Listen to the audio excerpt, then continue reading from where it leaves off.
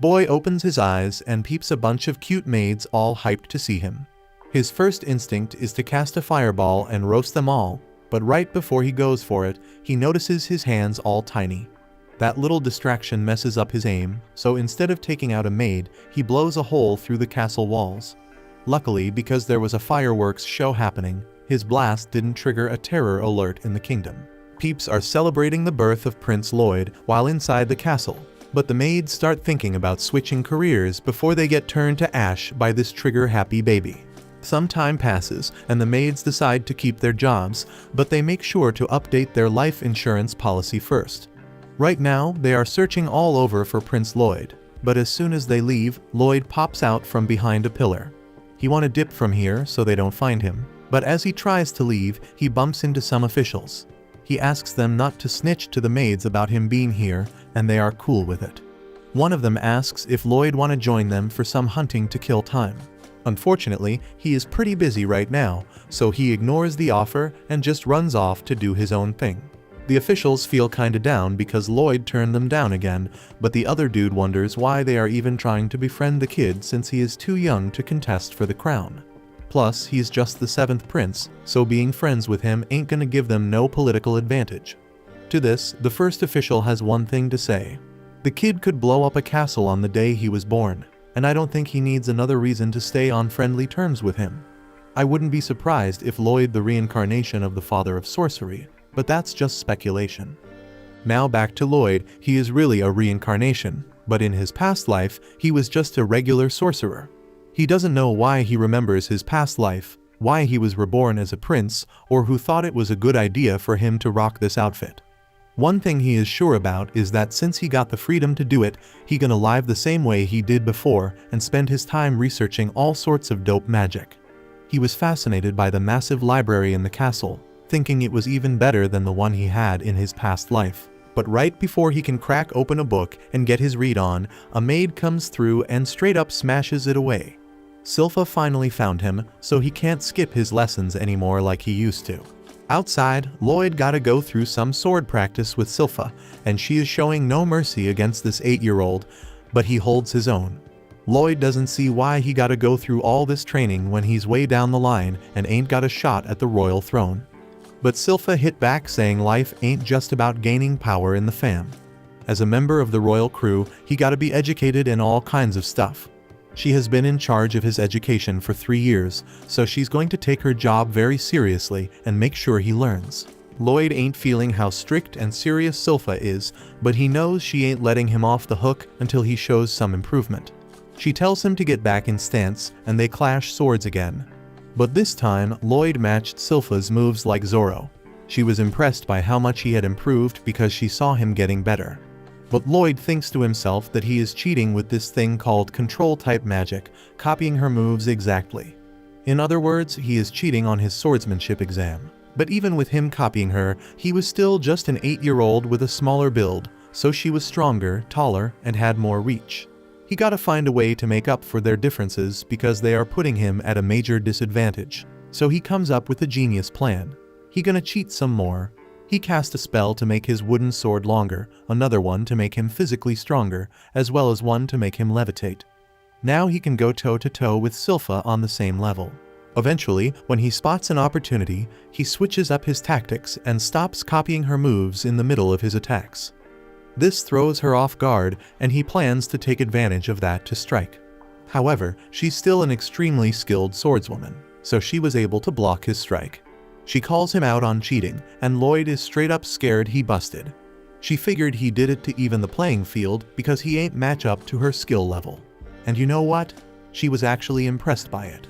That meant he was using 2 spells at once, and even the palace mages found that hard to pull off. It's some next level stuff. Lloyd was just relieved she ain't yelling at him for using magic, but he kept quiet about the fact he was actually using 4 spells instead of just 2. Later on, it's bath time for Lloyd. But damn, he gotta sit in Silpha's lap in the maid's bathroom. It's either unfortunate or fortunate, depending on how you look at it. He feels super embarrassed about the whole situation, but Silpha ain't letting him leave and wash himself because last time, he didn't even shower and spent all his time reading instead. My guy just wanted to read some books, but he was stuck there with a whole bunch of maids, not knowing what to do. One of the other maids warns him that if he doesn't behave himself, then he'll be taken by the demon of the Forbidden Library. Lloyd had never even heard about this Forbidden Library or the demon in it, so the girls filled him in on the whole deal. Long ago, the kingdom of Saloom was almost wiped out completely. But after a whole bunch of mages made sacrifices, they managed to seal the demon inside a damn book. They called that demon Grimoire, and he was supposedly sealed away in the castle's Forbidden Library. Silpha doesn't buy into that story though. She tells Lloyd it's all nonsense, and he ain't gotta be scared of something so dumb. However, Lloyd is fighting his own demons after being surrounded by so many girls in the bath, so he can't bring himself to look them in the eye. They misunderstand his situation and think he is actually scared of their story, so they offer him a spot in their beds tonight if he feels like it. Lloyd manages to dip out while they argue over who gets to chill with him, and now that he knows about this Forbidden Library, he can't just ignore it. That night, Lloyd sneaks through the castle halls until he finds the corridor leading to the Forbidden Library. Then he straight up casts an air spell on himself to hide his presence. It messes with the air density around him and makes light bend, making him practically invisible. One of the guards is about to pass out, but the other tells him to stay awake because they are supposed to be guarding some magic that could wreck the whole kingdom if it falls into the wrong hands, plus a sealed demon. Meanwhile, Lloyd just strolls past them while they brag about being top-notch guards. They definitely getting fired after this, aren't they? There was still a second layer of protection in place to stop people from getting into the library though. It's a seal cast by 10 powerful mages using their strongest magic, so there should be no way anyone is getting through that. Well, it didn't take much for him to get through it, so I guess the mages are getting fired as well. Once Lloyd was up in that library, he was straight up amazed because he had been living here his whole life and never even knew about this place. He starts checking out all them interesting books, but he reminds himself he gotta put that barrier back so folks don't lose their jobs because of him. Just then, he sees a book fly out from a pile, and boom, out comes the demon Grimoire. Grimoire is impressed that a young kid like Lloyd managed to break the seal on the library door, so he tries to persuade him to unseal him too. But even if Lloyd doesn't, that seal on Grimoire is about to crumble on its own because it has been degrading over time. Grimoire is trying to tempt Lloyd with some gold nuggets, but Lloyd ain't fooled by his words. That gold was made from creation magic, and on top of that, Grimoire did a really crappy job making it. Lloyd straight up tells Grimoire he gonna redo that seal once he is done here. The kingdom has too many books he gotta read, so he can't let some fool like Grimoire ruin it all. Grimoire keeps trying to convince him by promising he won't wreck the kingdom, but Lloyd ain't falling for it. As a last-ditch effort, Grimoire says he gonna teach Lloyd some ancient magic if he lets him go. Lloyd is ready to throw the whole kingdom under the bus if it means he can learn more magic.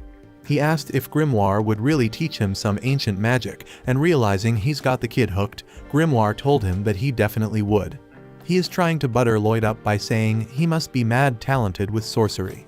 That brings back some painful memories from Lloyd's past life when folks rejected him because he ain't have any magical skills.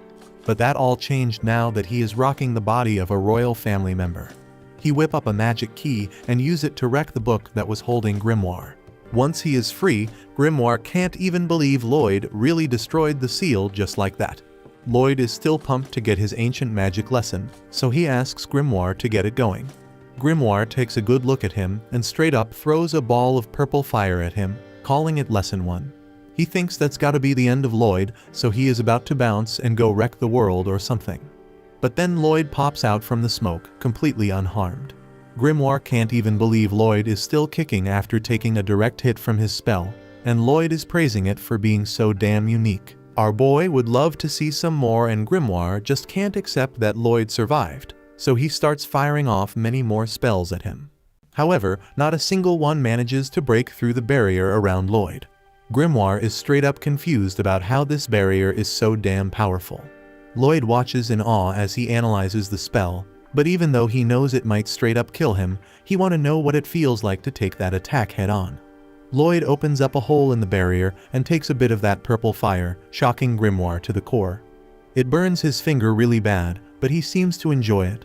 And that's when we realize Lloyd has some serious issues going on in his head.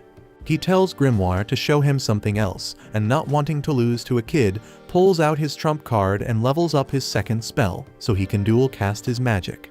And even though that should straight up annihilate anyone who ain't the main character, Grimoire is getting worse matchups than before. When Grimoire peeps that Lloyd effortlessly cancels out his most powerful spell, he gets the message that he can't handle this kid in a fight, so he tries to get away from him as fast as possible. But just as Grimoire was about to dip, he straight up crashed into the barrier Lloyd set up beforehand. The castle above the library, so Lloyd doesn't want anybody to find out about his secret mission down there. Grimoire asks if Lloyd thinks he is trying to make a run for it, but that ain't it. A long time ago, Lloyd made this mistake that jacked up everyone's life insurance, so he was always extra cautious when he used magic. He even put up barriers around all them books, so they don't get burned up. But right when Grimoire was about to throw another magic spell, Lloyd shut him down and said he had seen enough of that one already. Now he want to peep at what kinda of defensive magic Grimoire has, so he hit him with one of his own attack spells. It's safe to say Grimoire ain't about to enjoy this, and after the blast has ended, we see him lying on the floor as a defeated demon.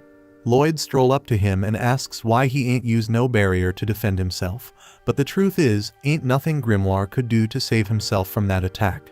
After that, Lloyd whips up some magic to restore the room to its normal state, and Grimoire is straight up tamed from his encounter with Lloyd. He tells Lloyd he an amazing mage, but Lloyd thinks he is the amazing one. Turns out demons can't be killed by magic, even though it still hurts like hell. Lloyd is curious about how much punishment Grimoire can take since he is supposedly immune to magical damage. But Grimoire ain't trying to agree to that, so he swears his undying loyalty to Lloyd on the condition that he doesn't torture him. Lloyd agrees to take him on as a familiar, but torture will still be involved, only slightly though. He tells Grimoire to transform so he doesn't scare people with his appearance.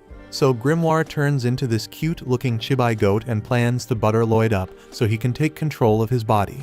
But when Grimoire tries to do that, he ends up staring into the abyss that is Lloyd's mana reserves. That makes it crystal clear to him that nothing he tries against this kid gonna work, so he's better off just being obedient and staying out of trouble. With all that settled, Lloyd bounced to enjoy reading in the Forbidden Library as much as he damn well pleases.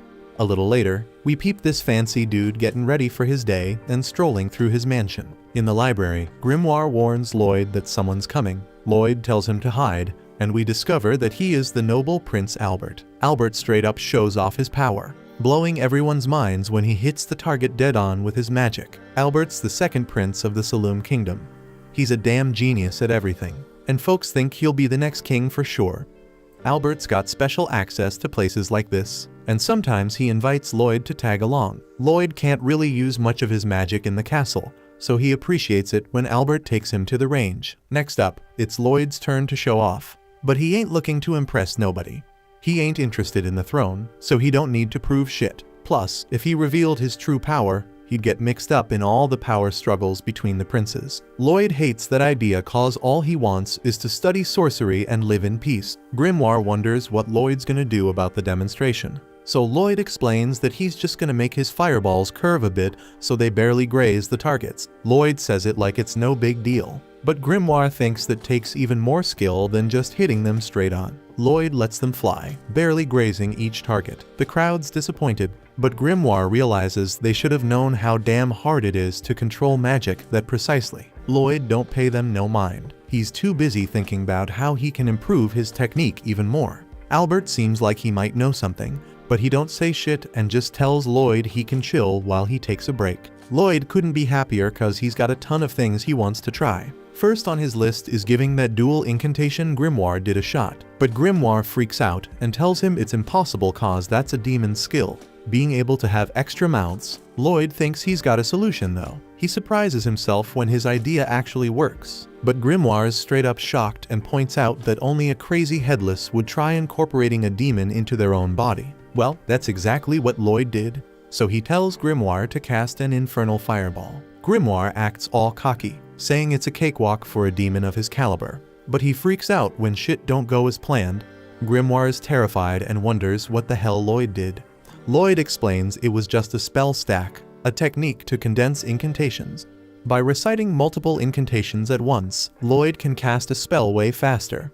Lloyd took that shit to the next level, casually saying he was reciting like 100 spells in each line of the incantation. Grimoire's straight up stunned by how chill Lloyd's acting, and he points out that even as a badass demon, he can only stack 2 or 3 lines at a time. Lloyd moves on to his next test and discovers he can now talk out of both mouths. Grimoire freaks out, thinking Lloyd's about to recite 2 advanced spells simultaneously.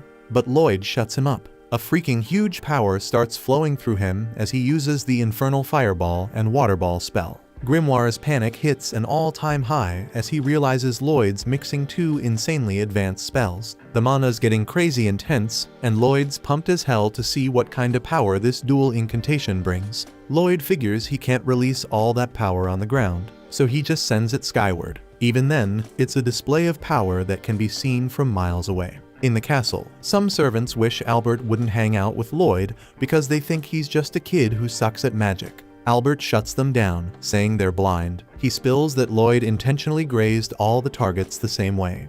So Albert calls Lloyd a freaking genius. Albert predicts Lloyd could even become the Grand Sage and hopes he'll be his ally. The servants are sure they can convince him, but Albert points out he just wants to get along with his little bro. Albert predicts Lloyd probably already knocked down all the targets, but the servants doubt his skills once again. They think the kid couldn't possibly take them down that fast, and one servant wonders why it's so damn dark outside. We find out why when Grimoire's shaking in fear after seeing Lloyd blast a hole through the atmosphere. Lloyd starts panicking cause he don't want nobody finding out, but luckily shit goes back to normal. This whole thing was freaking insane, and the terrified Grimoire once again wonders who the hell Lloyd really is. Next morning, Grimoire's fed up with doing all these maid duties for Lloyd. He calms himself down though, and reminds himself it's his job to make sure Lloyd's living clean and healthy, preparing for when he takes over his body.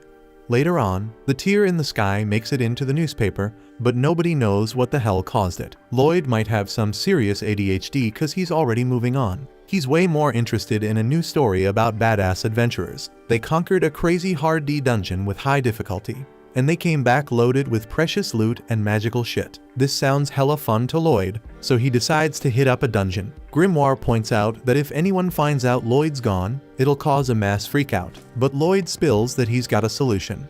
Grimoire is confused as hell when Lloyd pulls out an acorn, but his confusion turns into amazement when Lloyd uses it to create a wooden copy of himself. And this ain't no basic copy, it's got nerves and shit.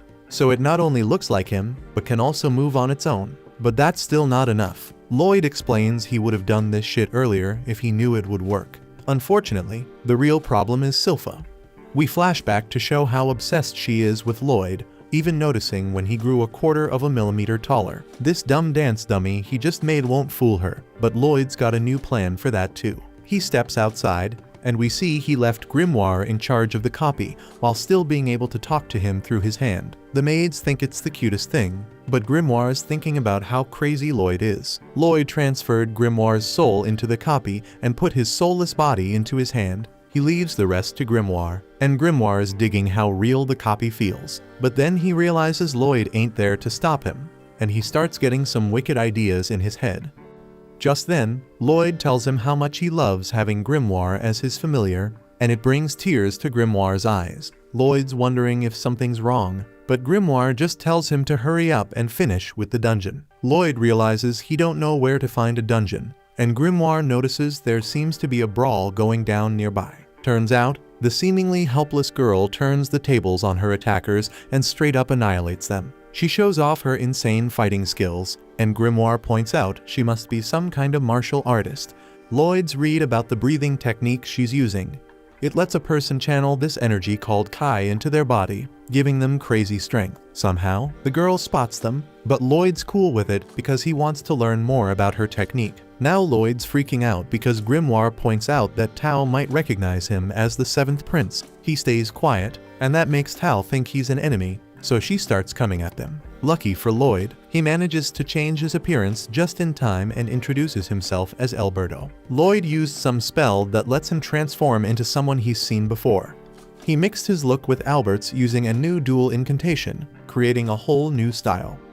The girl Tao introduces herself, and Lloyd's worried she might suspect something since she ain't turning around. Turns out Tao's actually panicking cause she thinks Alberto is very hot. Tao's spent her whole damn 18 years training. She finally escaped the dojo and became an adventurer looking for romance. But damn, it ain't worked out because most dudes prefer weak-ass priestesses. But now she's finally got her chance and vows to make Alberto her boyfriend. She seems busy as hell, so Lloyd decides not to ask her to clear a dungeon with him. But she's all over that opportunity. Once they're in the dungeon, Tao's all eager to show off her fighting skills. But our boy Lloyd's too busy obsessing about some glowing rocks. Tao's impressed by how much Lloyd knows about her breathing technique, and she explains that learning about Kai starts and ends with breathing. Proper breathing fills your whole damn body with Kai, letting you unleash superhuman strength. Problem is, it takes a ton of training just to start feeling the Kai in your body. That's why Tao suggests Alberto focuses on finding the key to her heart instead. But Lloyd straight up ignores that cheesy joke and shocks Tao when he pulls off the breathing technique. He explains he just copied her, but she warns him that if he ain't used to it, his lungs will feel like they're on fire. But Lloyd's still as crazy as ever and keeps doing the technique. He surprises himself when he starts feeling that energy inside him and gets all pumped cause he realizes he can use that power for sorcery. Tao decides she'll help him learn about Kai and tells him not to stop the breathing technique till they leave the dungeon. Back at home, Grimoire thinks Lloyd's insane cause he's got such a cushy life. But Lloyd don't give a damn. All he cares about is learning more about sorcery. Things are going smooth for Grimoire, but he flips out when Sylpha shows up. Meanwhile in the dungeon, Tao shows Alberto a Kai blast and uses it to take down the boss. They score a chest. But Tao explains that a dungeon that ain't grown much ain't gonna have any good loot. As they check out the chest, Tao's amazed to see Alberto's already learned the Kai breathing technique in such a short time. Tao realizes she hit the jackpot cause if she can get Alberto into a student-teacher thing, her caretaker won't have no choice but to accept him as her fiancé. Tao goes to open the chest, but Lloyd's gotta save her cause she triggers a deadly trap. A lich pops out of the chest, and Lloyd wonders if this is the real boss of the dungeon. Tao's straight up scared of the lich, but when Alberto asks about the monster, she fronting like everything chill and tells him he better bounce from the dungeon without her. He protests, saying he wanna stay and peep the battle, but without saying shit. Tao gets up close to him and lands a strike that sends his ass flying out of the boss room. It doesn't make sense for the lich to be hiding in a low-level dungeon like this, because they so damn powerful even a rank adventurers struggle with them. She might not be able to win, but she at least wants to buy enough time for Alberto to escape. Meanwhile, Alberto flying back through the tunnel after Tao's hit. But he feeling disappointed because he wanted to learn more about Kai from her. He throws up a magic barrier to stop himself from flying back. But even if Tao wanted him to leave so bad, she could have at least given him a damn map or something because Alberto completely lost. He tries hitting up Grimoire, but he getting no response except for a message begging him to get his ass home soon because he in trouble. On the other hand, Tao still going at it with the lich, and she holding her own, but with the beating she taking, she bound to lose sooner or later. She don't want to die, but she finds comfort in the fact that she helped Alberto escape. Then she starts slowly backing away, trying to see if she can make her own escape. But as she doing that, the lich starts talking. It recognizes the martial arts she using and says it has eaten someone with a similar technique before. But after getting that person's knowledge, it realized Kai ain't nothing but a weak-ass version of magic. So it doesn't see no point in eating Tao to learn about it. But Alberto, on the other hand, got the lich's attention, and it would love to take a bite out of him. This ain't the first time Tao heard someone dissing her Kai martial arts. Most people on this continent think it useless as hell. But when Alberto saw it, he actually thought it was impressive. And that made her happy. The lich don't get why she telling him all this or why she think he give a damn, but Tao done talking. She take a deep breath and straight up charges at the lich with all the strength she got. Even though the lich throwing up a barrier, she doesn't stop pounding away. She been training her body and using Kai her whole damn life, sacrificing her precious time, and never getting the chance to have a boyfriend. So she ain't letting the lich disrespect the technique. She unleashes a full power Kai blast point blank, breaking through the lich's barrier and sending it flying into a damn wall. Unfortunately, using all that Kai left her body straight up exhausted. She can barely move now. But the lich ain't defeated by her attack, and it finding it kinda pathetic for an ultimate attack. All the Kai she gathered in her body don't even compare to a single finger's worth of his magic. So he telling her she bout to die now. The lich brings down a magic slash, but instead of straight up killing, the slash cracks and falls apart because Alberto's back and throwing up a barrier. He says if Tao done fighting already, he wanna take a swing at it, but he gotta dip home soon, so he gotta make it quick. Tao hella surprised to see him back here again, and she even more shocked when she peeped the crazy look in his eye. So she just sitting there silent. The lich starting to cast a spell, so Alberto doing the same and straight up disappearing from view, zooming along the walls and popping up behind the lich. He taking a deep breath, using the technique Tao taught him, but his body still ain't used to it, so he end up breaking a few ribs in the process. The lich casting another attack spell, but Alberto still needing more time to think. So he throw up a barrier to block the lich's hits and starts reflecting deep on what he gotta do to master his new technique. The lich can't even believe someone can create a barrier so damn strong that it deflecting all his attacks. But Alberto ain't even thinking about the barrier. Instead, he trying to figure out how to combine both Kai and mana. He remembers something Tao said about focus being hella important, so he resolves to focus more on his breathing. He sucked in air into his lungs while at the same time casting a full sprint air spell to refine their combination. Because he start moving, the lich start getting hella cocky and think Alberto running away because he can't win. So he throws more attacks his way. Meanwhile, Alberto still trying to take deeper breaths, but the damn barrier getting in the way, so he gotta get rid of it. The lich once again misreading the situation and thinking his attacks finally broke through the barrier. So now he thinking he's stronger than Alberto. Alberto grabbing onto a stalactite and finally getting enough airflow to properly merge his mana and Kai. So after hopping around and breathing like crazy, he finally able to mix them up and find a balance. With this fresh technique he countering the lich's magic slashes, even though he weaker than he'd prefer. To make up for the weakness, he making the energy thinner and stronger so it can reach the lich. The lich casting more attack spells to try and block Alberto's hits. But as time pass, Alberto's attacks getting stronger and more plentiful. And he ain't even casting a damn spell for them. So that mean his attacks all Kai based. The lich can't even believe he getting overwhelmed by a technique as basic as Kai. But Alberto keeps piling it on non-stop. He keeps making the slashes thinner and sharper till he finally perfect the technique. The lich see what's coming and give up on attacking. So he throw up a barrier and try to tank the hit. But with his perfected technique, Alberto cut right through the lich, his barrier, and the whole damn cave they in. After that, Tao is even more head over heels for him than before. So as they get ready to dip, they check the chest to see what the hell they went through all this trouble for, only to find a beat up old dagger. That shit doesn't seem worth a damn. But Alberto thinks he might be able to do something with it. Once they snatch the treasure, the chest starts sinking into the ground. Alberto be all confused. But Tao tells him it's all chill because that's just how it goes down. The dungeon falls apart once the treasure is taken. So Alberto figures it's some survival mechanism or some shit, like the chest be the core of the dungeon or something. He straight up tries to grab it out of the ground because it looks interesting, but the whole damn dungeon be collapsing around them. So once he snags the chest, they bounce. Outside, Tao said she was surprised that Alberto used Kai to fight to the end instead of magic since he's a mage, so she was wondering if he wanted to prove that Kai was a viable technique. But that wasn't it. He just thought it would be a fun experiment. Right then, it hits him that he needs to haul ass home because Grimoire's in deep shit.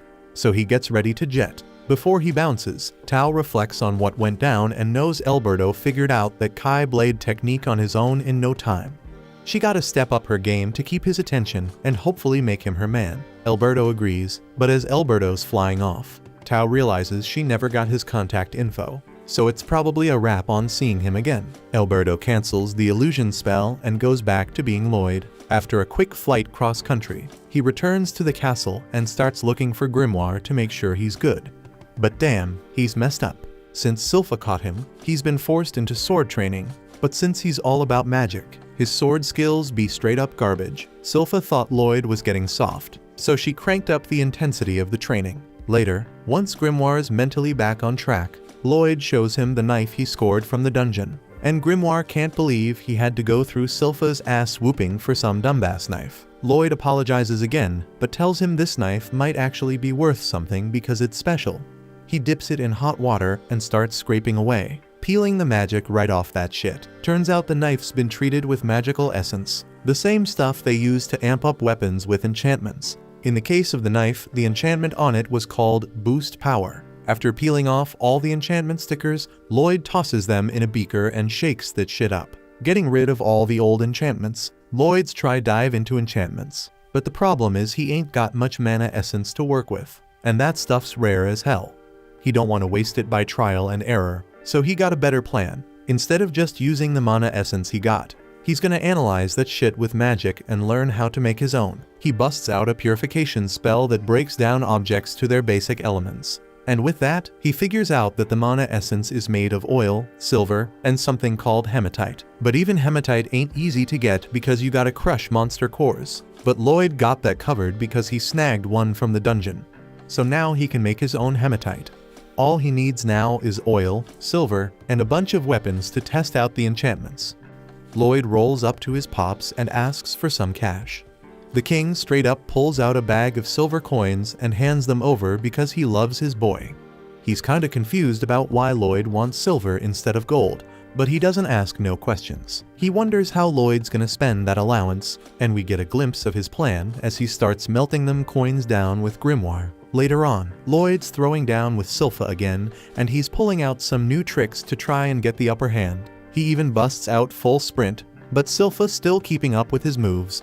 So he takes it up a notch and uses magic to make the ground all jacked up, trying to catch her off guard. But when he goes in for the attack, Silpha straight up disappears, but he is unaware that she is simply hiding inside the dirt construct he made, so he gets wrecked. Silpha takes the win, but she still gives Lloyd the oil he wanted, even though the deal was he had to land a hit on her to get it. She says it is fine since she is just relieved that his poor performance the last time they fought was just a fluke. Lloyd's grateful and promises to show her what he makes once he's done, but Silpha thinks he's talking about cooking something. They head back to his experiment room, and Lloyd and Grim mix the oil with the other ingredients, making that sweet mana essence. Now all they need is a bunch of weapons to test those enchantments on. So Lloyd went to Albert to ask for his help in acquiring some. Since Albert's got a crew of loyal knights under his command, Lloyd's hoping he can convince them to let him enchant their weapons. And since Albert told them to do it, all the knights immediately handed over their swords to him. But deep down, they ain't too confident in Lloyd's skills, so they silently weep over their lost swords. Grimoire's pissed cause the knights think Lloyd's gonna screw it up, so he's even more determined to nail it on the first try. Lloyd gets to work on the first sword, going all out and filling every damn inch with enchantments. But damn, turns out regular steel can't handle that much power, because the sword straight up shatters to pieces. He keeps trying, and the swords keep breaking, but eventually, he manages to get some of them to work, and the next morning, Lloyd rolls up to Albert, showing off his accomplishment. Albert's jaw drops when he sees that out of 120 swords, Lloyd actually pulled off enchantments on 50 of them. Even he thought Lloyd was gonna wreck them all. But as he inspects them, he's straight up amazed by what he sees. The best enchanters only had about a 10% success rate, so for Lloyd to hit 40% is freaking outstanding. One of the guards didn't believe Lloyd actually accomplished what he claimed, but when he tries to sheath his sword, that thing's too damn sharp because of Lloyd's enchantments. Albert's checking out one of Lloyd's dopest swords when Lloyd rolls up and asks if he can see them in action. So Albert invited him out to join him for a monster hunt he had to go on. Not long after we see Lloyd rolling with Albert. And of course, Lloyd's got Grim by his side. They reach the forest where their monster hunt's going down. But the damn monster ain't in the woods, it's chilling by a nearby lake. Lloyd's pumped as hell because he rarely gets to leave the castle, and he's dying to see his enchanted swords in action. Albert points out how Silpha's always sticking by Lloyd's side, and she thanks him for letting her come along. Albert teases her, hinting that her feelings for Lloyd might be on overdrive. But Silpha shuts him up quick with a threat. Just then, they get surrounded by a bunch of kobolds, but the soldiers see it as a warm-up for the monster. Lloyd acts scared, but Grim knows damn well that Lloyd sensed the danger a while ago. Tao taught him a technique called spectral detection. By focusing on his breathing, Lloyd can now sense his surroundings all the damn time. Grim watches his master and thinks about how Lloyd always keeps spectral detection and his barrier active. Ain't no surprise gonna catch him off guard. Grim says Lloyd gets even scarier with each passing day. The fight kicks off, and everyone's blown away by how damn sharp those swords are. They ain't just slicing through monsters, they're cutting through steel like it's butter. The soldiers are freaking out like kids holding a knife for the first time. so Lloyd figures his enchantments worked like a charm. Albert agrees, telling everyone that his lil bro's an enchanting prodigy. Silpha agrees too as she stands over a pile of monster corpses.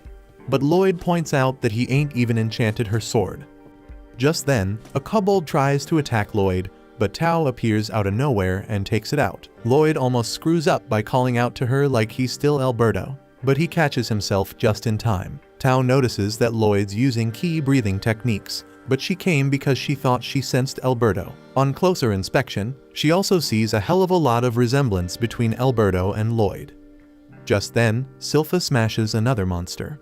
She gives props to Tao for her help, but warns her not to get too forward with Prince Lloyd. Tao points out that she sensed that monster coming, and Kai techniques ain't nothing to underestimate. Tensions start rising between them, but Albert steps in to calm them down and invites Tao to roll with them. That night, Tao's mind gets blown when she finds out Albert's a freaking prince. She notices the resemblance between Albert and Alberto, but not as much as Lloyd, who she's looking for now. Lloyd hides nearby and realizes that Tao's mad skilled with Kai, which makes her hella sensitive to it. He was using spectral detection, and that's probably how she found him. Lloyd decides to dip into his tent, but for some reason, Silpha's up and they're changing. Lloyd says that he don't need her watching over him, but Silpha ain't having it because she ain't feeling how Tao's all up on him. Tao barges in, and Silpha straight up calls her an idiot, while Tao fires back calling Silpha a pervy maid. The two start going at it, so Lloyd takes this chance to bounce. Albert calls Lloyd a lady killer and points out how much Silpha's changed since she started taking care of Lloyd. She sees his maturity, but Albert warns that dealing with women can get real complicated. Right then, the girls peep that the soldiers are watching them too damn close. They knock them all out, and now Lloyd hears Albert's message loud and clear. Tao explains she got hired to clean up some old shrine. Silpha tells her to hurry it up. They almost start arguing again, but Albert cuts in, saying that Tao's danger-sensing skills are mad helpful. He wants her to keep an eye out overnight, but she said they wouldn't need one, as the monster has arrived. The monster is a freaking bearwolf, so Silpha tells Lloyd to stick close to her. The beast starts attacking, and Lloyd notices how fast bearwolves move for their size. Lloyd tries talking to Grim, but the lil dude's all distracted because he seems to recognize the shrine. Tao manages to save some soldiers, but this monster's no joke. Albert's done playing, so he pulls out his sword. He apologizes to the wolf, but explains how the local villagers are suffering because of it. Albert swings his sword while reciting some incantation and unleashes a crazy powerful attack that straight up obliterates the monster. Everyone's shocked because he took it out in one shot, but Albert said normally he wouldn't done that, thanks to Lloyd enchanting his sword. Lloyd's enchantment on my spellbound sword made it possible. Lloyd thinks about how he added a lil extra to Albert's sword, but Grim ain't even paying attention. He's super worried and spills about a demon sealed up in a nearby shrine. Then out of nowhere, everyone's freaking shocked because that damn bearwolf is somehow still moving. And to top it off, more monsters pop out of thin air, and this voice starts talking to our crew. This voice is pissed because they messed up one of his lackeys. The voice turns out to be this demon called Pazuzu, who's chilling inside the damn bearwolf. He straight up introduces himself and vows that they're gonna pay with their lives. Then he sends his minions to attack. Slicing them up ain't a problem, but the issue is they heal up in an instant. Tao comes in clutch and saves Albert, and he figures out that the demon's the one pulling the strings on all these minions. Lloyd wonders if this demon is buddies with Grim, but it's not. Grim explains that Pazuzu can manipulate his mana to control the monsters. He makes them think he's their boss, but in reality, his mana acts like puppet strings. He can even feed them more mana through the strings, which is why they can regenerate. Grim gets serious and straight up warns that things gonna get real ugly if they don't take Pazuzu down. But Lloyd doesn't really give a damn. He just wants Grim to teach him mana manipulation. Silpha's getting impatient and wishes Tao would do something, but Tao fires back saying Silpha ain't doing jack either. Grim tells Lloyd that now ain't the time to be learning stuff because the others are fighting for their lives. But Lloyd's sure they'll be fine though, and insists that Grim teach him. As Pazuzu watches the brawl, he points out that while some of his opponents got skills, most of them are only surviving because of their weapons. Then he starts dissing Lloyd, saying he ran away like a scared little baby. Silpha ain't having none of that and gets real pissed. so Pazuzu tells her it must be a real pain in the ass for her to take care of a useless piece of flesh like Lloyd. That pushes Silpha over the edge, and Tao is scared shitless when she sees her. Silpha excuses herself from Lloyd's side, but he doesn't give a damn because he's still busy learning shit. Pazuzu keeps trash talking, but Silpha fires back. She says all the minions smell like shit, and Pazuzu's breath is even worse. She's decided that Pazuzu's messing with Lloyd's fresh air, so she's gotta end his sorry ass. Silpha casually draws her sword, but Pazuzu explains they ain't got a chance in hell of leaving alive. He keeps feeding the minions mana, so they're gonna keep regenerating endlessly. Demon's got an unlimited supply of mana, so he ain't running out either. Pazuzu thinks he made Silpha cry, but she straight up tells him it's his damn breath. Right then, Albert starts getting worried when the demon goes after her, but she's more than fine because she chops off all the monster's feet. She suggests he ditch the furball he's controlling and warns him that he'll lose even faster if he doesn't. Out of nowhere, everyone peeps that them minions ain't moving no more, and their regenerations slowed the hell down. That's because the demon's all focused on regenerating its own werewolf. That's their chance to win, whenever the demon does that shit. So Albert tells Silpha to keep laying the hurt on him. She gets ready to do her thing, but Pazuzu thinks they are foolish. Nearby, Grim finishes teaching Lloyd. He breaks it down that Pazuzu gotta be a real pro at mana transmutation because that shit ain't easy, even for a powerful demon. Grim tries to show him how to control mana, starting with adding color to it, then comes shaping and adding scents. Even Grim struggles with it. But he's straight up shocked when Lloyd reveals he already shaped his mana into a flower and added a scent. Grim can't believe he did it so damn perfectly, and they both take a sec to enjoy the smell. Meanwhile, Pazuzu's in a world of hurt because Silpha's giving him a serious ass whooping. He can't figure out how she ain't giving him no openings, and he wonders how someone like her could just be a damn babysitter. Silpha grabs one of the soldier's swords and admires it because it was enchanted by Lloyd. Her obsession with Lloyd got Pazuzu interested in him, so he straight up says he wants to dissect him. The demon shows off his mad speed, but he keeps insulting Lloyd, which just makes Silpha even more pissed. The freaking demon devours her and straight up disses her for being a dumbass human who fell for his mind games. But damn, he's totally shocked when Silpha is still kicking it. And she straight up slices that wolf bear's body right down the middle. She announces that it's her family's dual blade art and follows it up with another move called Diving Sparrow. She slices that monster's head clean off, and Pazuzu tries to front saying she's just a maid. But damn, that ain't true at all. So Silpha uses another move to straight up destroy that wolf and expose the demon. Everyone's straight up stunned by her power, and Lloyd realizes that this is what Silpha looks like when she gets serious. He admires her and remembers this moment by shaping his mana into her. Silpha's disgusted by the thought of that demon trying to hurt Lloyd, so she straight up says the only thing he's fit to touch is her damn blade. Silpha tells the demon it's time to make peace, but damn, she's straight up shocked when he starts pulling some moves. The rest of the crew finishes off the minions, but Albert knows this ain't the end. They gotta back up Silpha, no doubt. And just like that, everybody collapses from the demon's messed up stench, including Silpha. Pazuzu is all furious because he's been building those puppets for over a freaking century. He blames Silpha for screwing up his plan, and his attack sends her flying into the river. Albert wants to help her, but he's losing strength real fast. Pazuzu spills that it's his miasma of domination, and anyone who breathes that crap falls right into his clutches. Silpha points out that's why it smells so damn bad, and Pazuzu gets even angrier because she won't stop with the insults. He tries to attack Silpha, but Tao steps in and blocks it. Silpha tries to tell her she's fine, but it's clear she ain't. She tries to stay brave and tells Tao to run, but she's too messed up and collapses. Pazuzu is actually impressed as hell by Silpha. She took in more of his miasma than anyone else and still defied him like a boss. Even the monsters he controlled fell under his power in less than 30 seconds. But what really gets him intrigued is how Tao ain't under his control. Tao pushes him back, but she ends up getting captured. Pazuzu thinks she's using some kind of breathing technique to withstand his miasma. He's right, but things go south for Tao when her breathing gets messed up. Pazuzu points out she could have just run away, but this weirdo thinks she stayed because she wanted to be his minion. Tao pushes the demon away again and says she's waiting for a hottie. She's done messing around, so this time she unleashes an insanely powerful attack. She realizes she got a bit too fired up and used a big ass move. Tao tries to focus on steadying her breathing before the demon strikes back, but she's got even worse problems because she gets attacked by one of the puppets. She's shocked those suckers already regenerated, and the demon wonders who the hell this hottie is she's talking about.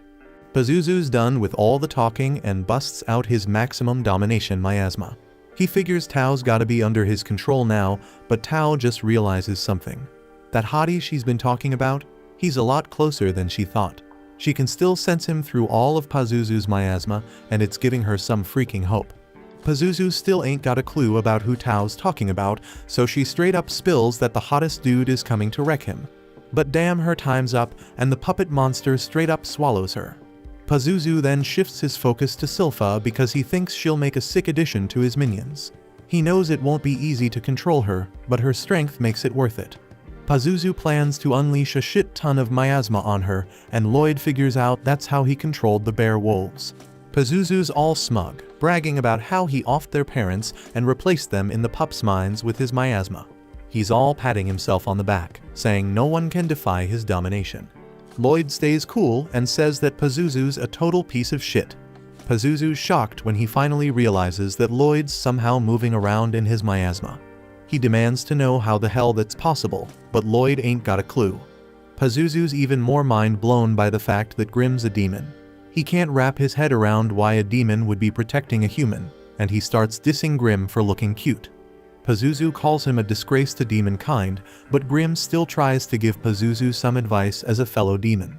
Grimm stops himself because all the insults just make him want to see Pazuzu get ripped to shreds. Pazuzu sends his freaky ass demons to attack, but Lloyd's just pumped to test out his new transmutation power. There's a whole bunch of monsters though, so Grimm tells Lloyd he'll have to use up a good chunk of his mana. Lloyd figures out the right amount and Grimm's blown away because he's always had trouble adjusting his own mana output.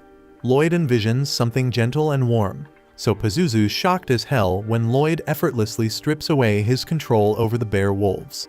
Grimm calls them all weaklings, but Lloyd points out that even he might have been influenced by his mana. Lloyd has one of the bear wolves spit out Tao, and he's stoked to see she's okay.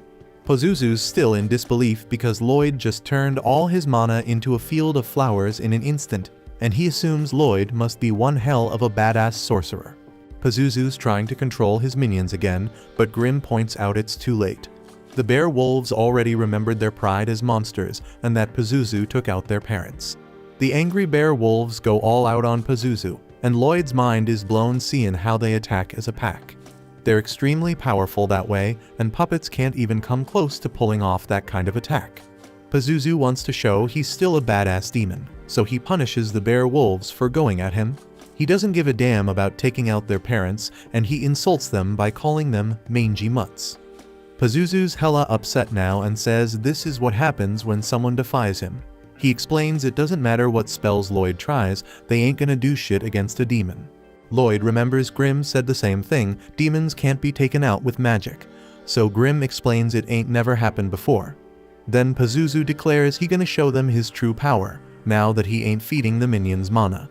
Lloyd ain't even listening because he's just fascinated by why magic can eliminate demons. He figures demons must be mad tough to completely wipe out, but that just gets this crazy kid even more excited to find out what it gonna take. Pazuzu straight up freaks when he sees the dark power coming from Lloyd's body, and Grimm points out that's why Pazuzu's mana ain't ever affected Lloyd. One day Lloyd decided to hide his power to avoid attracting unwanted attention, and keeping it held back all the time is a whole lot of work. Grimm explains to Pazuzu that his mana ain't ever gonna be enough to even come close to touching Lloyd. Pazuzu and Grimm might both be demons, but there ain't a damn thing they can do with their mana that even compares to Lloyd's power. Lloyd, being his usual psycho self, is stoked because now he got a demon to test out all the spells he'd been wanting to try. Supposedly demons can't be eliminated by magic, so Lloyd can go all out without holding back. Pazuzu's shaking in fear, trying to figure out how the hell Lloyd got so much freaking mana. He wonders if he's stuck in some messed up nightmare, and he's straight up shocked when Lloyd tries to trap him in a barrier. It gets hella scary for Pazuzu when he realizes this ain't even a fight for Lloyd, he's just treating him like a damn lab rat, trying to lock him up. Pazuzu tries to bolt, and Grimm doesn't blame him because he'd do the same damn thing. Lloyd's having a lot of fun unleashing a fraction of his power, but Pazuzu's running for his life, dodging the barriers Lloyd's throwing up. Pazuzu's barely surviving, so he begs Lloyd to cut it out. Grimm watches in awe, wondering how many spells this dude can cast at once.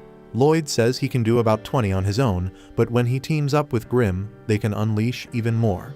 Life gets way harder for Pazuzu as he's gotta dodge even more barriers, and he's wondering how the hell Lloyd's chanting so damn fast. Pazuzu gives himself a pat on the back for dodging so much, but that's short-lived because Lloyd busts out a spatial spell called Dimensional Enclosure. Lloyd points out he's got him now, so Pazuzu starts begging the Psycho Sorcerer to let him go. Lloyd ain't having it and points out that Pazuzu's done some messed up shit to the bear wolves.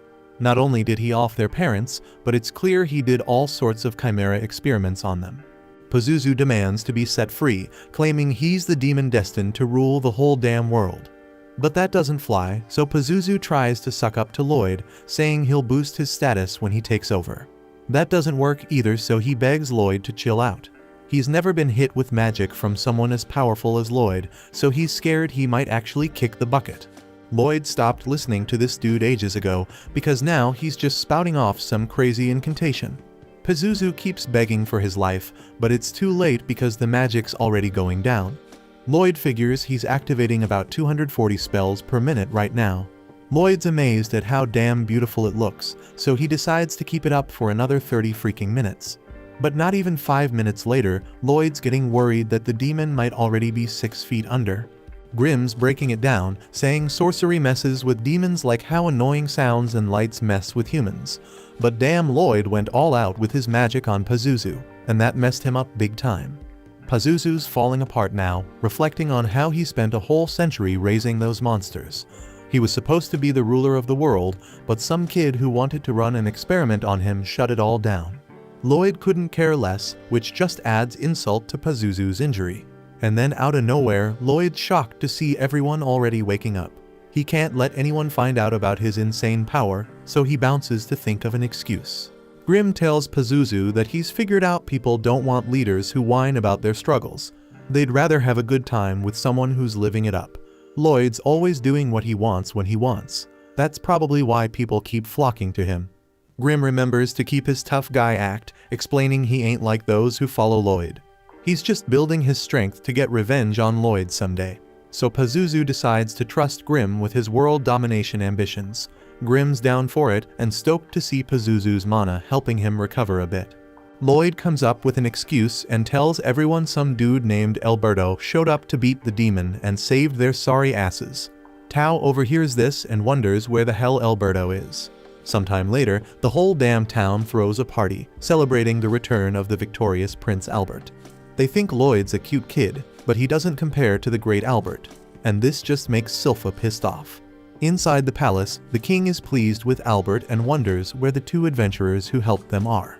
Albert explains that Alberto was never even seen. But let's take a look back at Tao. She got suspicious when she realized she was rocking Lloyd's poncho. So Lloyd just tricked her into leaving, saying Alberto was hanging nearby. The king's hella interested in this Alberto person. But Albert shocks everyone by saying Lloyd did the most in the hunt. They only survived because of Lloyd's badass enchanted weapons, so Albert thinks Lloyd should be part of the royal succession. Everyone in the room can't even believe it, but Albert thinks Lloyd would be a damn perfect fit for the throne. The king says it'll just create another rival for Albert if Lloyd gets into the competition. But Albert thinks the throne should go to whoever's most deserving, even if it ain't him. He questions any decision that excludes Lloyd just because he's young. Albert makes it clear, though, that he does not intend to be outshined. The king's hyped as hell about this turn of events and asks Lloyd if he's down for the competition. He wants to know if Lloyd gonna roll with his brothers in the quest for the throne. Everyone's in awe of this epic moment, but Lloyd just declines it calmly. Outside, the little dweeb runs around like a kid and explains that one of the bear wolves followed them home. Lloyd thinks it's hella cute and fluffy, and that makes Grimm jealous because he ain't getting the same reaction. Grimm puffs himself up and casually jumps into the conversation. Silpha shows up to see how much the bear wolf digs Lloyd, and Lloyd hides Grimm in its fur. He even gave it a name, Shiro, and wants to teach it a bunch of stuff. Silpha explains that handling complex commands is usually the turf of monster tamers, so Lloyd starts thinking about using his mana to control the monsters just like they do. Grimm's straight up amazed by Lloyd because he turned down the throne offer like it was no big deal. Lloyd always just crazy about magic, and he is a true magic maniac. The king peeps from nearby and thinks Lloyd said no because he's so humble. But Albert ain't buying that. He believes being a king is too small a role for Lloyd. The king agrees and can't wait to see what Lloyd's future holds. Later on we find out that Lloyd's been teaching his wolf some basic commands. Shiro picks them up real quick, but the more complex commands are a bit tougher. Lloyd tries writing a command spell into his mana, but it just confuses the poor animal. They decide to seek help from a monster expert and head over to Princess Ali's in her garden tower. Grimm's mind gets blown seeing all those monsters there, and Lloyd explains that Ali's is his sister, the 6th princess of Saloon. She's a total animal lover, and I ain't just talking about cats and dogs, she's into all animals, even monsters. Just then Ali's shows up and starts showering Lloyd with affection. But it's way too much for him, and he straight up passes out. Her maid Eris scolds her for going overboard, but Ali's can't help herself. Lloyd's impressed when Ali's figures out that Shiro's a beowulf, but she seems a bit loco, and Silpha starts doubting if she can actually help them. Lloyd's willing to give her a shot though, so he suggests seeing one of her monsters. And damn, he's shocked when she reveals she already called one a lesser class Fenrir named Luru. Grimm's mind gets blown again because that's a higher level beowulf. Lloyd can't believe this monster slipped past his presence detection. But what's even crazier is that he has no clue when Ali's gave the command. The Fenrir knew to sneak up behind them and even snatched Silpha's headband. Clearly Ali's gave it some complex orders without showing any signs. This gets Lloyd all hyped up, so he practically begs Ali's to teach him how to communicate with Shiro. Ali's confidently explains that it ain't gonna be easy, but Lloyd prefers things when they ain't simple. Ali's agrees to teach him, but she shocks everyone when she says the key to talking to animals is love. She claims that love will help him understand any monster, and she proves it when the animals in her tower start hugging her. Eris thinks it's pointless to learn from Ali's because she's just a natural talent, but Ali's insists that anyone can learn. She gives another demonstration, but this time the animals go all out, overwhelming everyone. Silpha's mind gets blown when she sees that Lloyd's actually interested in love, and she starts imagining him asking her to teach him more. But in reality Lloyd realizes that he's been trying to give orders to Shiro, while his sister ain't giving her animals any commands. Instead, she's sharing her will with them. When she talks to them, Lloyd notices that her mana ain't coming out of her hands, but flowing straight from her head to theirs. This means she can subconsciously connect with animals through mana and show them exactly what she wants. Lloyd decides to ditch the whole orders thing and tries sharing a mental image of his will instead. And damn, everyone's mind gets blown when Shiro actually does the trick Lloyd was trying to teach him. Lloyd celebrates with Shiro, and Eris says he must be hella talented. The technique he used is exactly how monster tamers share their will. Silpha's impressed too, but kinda bummed because it didn't go down the way she expected. Ali's ain't too happy either because it was supposed to be love, not complicated while sharing stuff. But Lloyd explains that love actually plays a major role in the technique. He goes into even more detail, and it just makes everyone fall head over heels for him. Lloyd's stoked because he finally figured out how to connect with monsters, and Silpha said it was time he put that much effort into sword training. Lucky for Lloyd, Albert shows up because he needs to talk to the boy. They argue about who's gonna take Lloyd, and Albert explains he wants to introduce him to someone, Lloyd's older brother, the 4th prince named Diane. Diane heard that Lloyd enchanted Albert's sword, but he shocked him when he said he found that really hard to believe, so he wants to find out if Lloyd's just full of it. Albert gives a little backstory about how Diane studied smithing in Bartram, which is why he's interested in enchanting. But Diane's done with the small talk and says he's got everything ready to test Lloyd's enchanting skills. As Lloyd starts the process, Diane's got major doubts that he'll succeed. Enchantments are already an advanced skill, but Lloyd trying to apply one to a spellbound sword like Albert's is straight up insane. It's way beyond what they could do in Bartram. Diane predicts he's gonna have to teach Lloyd a lesson for lying, but he's absolutely stunned when Lloyd finishes up. Albert ain't blaming Diane for his reaction because even a newbie can tell that Lloyd's technique is totally one of a kind. Diane's left speechless, wondering what kind of spell engraving Lloyd came up with. It's got reinforced strength, reinforced elasticity, self-cleaning, and even self-repair. Diane's skepticism turns into straight-up excitement because he realizes that Lloyd might be able to help him achieve his biggest dream to create the ultimate spellbound sword. Regular enchanted weapons just can't compare to what he's got in mind. Diane wants them to engrave the spell onto the weapon while they forge the steel. That way, they can apply more advanced magic than usual. They'll be able to make a super weapon that only an enchanter and a smith working together can create. Diane spills that he was always super into sorcery when he was growing up, but he had no talent for it. But spellbound swords are freaking awesome because anyone can swing them and they can pull off cool magical type stuff. His goal is to turn their country into a place where everyone can use magic by wielding spellbound swords. Lloyd ain't too concerned about all that, but he's damn interested in the production process. So Lloyd agrees to help, and Diane explains he wants to make a sword that shoots fire when you swing it. Lloyd suggests they use the enchantment called Pelance Insinis for that. The problem is that the casting formula requires 14 parts, but the spellbound sword can only handle a max of 5. Lloyd's solution is to compress that formula down to just 2 parts. He compresses it and gets ready to apply it to the steel that Diane's foregoing. But damn, both of them are shocked when just the application shatters the steel. Lloyd tries to brainstorm some solutions, but the steel keeps breaking on them. Lloyd feels bad because he's wasted so much mana essence, but he can't figure out what the hell's going wrong. Grim peeps something about the mana essence and brings it up to Lloyd.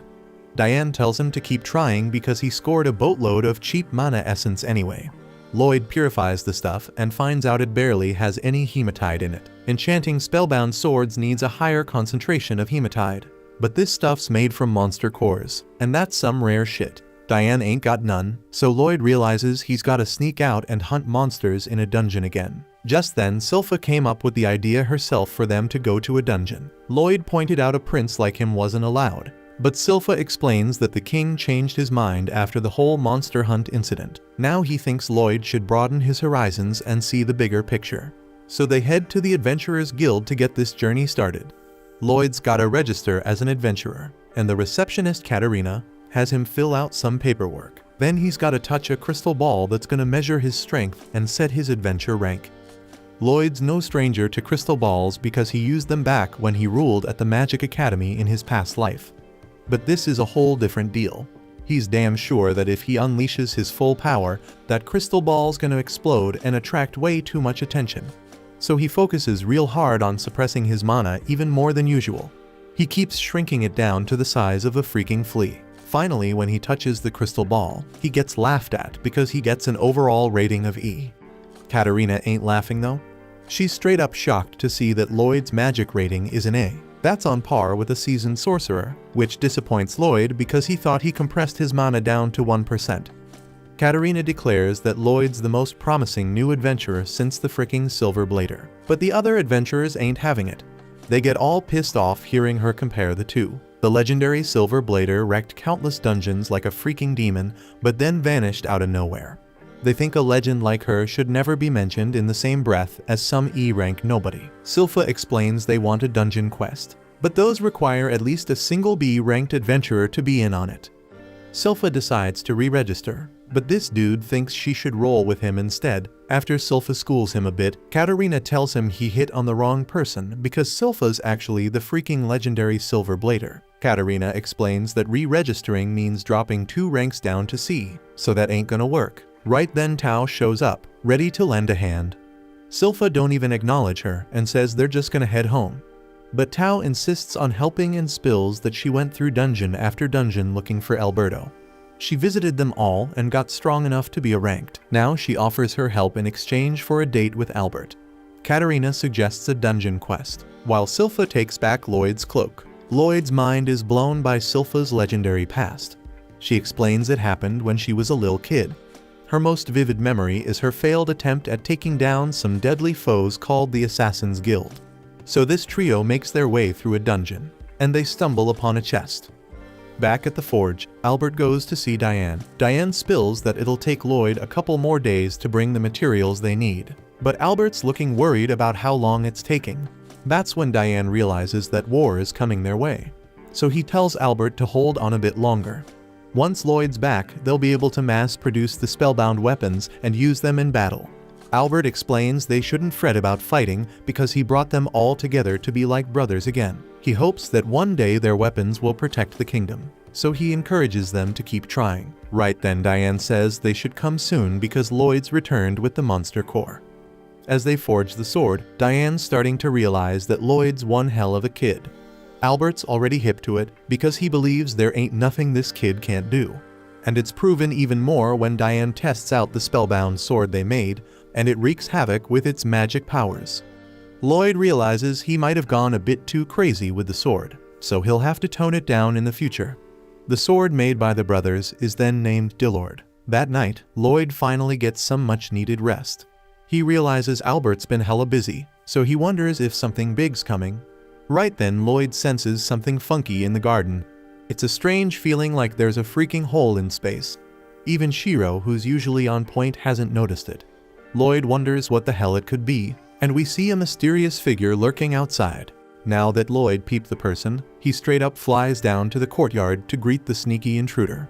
She realizes she's been busted and tries to bounce quickly, but Lloyd has already thrown up a barrier, so ain't no way she's escaping his clutches now. He wants to have a little chat with the intruder because technically she's trespassing. But then the assassin drops her disguise and reveals herself as a girl with some seriously questionable fashion choices. She apologizes in advance because she didn't want to have to bust out her special move on a kid, but she's got no choice given the situation. Lloyd's head starts feeling all fuzzy, and he's smelling flowers for some damn reason. He figures out he must have been poisoned. He tries using a purification spell right away, but the girl tells him it's useless because nothing can cleanse her poison. And then Lloyd straight up collapses from the poison's effects. Even though he's poisoned and about to kick the bucket, Lloyd's still thinking calmly about how purification can usually neutralize any poison. But if it ain't working now, that means this toxin is some unknown shit. And that also means the girl is changing the nature of her poison with her mana. Some folks are born with different types of mana, and those with extra dangerous attributes are known as the blighted. The girl confirms Lloyd's suspicion that she's a poison blighted from birth, spreading poison wherever she goes. That's why folks call her Ren, the poison moth. Ren walks up to the barrier and weakens it with her poison before busting her way through. Lloyd's impressed she managed to break through a barrier he created. And before she dips, Ren tells Lloyd she only hit him with a little bit of her poison, so he probably won't kick the bucket. But he's gonna suffer like hell for about 3 days. But that ain't her problem, so she bounces. Once she's gone, Lloyd starts talking about how damn impressive her stealth skills were. But Grimm ain't thinking it's a good time to be impressed because Lloyd's still poisoned. However, Lloyd says there's no need to worry because he's actively using the healing breath spell to recover.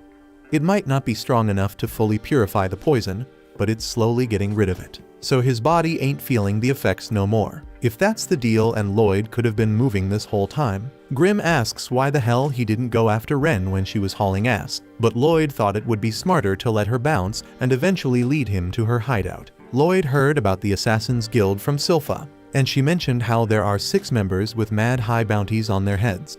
And what Lloyd's most stoked about is the fact that they all got some special abilities in their blood. He can't wait to peep what they're all about. He uses his mana to track Ren and sees that she's currently dashing through the city. But Grimm wonders how the hell Lloyd can even find her when she's basically invisible.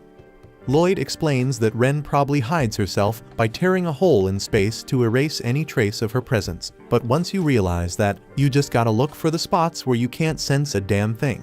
Lloyd takes Grimm with him to chase after Ren. Meanwhile, in the Assassin's Guild, Ren's filling the other members in on what went down at the castle. But this one dude can't wrap his head around why she didn't try to off him once he caught her. Ren didn't want to kill a kid for no good reason, and besides she managed to get all the info she needed about the castle's mass production of spellbound swords. They knew some war signs might be on the horizon. The dude cuts Ren off and tells her to quit acting like their leader Jade because he's long gone now. Ren ain't trying to accept it because she still believes Jade's gonna come back one day. But their argument gets interrupted by another member who tells them to cut the crap because they got bigger problems. Somebody's watching them. Lloyd realizes he's been busted, so he cancels his concealment spell and slowly floats down to the ground. The assassins are all shocked to see that the 7th prince is the one spying on them. There's talk going around saying he acts all unimpressive, but he's secretly got mad power and ambition. But no matter what, now that he's seen their hideout, they can't just let him walk away. Hearing they plan to attack him, Lloyd drops his barrier, which seems like the worst damn move in this situation. But Lloyd's got a damn crazy reason for doing it. He wants them to throw every damn thing they got at him, and he's gonna take it head on so he can experience all their unique mana traits. Lloyd is tracing Tao's fighting style to get his own defense game on point, and he straight up challenges the whole crew to bring it.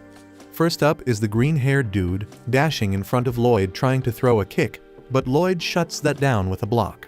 Then the dude dashes away again and starts pulling off some crazy handstands and kicks. But Lloyd ain't having none of it because he blocks it again with Tao's ironclad defense technique. By now Lloyd's like, damn, this dude is flexing hard. So this guy introduces himself as Babylon, the warp blighted. He flexes more than anyone else, even with sorcery. Lloyd's intrigued, but he slips up and gets caught off guard by Crow, the curse blighted. And when Crow tells him to sink, Lloyd feels a heavy force pushing him straight to the ground. Meanwhile, this big dude Galilei tries to take him down, but Lloyd ain't playing that game. He busts out a physical enhancement spell to overcome the pressure holding him down, and in the process he dodges Galilei's attack like a boss. But when he lands on his shoulders, he's stuck like glue because Galilei's got this special ability to create sticky stuff all over his body. Lloyd's struggling to break free from the sticky situation, so he's like, screw it, and decides to ditch his clothes for freedom. And it works, but now he's pantsless for keeping things interesting. While he's still in midair, he's thinking about all the crazy lessons he's learned, from Crow's cursed speech to Galilei's sticky webs. But there's one more person he ain't seen yet, and finally she steps in and smacks Lloyd with some reinforced cloth. She thinks Lloyd's cute, especially with his half-naked shenanigans, so she wants to teach him about fear and shame. She's all about the fear part, so she stabs herself in the leg, and Lloyd feels the exact same damn wound. Her name's Talia, the pain blighted, which means any hurt she takes her target feels it too. Even with a leg impaled, Lloyd's feeling happier because he's learning so much in this wild battle.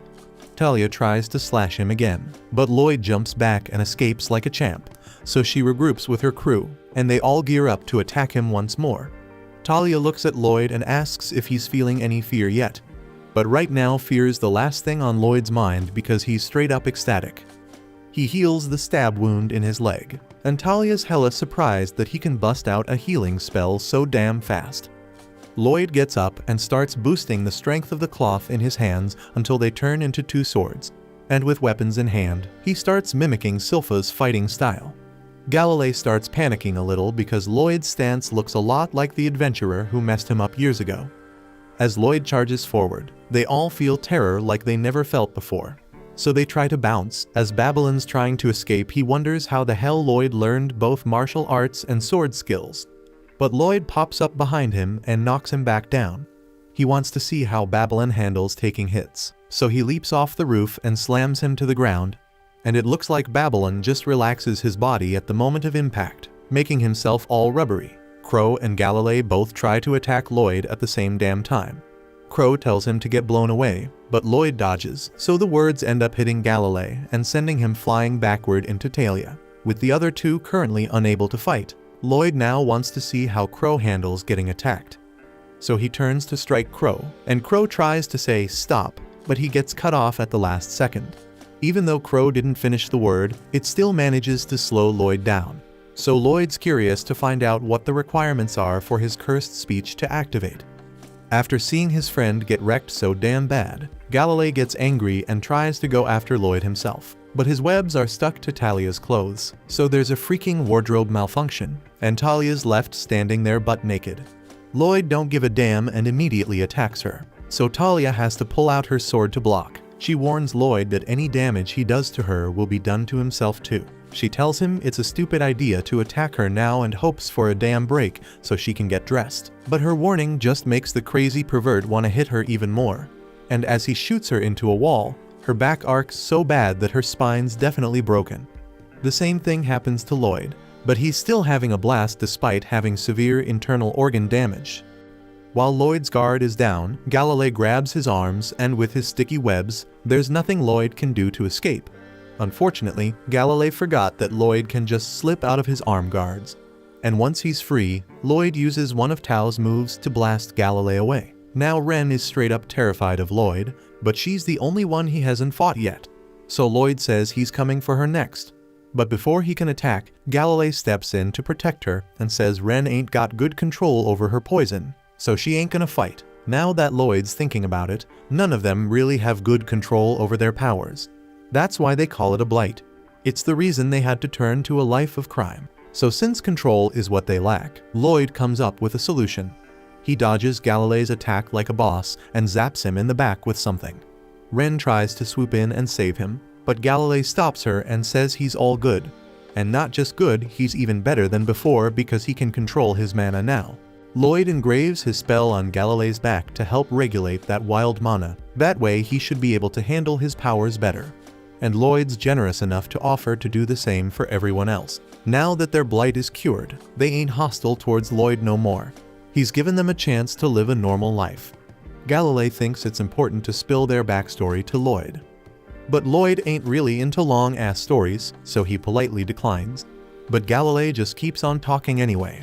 Lloyd's being bored out of his mind as Galilei blabs, until he mentions the leader of the Assassin's Guild, Jade, who has the ability to teleport. Jade brought them all together to form the Assassin's Guild so they could make a name for themselves and be accepted by society someday. But then Jade accidentally teleported his ass somewhere else, and they ain't seen him since.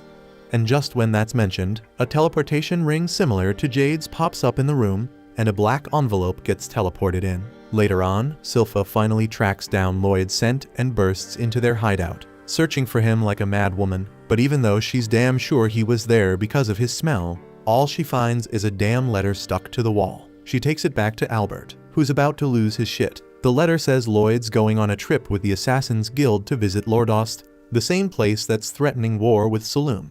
Albert thinks Lloyd might have been snatched up and forced into war with Lordost. But then again, it's hard to believe anyone could take Lloyd against his will, so he decides to seek a peaceful solution. But then Silpha shows him what she found in the hideout, and it's all of Lloyd's clothes, covered in some weird white goo. So peace goes out the window because Albert and Silpha are ready to throw down. Meanwhile, Lloyd and the crew from the Assassin's Guild are getting teleported to the Lordost Kingdom by crossing the country at crazy speeds. After that letter popped up, Galilei straight up recognized the symbol on it as the one Jade made for them. So with mad anticipation, Galilei opens the damn letter, and it's from Jade, just like they thought. In the letter, Jade apologizes for taking freaking forever to hit them up. But the dude's been busy as hell. He spills that he's successfully overthrown the Lord of Lordost, who was planning some big war. Now Jade's the new freaking Lord of the Kingdom, and wants to invite all of them to join him for a legit celebration. Everyone's hyped about this dope-ass news. But Lloyd checks out the letter, and he's happy for his own damn reasons. Galilei goes up to him and gets down on his knees to thank Lloyd again for helping them control their curses. But they gotta head to Lordost now, so Galilei promises they'll pay him back for his kindness someday. But Ren's got something else in her mind. She wants Lloyd to roll with them to the Lordost's kingdom, so he can engrave a spell on Jade to keep his blight in check too. Lloyd's cool with joining them, but he asks if Ren knows where the hell this letter came from in the first place. It just appeared out of nowhere, which means it got teleported here accurately from some other freaking place. Teleportation magic is still a huge ass mystery in this world, and it ain't something you can just randomly figure out. So there's only one explanation. Jade must be able to control his powers after all. It wouldn't make sense for him to lie about that shit, but they can't guarantee that everything in the letter is true, so it might be a trap if they head to Lordost now. But Ren's still believing that Jade would never betray them, so she suggests, maybe a bit naively, that he just learned how to control his powers on his own. If that's the case, Lloyd won't need to join them for the reunion. But he's still gonna stick with them anyway because his interest in teleportation magic is at an all-time high. Ren wants to trust Jade, but she can't stop stressing about what could go wrong. Lloyd tells her not to trip about it because if shit hits the fan, he's got their backs and can handle any trouble that comes their way. Galilei starts singing Lloyd's praises again for being so damn kind to them. And after hearing that, Ren's officially falling head over heels for him. Back to the present, Lloyd gotta make a pit stop with his flight spell because none of them can handle the crazy high speeds. Dude's complaining about them wasting time here because they only flew for like 10 minutes. But if they gotta endure another minute of supersonic speed, they'll straight up die. And Babylon is so bent out of shape over it that he's stuck. Lloyd gives in and says they can just chill here for a bit and walk the rest of the way because they're already damn close. And since they're taking a break, Ren offers to go grab some food for them, while Lloyd helps Babylon get his spine back in order. Babylon mentions that Ren's trying to impress Lloyd because she grew up in the woods. Apparently, she accidentally offed her parents with her poison when she was younger, so she had to fend for herself out in the wild. And the first person to stumble upon her was Jade. Dude brought her back to the hideout and introduced her to everyone. But they were all a bit spooked by her poison powers, so Galilei thought it wasn't a good idea to keep her around, especially because she kept growling at them like she had rabies or something. Still, Jade was dead set on keeping Ren and started taking care of her. But that caused her to release a bunch of her poison, and Jade straight up collapsed. Even after that near-death experience, Jade still wanted Ren to be part of their crew, so he asked everyone to help him take care of her. Since he insisted, they all agreed to lend a hand. Galilei offered to be her teacher, while Crow and Talia whipped up some clothes for her. That's when Ren finally got to experience what it's like to have a family. Eventually, Jade came up with a spell that he inscribed onto her clothes. It neutralized her poison mana, so she could finally live a somewhat normal life around others. Jade acted like a big brother to her, and after hearing what Jade did, Lloyd's hella interested in meeting him, which is saying something because it's the first time he's shown any interest in another person. Eventually, Ren comes back from her hunting trip, and she whips up whatever the hell this is supposed to be. She's putting an effort, but no one's down to try her nasty-ass food. So Babylon asks Crow to use his curse speech to make the food taste good. He was about to do it, but then Ren Poison punches him in the gut because she don't want him changing anything about her food. Talia tries to reason with Ren and reminds her that Lloyd's a freaking prince, so this stuff she made probably ain't what he'd want to chow down on. But she's dead wrong because Lloyd's gobbling it up without a second thought. It ain't the worst thing he's ever eaten because in his past life, he had to devour some real nasty ass stuff. This here ain't nothing compared to that. The others gather up the courage to try it after seeing Lloyd dig in. And even though the food looks like hot garbage, it ain't half bad once you get used to it. Ren did a pretty solid job considering that she never had a chance to practice because of her poison powers. So everyone ends up enjoying Ren's cooking, and she hopes she can share it with Jade someday. We get another flashback to when Jade rolls back to the team with some hella good news. The guild is thinking about reconsidering the bounties on their heads, so everyone starts celebrating because they might be able to rejoin society since they ain't outlaws anymore. Jade tells them not to get their hopes up because the guild's still just thinking about it, but it's a step towards a future where they're accepted for who they are, and that's enough reason to party. Jade's stoked to have such dope-ass friends, but he feels guilty about something, so he grabs everyone's attention to confess. He had claimed he was some random dude, but in reality, he's the third prince of Lordost. He's nobility, and he admits he approached them all because he wanted to use them for his own damn goals.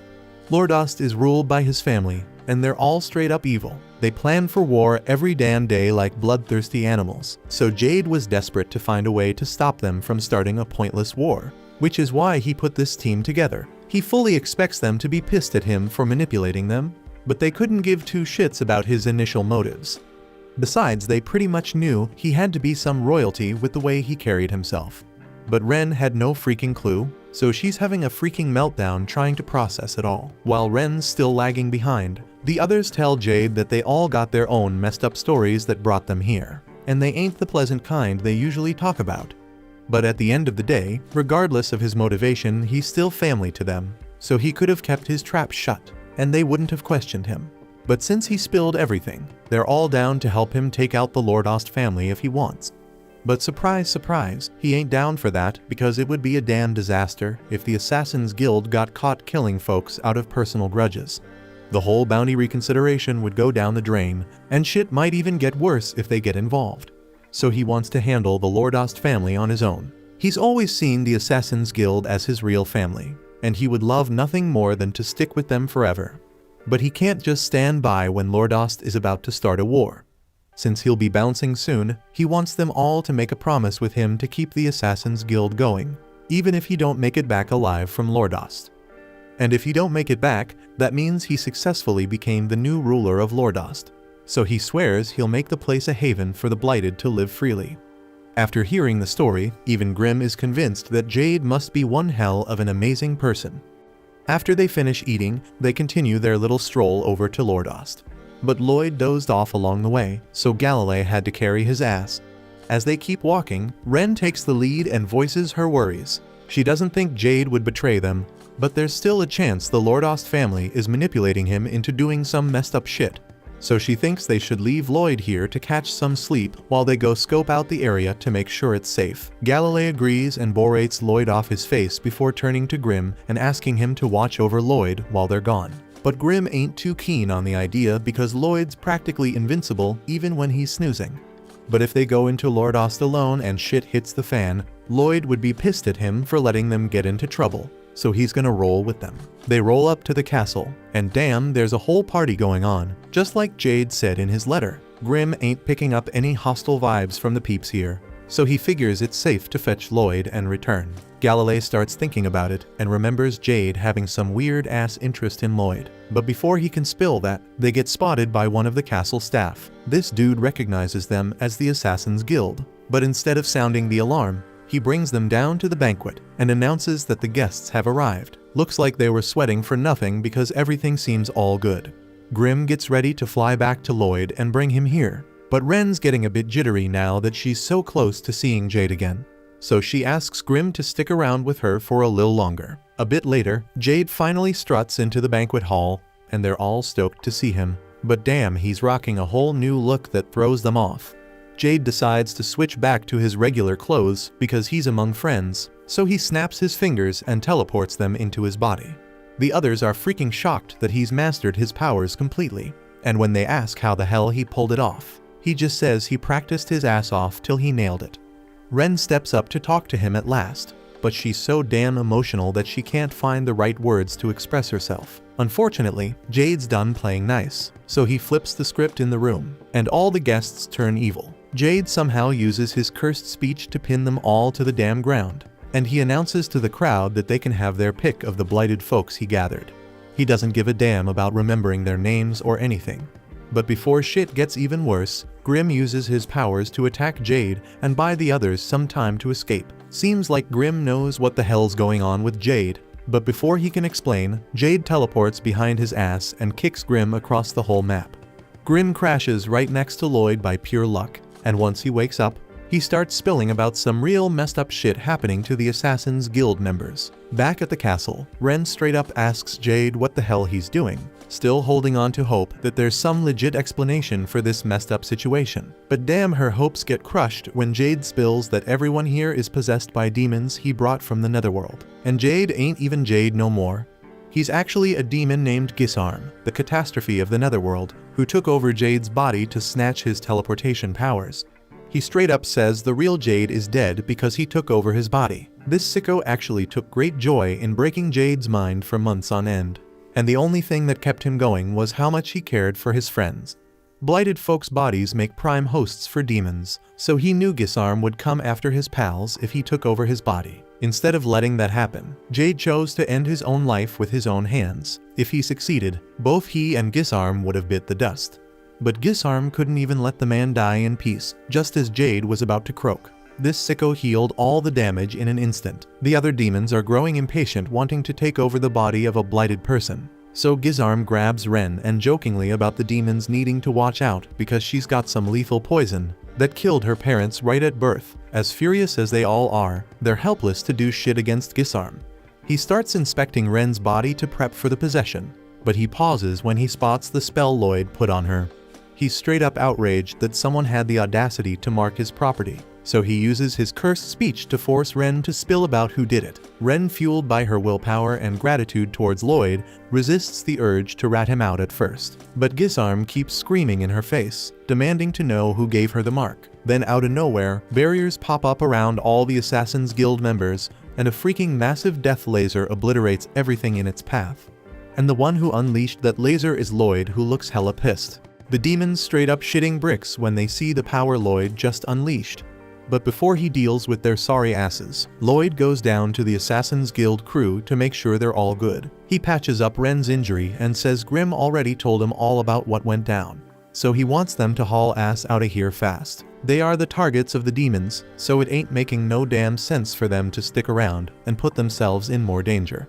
That's why Lloyd wants them to bounce and let him handle the rest. Ren ain't feeling it and objects, but Galilei shuts her down and grabs her so they can dip. He knows Ren thinks she gotta stay and help, but they'd just be getting in Lloyd's way. Plus, they already know they ain't no match for Gizarm, so it's best to leave it to Lloyd. Meanwhile, the demons still freaking out because they think Lloyd's blast took out Gizarm.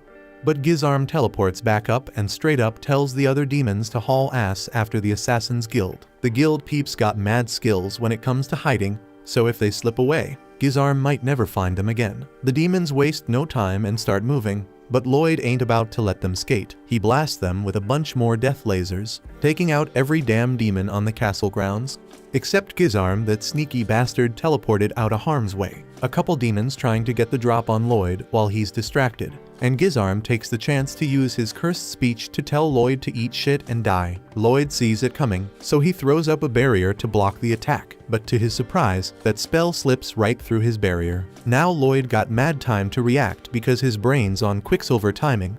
Dodging seems like the smart move, but he's also curious to see what would happen if he just let it smack him. But before he does something dumb, Grimm forces him to dodge that cursed word, and it ends up smashing into one of the demons, dropping him dead on the spot. Lloyd uses his analysis magic to see what went down after that spell hit, and it looks like the death spell straight up killed the demon inhabiting the body, even though the body died because of a heart attack or some shit. Grimm still trying to convince Lloyd to back off from scrapping with Gizarm because it's too damn risky. Gizarm's magic ain't like your regular spellcasting shit. It straight up takes his mana and creates an effect, kinda like Crow's cursed speech, but way more polished. When you use a regular spell, a barrier can block the effects. But when the attack comes straight from the mana, that barrier ain't nothing more than a damn net. Solid attacks get blocked, but mana can flow right through it. If they were dealing with someone like Pazuzu, Lloyd could easily overpower any attack that Clown throws his way. But Gizarm's mana, that shit could stab Lloyd's heart if he ain't careful. Gizarm looks down at the demons who survived Lloyd's death ray, and he got nothing but pure disdain for them. Grimm breaks it down for Lloyd that demons got these ranks, like classes or some shit. So the demons down there must be 10th class, which means they straight up trash. For comparison, Pazuzu was an E-class demon, and Grimm himself is 3rd class. Lloyd assumes Gizarm must be a 1st class demon, but it's way worse than that. Gizarm is demon royalty, a freaking demon lord. That means his power is off the charts. Even 100 first-class demons wouldn't stand a chance against his ass. Lloyd may be off the charts too, but this time Grimm thinks even Lloyd's got his limits. So Grimm wants them to get the hell out of Dodge, but Lloyd keep flying closer to Gizarm instead. Gizarm asks who the hell Lloyd is, so Lloyd introduces himself as the 7th Prince. Gizarm seems to remember something from Jade's memories about wanting to meet Lloyd, but he doesn't give a damn about all the details. Lloyd says he would have loved to meet Jade, but now he ain't ever gonna get that chance because of Gizarm. Gizarm responds saying he's pissed because Lloyd just rolled up here and started blowing up his minions and base. They both got beef with each other, and they look equally crazy and hyped to throw down. But Grimm once again suggests Lloyd should bounce while he's still got a chance to escape. Lloyd knows damn well that Gizarm ain't gonna be as easy to take down as the one he wrecked on the ground. And Grimm's all shocked that Lloyd would call that shit easy. Lloyd said the 10th class demons are trash, but they still relatively strong and got some natural resistance to sorcery. Gizarm all eager to get this battle started, so he uses his mana to form a lil spike and launches that shit straight at Lloyd, damn near breaking through his barrier. Even if it didn't go all the way, this the first damn time Grimm's seen something actually do damage to Lloyd's shield. So now he panicking even more than before. Gizarm is impressed by the barrier Lloyd created, but let's see how it holds up when he ain't holding back as much. And he starts launching a bunch of mana sword projectiles at Lloyd. Lloyd busts out some fancy ass dodging moves to minimize the damage, but he losing layers of his shield in the process. But damn, Lloyd was so focused on dodging the swords that he straight up forgot that Gizarm got teleportation skills. So he all surprised when Gizarm pops up right in front of him and kicks that damn barrier to pieces with one blow. Sends Lloyd flying right into the swords, but he quick on his feet and casts an earth puppet spell to protect his ass from getting impaled. Galilei and the others watching with their jaws on the ground at the scale of the fight between Lloyd and Gizarm. Even the demons impressed, until they all realize they standing on the same damn bridge, and the demons start chasing after the assassins. Galilei turns to Babylon, who've been struggling to get over the gate, and tells him to hurry the hell up so they can get past it. While all that's going down, Lloyd's still in the thick of his fight with Gizarm, and Grim already shedding tears. But Lloyd doesn't give a damn about his feelings and asks him for some help with something instead. Gizarm all shocked that Lloyd escaped his attack without getting a scratch. And the only time he actually put some pressure on Lloyd was when he used his teleportation ability. Lloyd fires right back, saying that teleportation ability doesn't even belong to him. Gizarm got a whole different perspective because he already snatched Jade's body, and Jade couldn't even control that teleportation ability in the first place, so he didn't deserve to have it. Humans ain't capable of controlling abilities like that without some spell shit, but for a demon like Gizarm, born as a master of mana, it's a cakewalk. So it's only natural he'd snatch up that wasted gift for himself. And now he is about to show Lloyd how teleportation is done right in a damn battle. He summons more of the swords and starts straight up mocking Lloyd, wondering if he gonna try attacking, dodging, or maybe even running away from the swords. But as Lloyd gets stabbed in the back, Gizarm laughs and says he never had a choice to begin with. With teleportation, there ain't no need to launch the swords like usual. He can send them straight into Lloyd's body, and there ain't no way to counter that. And now that he thinks he won, he officially names his powers Shadow Wolf to commemorate that shit. Meanwhile, the trash demons still chasing after the assassins, telling them to give up their bodies. But the assassins just got control over their powers for the first time ever, so they ain't letting that go now. Galilei busts out his web ability, covering the ground and holding the demons in place while they make their getaway. The web's gonna harden in a few seconds, so ain't no demons escaping before that. Then Crow uses his cursed speech to make Humpty Dumpty and the rest of them fall down. Galilei props up Crow for using his cursed speech well enough to avoid hitting his own crew. And while the demons still down for the count, Babylon finally gets the gate open and lets them escape. But just when they about to dip, the demons start struggling and rip the bricks out of the ground so they can stand up. They ain't getting far unless someone stays behind to hold the demons off. But before Galilea can step up, Talia takes charge. She looks at all the demons at once and activates her power, slicing her damn ankle to make sure none of them can walk. She tells everyone else to stay out of her line of sight because she ain't got enough control to not hurt them too. She wants them to leave her here and make a run for the woods so they can be safe. Ren ain't down to leave Talia behind because there's no way she gonna escape on her own with that messed up leg. The demons feeling pain from Talia's ability, but at the same time they heal up from the wounds, and that in turn heals Talia too. But then Talia straight up stabs her own foot right after, making them demons feel the pain again. She keeps telling her crew to hurry the hell up and bounce while they still got the chance. She promises she won't let her body get snatched up so easily. But Ren can't just accept that and leave, so she tries to grab Talia and they can make a run for it together. But she gets pushed back and locked outside the gate by Galilei, who stays behind with Talia. Even if they close the gate, the demon's gonna bust through it in no time. So at this rate, ain't none of them gonna escape unless they stop the demons right now. Galilei knows what Talia planning to do, so he ain't letting her sacrifice herself to take out the demons, at least not without a friend by her side. The demons start freaking out because they realize Talia really crazy enough to off herself just to take them out, so they rush to try and stop her, but Galilei's standing in their way. Ren begging them to stop because they was so damn close to living together as a family. Jade may never come back, but they can control their powers now, and they ain't gonna have bounties on their heads no more. So why the hell they gotta die? Talia can't even imagine the pain Jade must have gone through trying to end his own life for their sake, but she understands that feeling of doing whatever it takes to protect her friends, so she don't hesitate to slash her own damn neck for them. While all this crazy shit going down, Gizarm looking down at these sorry ass peeps, and he is feeling straight up disgusted by their pathetic lives. Honestly, he was hoping Lloyd would have put on a better show, because then maybe Talia's sacrifice would have actually meant something. But right then he hears some shit crumbling where Lloyd's dead body's supposed to be.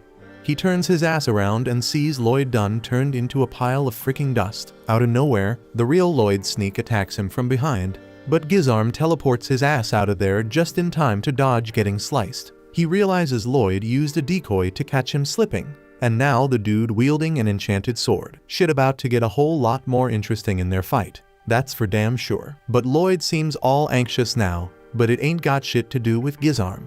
So he suggests they take the fight somewhere else because there's some peeps here he really don't want to encounter. Right before Talia about to do something drastic, A whole damn swarm of fireballs start pouring down from behind the gate. Galilei snatches her up so she don't get caught in the chaos. The demons getting roasted, but Talia and Galilei clueless about where the attacks are coming from. And just like that, the gate gets sliced the hell up, and Lloyd's family steps in, Albert taking the lead, and shit way more chaotic than he anticipated. But that don't change shit because they all there for one reason, to rescue Lloyd.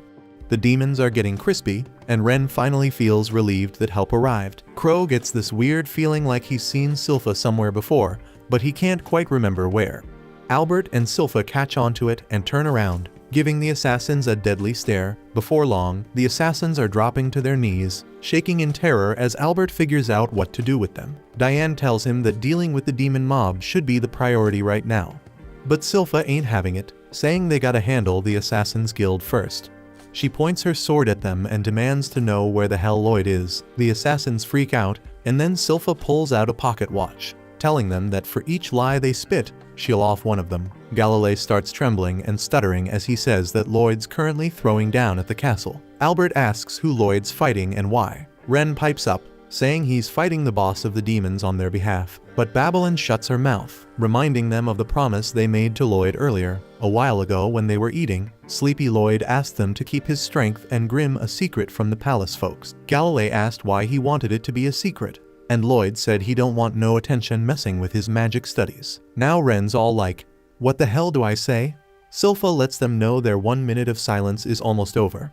So Ren starts panicking and blurts out that Lloyd's fighting some total loser right now. The others try to back up her statement, but they look like a bunch of damn fools, and Silpha don't trust them one bit. She's ready to end Ren's life first, but Albert steps in.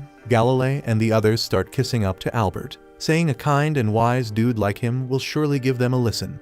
But Albert shuts them down with a stern "shut up." He pulls out Lloyd's underwear they found at the assassin's headquarters and asks why the hell Lloyd would fight for people who stripped him butt naked.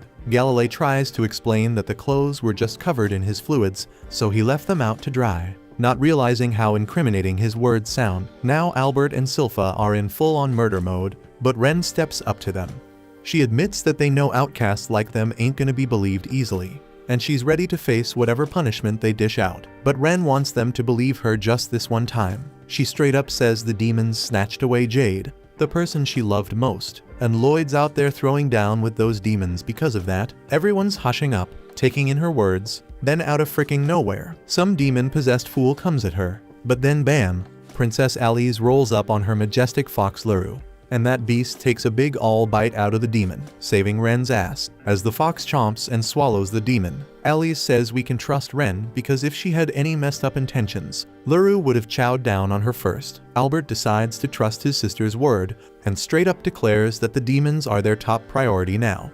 So he tells Silpha to hunt down Lloyd and bring his naked ass back, and she starts making moves to make that happen. Ren's totally freaking out, clinging to Silpha, trying to stop her by saying Lloyd's fighting some weak-ass punk and don't need no help. Silpha tells her to let go, or she will strike her first. But Ren keeps holding on, even though she's scared as hell. Then out of the blue, she spots a freaking teleportation magic circle in the air. And then a bunch of dark energy spears rain down on them. And before anyone can even process what the hell is going on, the bridge gets wrecked. Diane looks down and sees them damn demons trying to cross the river and flank them. Albert's losing it, knowing if the demons get behind them, they're screwed. He tells his soldiers to fall back. But Silpha's all messed up because she was so close to reaching Lloyd. Turns out Gizarm wrecked the bridge because Lloyd asked him to, so they could have a free-for-all fight. Gizarm sees the forces retreating and tells Lloyd they should keep their battle rolling. He snaps his fingers and teleports a bunch of spears to stab Lloyd. But Lloyd's moving like lightning, dodging all that mess. Gizarm sends more dark spears after him, but Lloyd's all focused on his sword, dodging those spears like they ain't nothing. He looks down and sees Albert and his crew handling the demons escaping with their magic swords, and he's thinking he can go all out now without holding back. The demons on the ground get set on fire by the knights' attack. But those bastards ain't taking no damage. Even though they're screaming in pain, they can feel the burn, but their bodies just keep regenerating from any damage they take. Albert peeps that these demons are hella resistant to magic, and he ain't sure if he should straight up kill them because they are still in human bodies. Out of nowhere, Diane whips out his special magic sword and throws a massive fireball at them demons, blowing them away in a big ass explosion. But even that ain't doing jack. and the knights swinging the magic swords are running out of steam. This puts Albert under mad stress, wondering what the hell they're gonna do now. He thinks they gotta switch up their tactics and let Luru and Silpha get up close and personal with the demons. He turns around to check if they're ready, but damn, Silpha's gone. Silpha climbed on Shiro, and she's leading him to the busted end of the bridge, telling him to haul ass towards Lloyd. Galilei and the others tell her it's impossible, and she knows it too, but she keeps coming up with dumb-ass ways to cross that messed-up bridge. Shiro wants to see his master so bad, so he takes a leap of faith, but ends up falling in the river. Silpha's getting ready to jump after him, when suddenly some fool climbs up the bridge and attacks her. She dodges the first strike, then pulls out her swords to block the rest. Turns out the attacker is the Humpty Dumpty demon, and he's all praising Silpha's skills. He tells her she's good, but not as good as him. He straight up claims that while his buddies are just 10th class demons, he's an 8th class demon and a master of the demon blade technique. Silpha's thinking about the class system among demons and wonders what class Pazuzu was, but that don't matter because Humpty seems weaker than him. Meanwhile, Albert's still pondering if there's a way to save the people possessed by the demons, when a demon launches a sneak attack on him. Ain't nobody ready to defend against it. But out of nowhere, Babylon shows up to save the prince. He grabs the demon by the neck and twists it a full 180 degrees. Albert thanks him and says he didn't even hesitate to deliver such deadly damage to the demon. Babylon straight up tells Albert he's a cool dude, just like their leader Jade was. He says even though they are assassins, they don't play around with life and death. He went all out earlier because the demon-possessed people ain't got no chance. The demon tries to bounce back from the damage he just took, but Babylon tells Albert there's no way to save the demon-possessed because their mind's already dead. Right then, the demon straight up collapses, unable to regenerate his body. Hearing Babylon's words and seeing the gruesome scene, Albert realizes what he gotta do. He walks up to the burning demons and pulls out his magic sword. He throws down some Naruto hand signs, unleashing a powerful flame spell. He wants to apologize to the people of Lordost because he can't save them, but he wants to end their suffering. With that feeling, he lets loose his spell, making fireballs rain from the sky. The fireballs explode when they hit the ground, and the demons start screaming in pain as they burn. Albert tells his knights to stop holding back and go all out to wipe out the enemy. Meanwhile, Silpha goes full-on beast mode, launching a barrage of quick strikes at Humpty Dumpty. He keeps blocking them and backing away. He jumps up and does some drill move to push Silpha back, but she just blocks his attack like it's nothing. The demon takes to the skies again and throws some flying slashes, but Silpha deflects them like a boss. Next, they bust out some special moves and charge at each other at full speed. Their clash is too fast for anyone else to see, but they seem evenly matched. They keep throwing down with their special moves, and the shock waves alone start messing up the bridge. They separate after that, and when Silpha lands, her hairband breaks, and blood starts flowing down from her forehead. Humpty Dumpty's taken a good amount of damage too, but he can bounce back easy thanks to his demonic powers. He starts laughing, saying humans can never beat demons. But he admits Silpha's strong, which is why he wants her body now. He claims if he takes it, he'll master his technique and hers. Suddenly, he switches up his stance and charges at Silpha. Using the Lordost sword technique, she reacts a bit late, and her dress gets sliced off, but she manages to dodge the attack. Humpty says that the previous master of this body was quite hardworking and skilled in martial arts. He shows off his rough hands, a sign of all the hard work he put in. Humpty says he got all the memories of the previous owner, and he gonna put them to good use. He straight up declares that humans are just clothes to demons like him, and now he gonna take over Silpha. But Silpha ain't taking that crap lightly. She leaps high in the sky and pulls off the same demonic move Humpty just used. Dude's straight up shocked seeing her pulling off that move and barely blocks it at the last second. He's terrified that Silpha knows demon sword technique too, but she tells him she learned it just by watching. She ain't so weak that she gotta take over someone's body to learn a new style. Humpty's mad as hell at this insult, but Silpha doesn't give a damn. Instead, she calls out to Shiro, who comes back to her side. She starts searching through Shiro's fur and finally finds a special sword that Lloyd personally made for her. As she unsheathes the blade, she tells Humpty to witness what humans can achieve. A few days ago, Silpha started training hard to get stronger so she could take on demons like Pazuzu herself. But when she swung her sword with all her might, the sword ended up bending and the dummy target went crazy, spinning all over the place. Silpha was disappointed, but right then Lloyd and Diane came to visit her with a brand new sword. She was beyond happy to get it, and Lloyd told her it's a magic sword.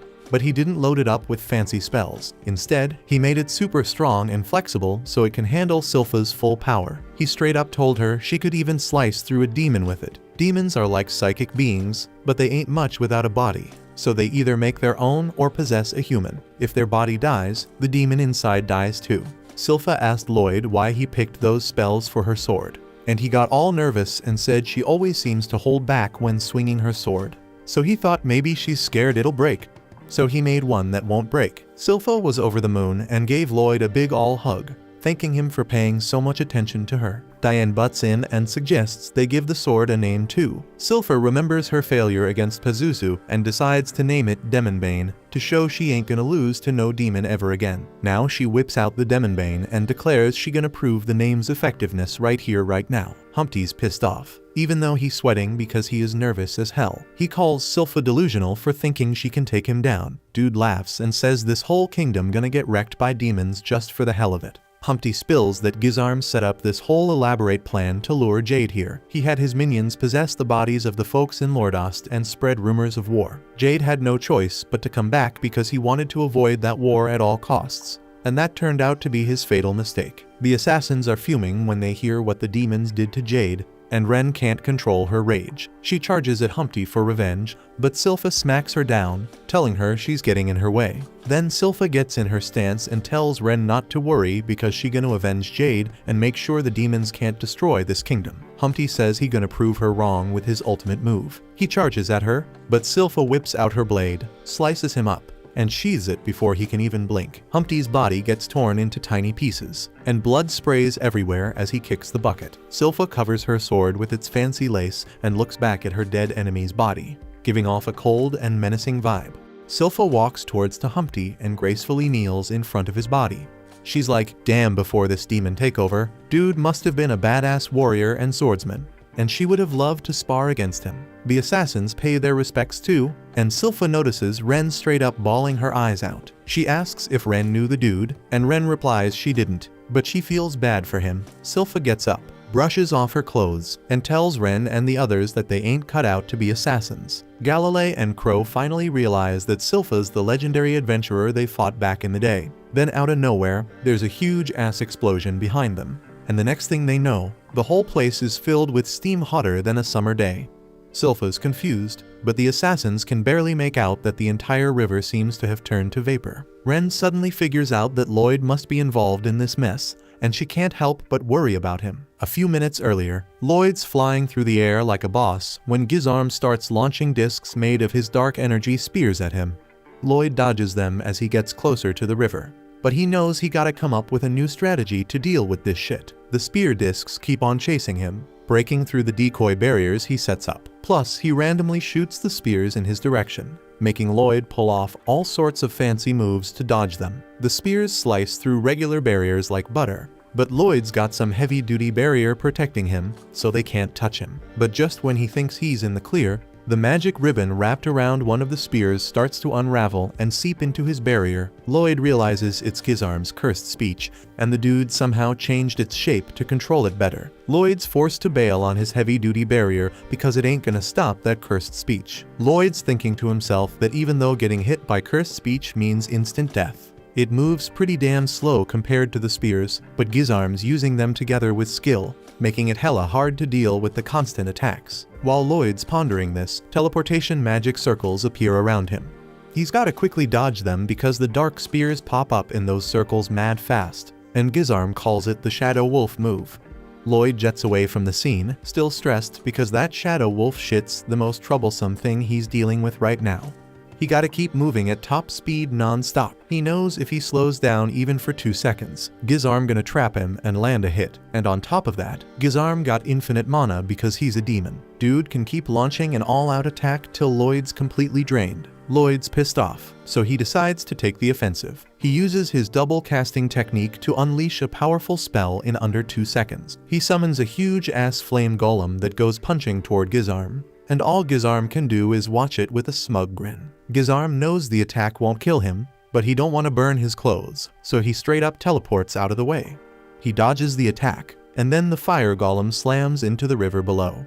evaporating all the damn water and covering the whole castle in steam. But now Lloyd's wondering if that move was the right call because he can't see shit in this steamy mess. He uses his Kai techniques to sense Gizarm's presence and finds out he ain't too far away but ain't making a move. Lloyd's busy thinking about his next move when Grim, who's freaking out, tells him to hustle or else Gizarm gonna hit him with that shadow wolf. Lloyd agrees and flies off, trying to figure out a way to stop Gizarm from using the damn shadow wolf. Then a question pops into his head. He's wondering why the hell Gizarm didn't attack him earlier when he was chilling in the steam. That shit's got him thinking about how Gizarm's even locating him. Lloyd recalls how Gizarm sent a letter to the assassin's base and telling his underlings that if they hide, he won't be able to find them. Lloyd knows Gizarm needs to see the place he wants to teleport to. So he gets a sudden idea. He starts tailing him while taking advantage of the steam and tells Grim to shut it as they tail the demon. Gizarm's walking around blind as a bat. Can't see a damn thing. He knows evaporating the river was a slick move by Lloyd, but he just gotta wait for the steam to clear. Little does he know, Lloyd's already snuck up behind him and charges at full speed. Gizarm spots him, but before he can react, Lloyd pulls out his secret weapon and summons a gang of clones made with earth magic. Gizarm can't tell which one's the real Lloyd, so he lets himself get hit on purpose. All the clones start wailing on Gizarm, but he figures out which one actually hit him with a real blade. He guesses it's the real Lloyd. Gizarm stabs him with the dark spears and sends him flying.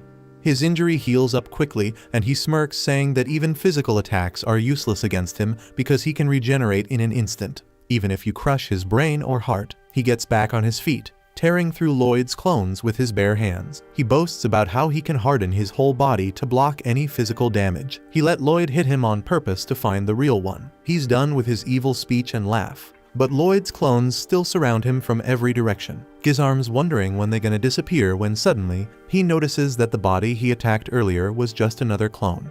He's shocked to realize that Lloyd gave the real sword to a damn clone. Gizarm's all confused now, trying to figure out where the real Lloyd is. He thinks the dude might be flying above him. But out of nowhere, a powerful flame attack hits him from his blind spot. Turns out the real Lloyd was hiding among the clones.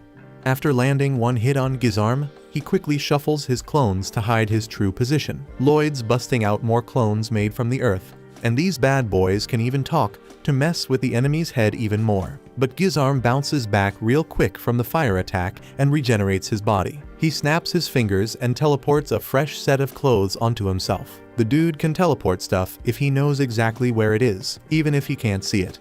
But now that he ain't sure which Lloyd is the real deal, his sickest move, Shadow Wolf, ain't worth a damn. So he decides to go all in and wreck them all at once. He conjures up a freaking army of dark spears above him and shoots them in every freaking direction. Straight up annihilation of the clones. One of the spears gets blocked by a barrier, and Gizarm instantly realizes that it's the real Lloyd.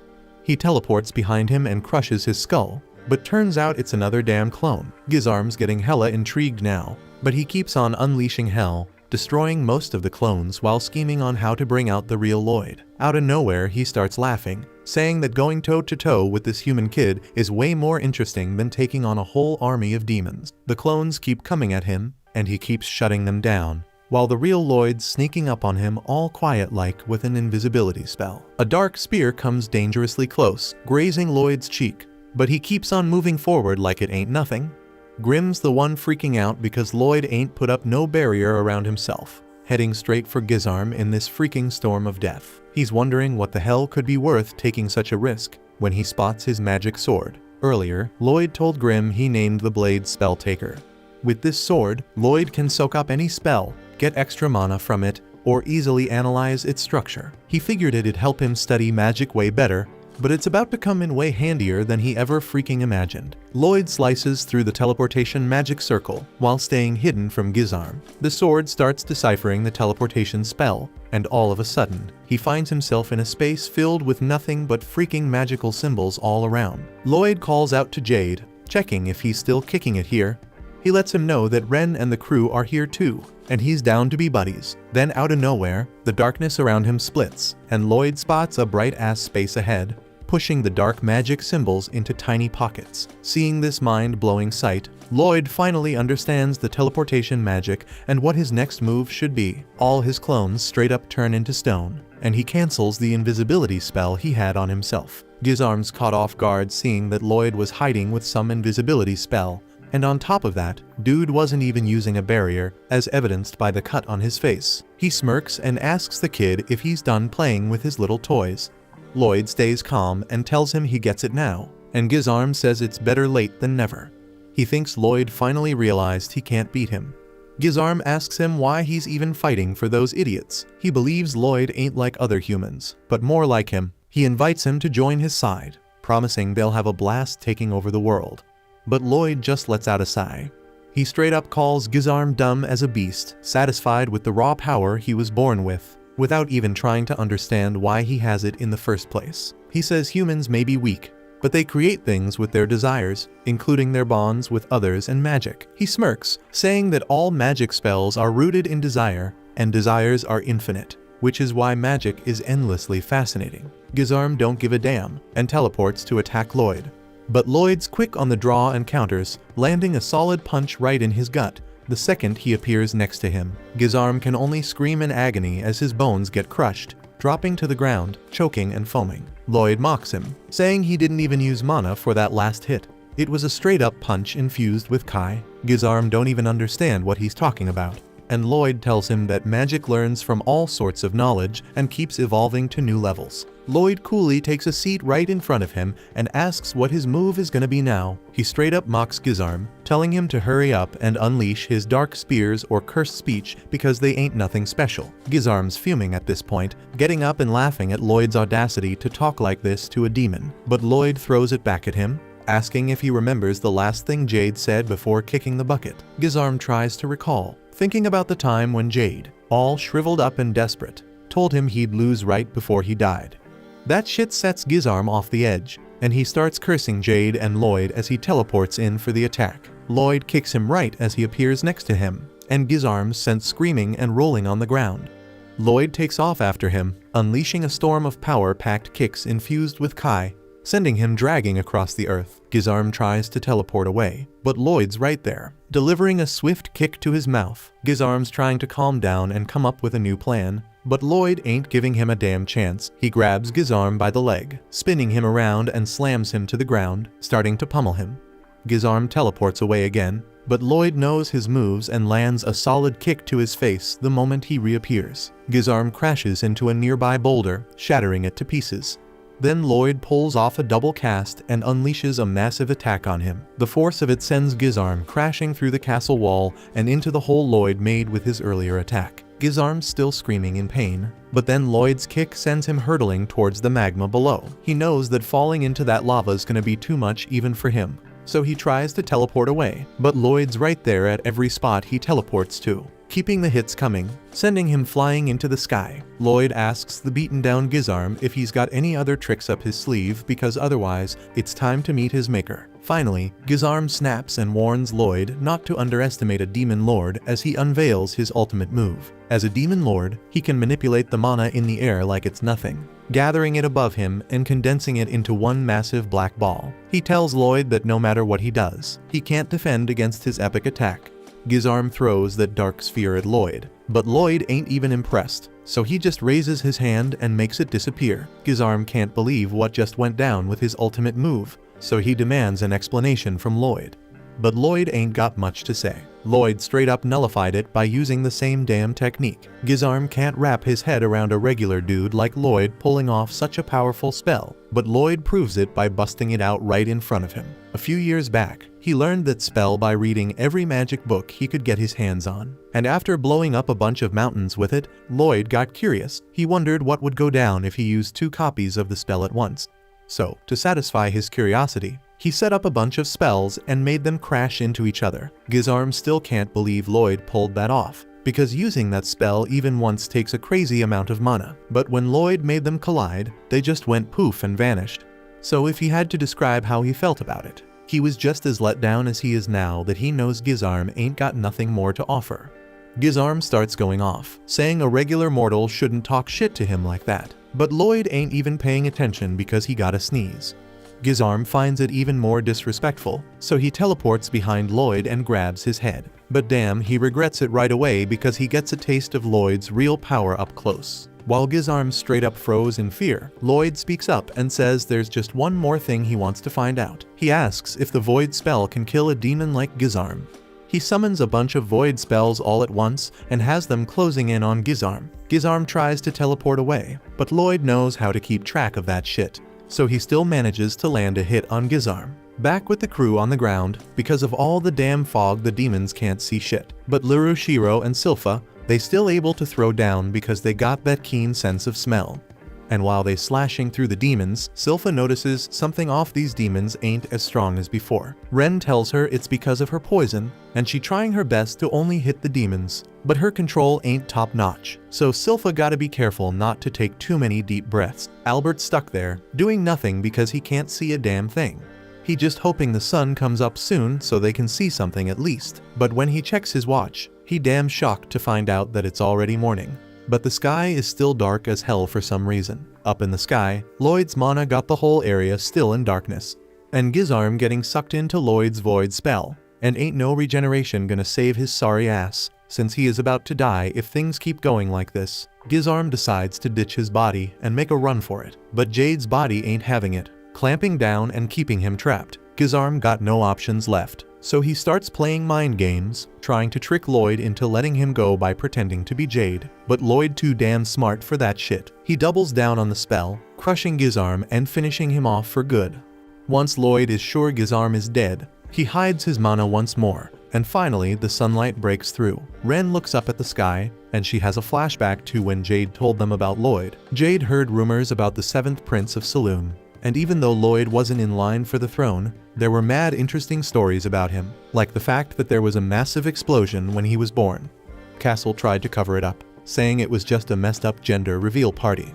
But Jade heard the real deal, that Lloyd was casting a spell right when he came into this world. The others found it hard to believe, but Jade thought it was a dope story. If there really was someone gifted enough to use magic from day one, maybe Lloyd could help them break their curses and live in the light again. At the time, it was just a joke, but they never thought it would actually become true. Once everything was settled, Lloyd and Grimm teamed up to build a badass memorial for Jade.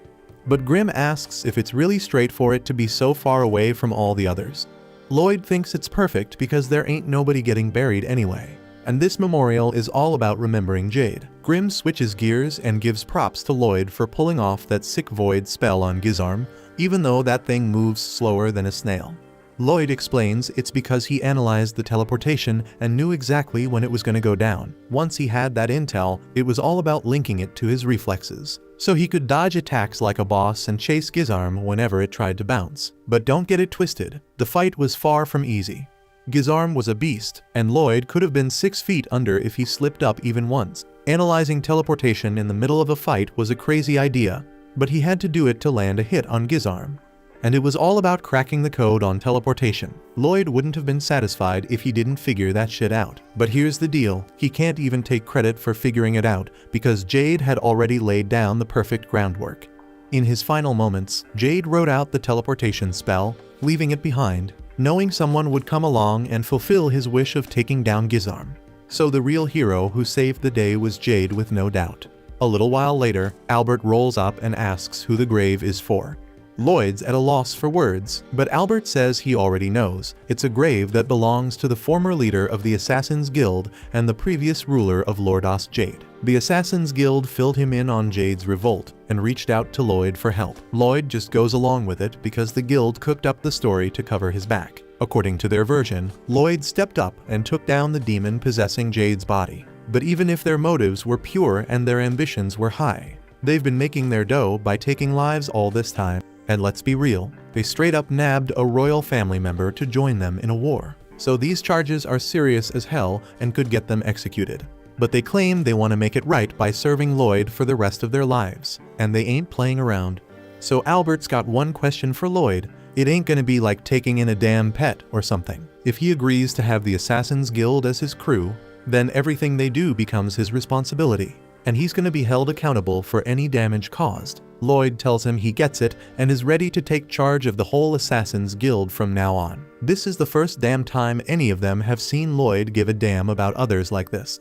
So Albert reminds him that just because he's the 7th prince doesn't mean people don't give a damn about him or what he does, because besides being a prince, he's first and foremost Albert's adorable little brother. And Albert's always gonna love him, maybe a bit too much though. Just then, Tao comes busting in because she heard Lloyd was in trouble and ran all the way here. But damn, she realizes she missed all the action and feels hella embarrassed. So she turns around to bounce. Albert chases after her because he never got the chance to properly thank her for last time, so everyone follows him. Once they're alone, Grimm says he's surprised Lloyd actually has such a soft side to himself. But Lloyd denies any sentimentality and says he is just taking in the Assassin's Guild because they possess special mana, and that brings new magical discoveries. But Grimm knows deep down Lloyd actually gives a damn about them, or else he wouldn't have bothered making a grave for Jade. The Assassin's Guild members eventually get released because Lloyd said he's taking responsibility for them, and they promise to serve him with everything they got to repay the kindness he's shown. After that, Albert decides to hold a tea party since Tao had asked for one a while ago.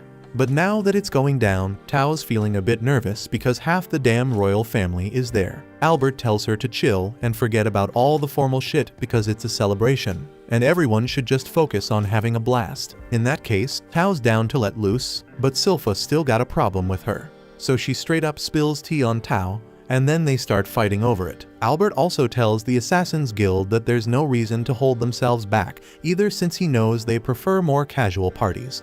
So they straight up get wild and wasted to honor Jade. In the midst of it all, Crow starts bawling his eyes out at Jade's grave along with Tao. Even though she doesn't know him, she can feel that he was a hot dude. And then Talia tries to make moves on Albert, trying to get him to throw down a drink with her.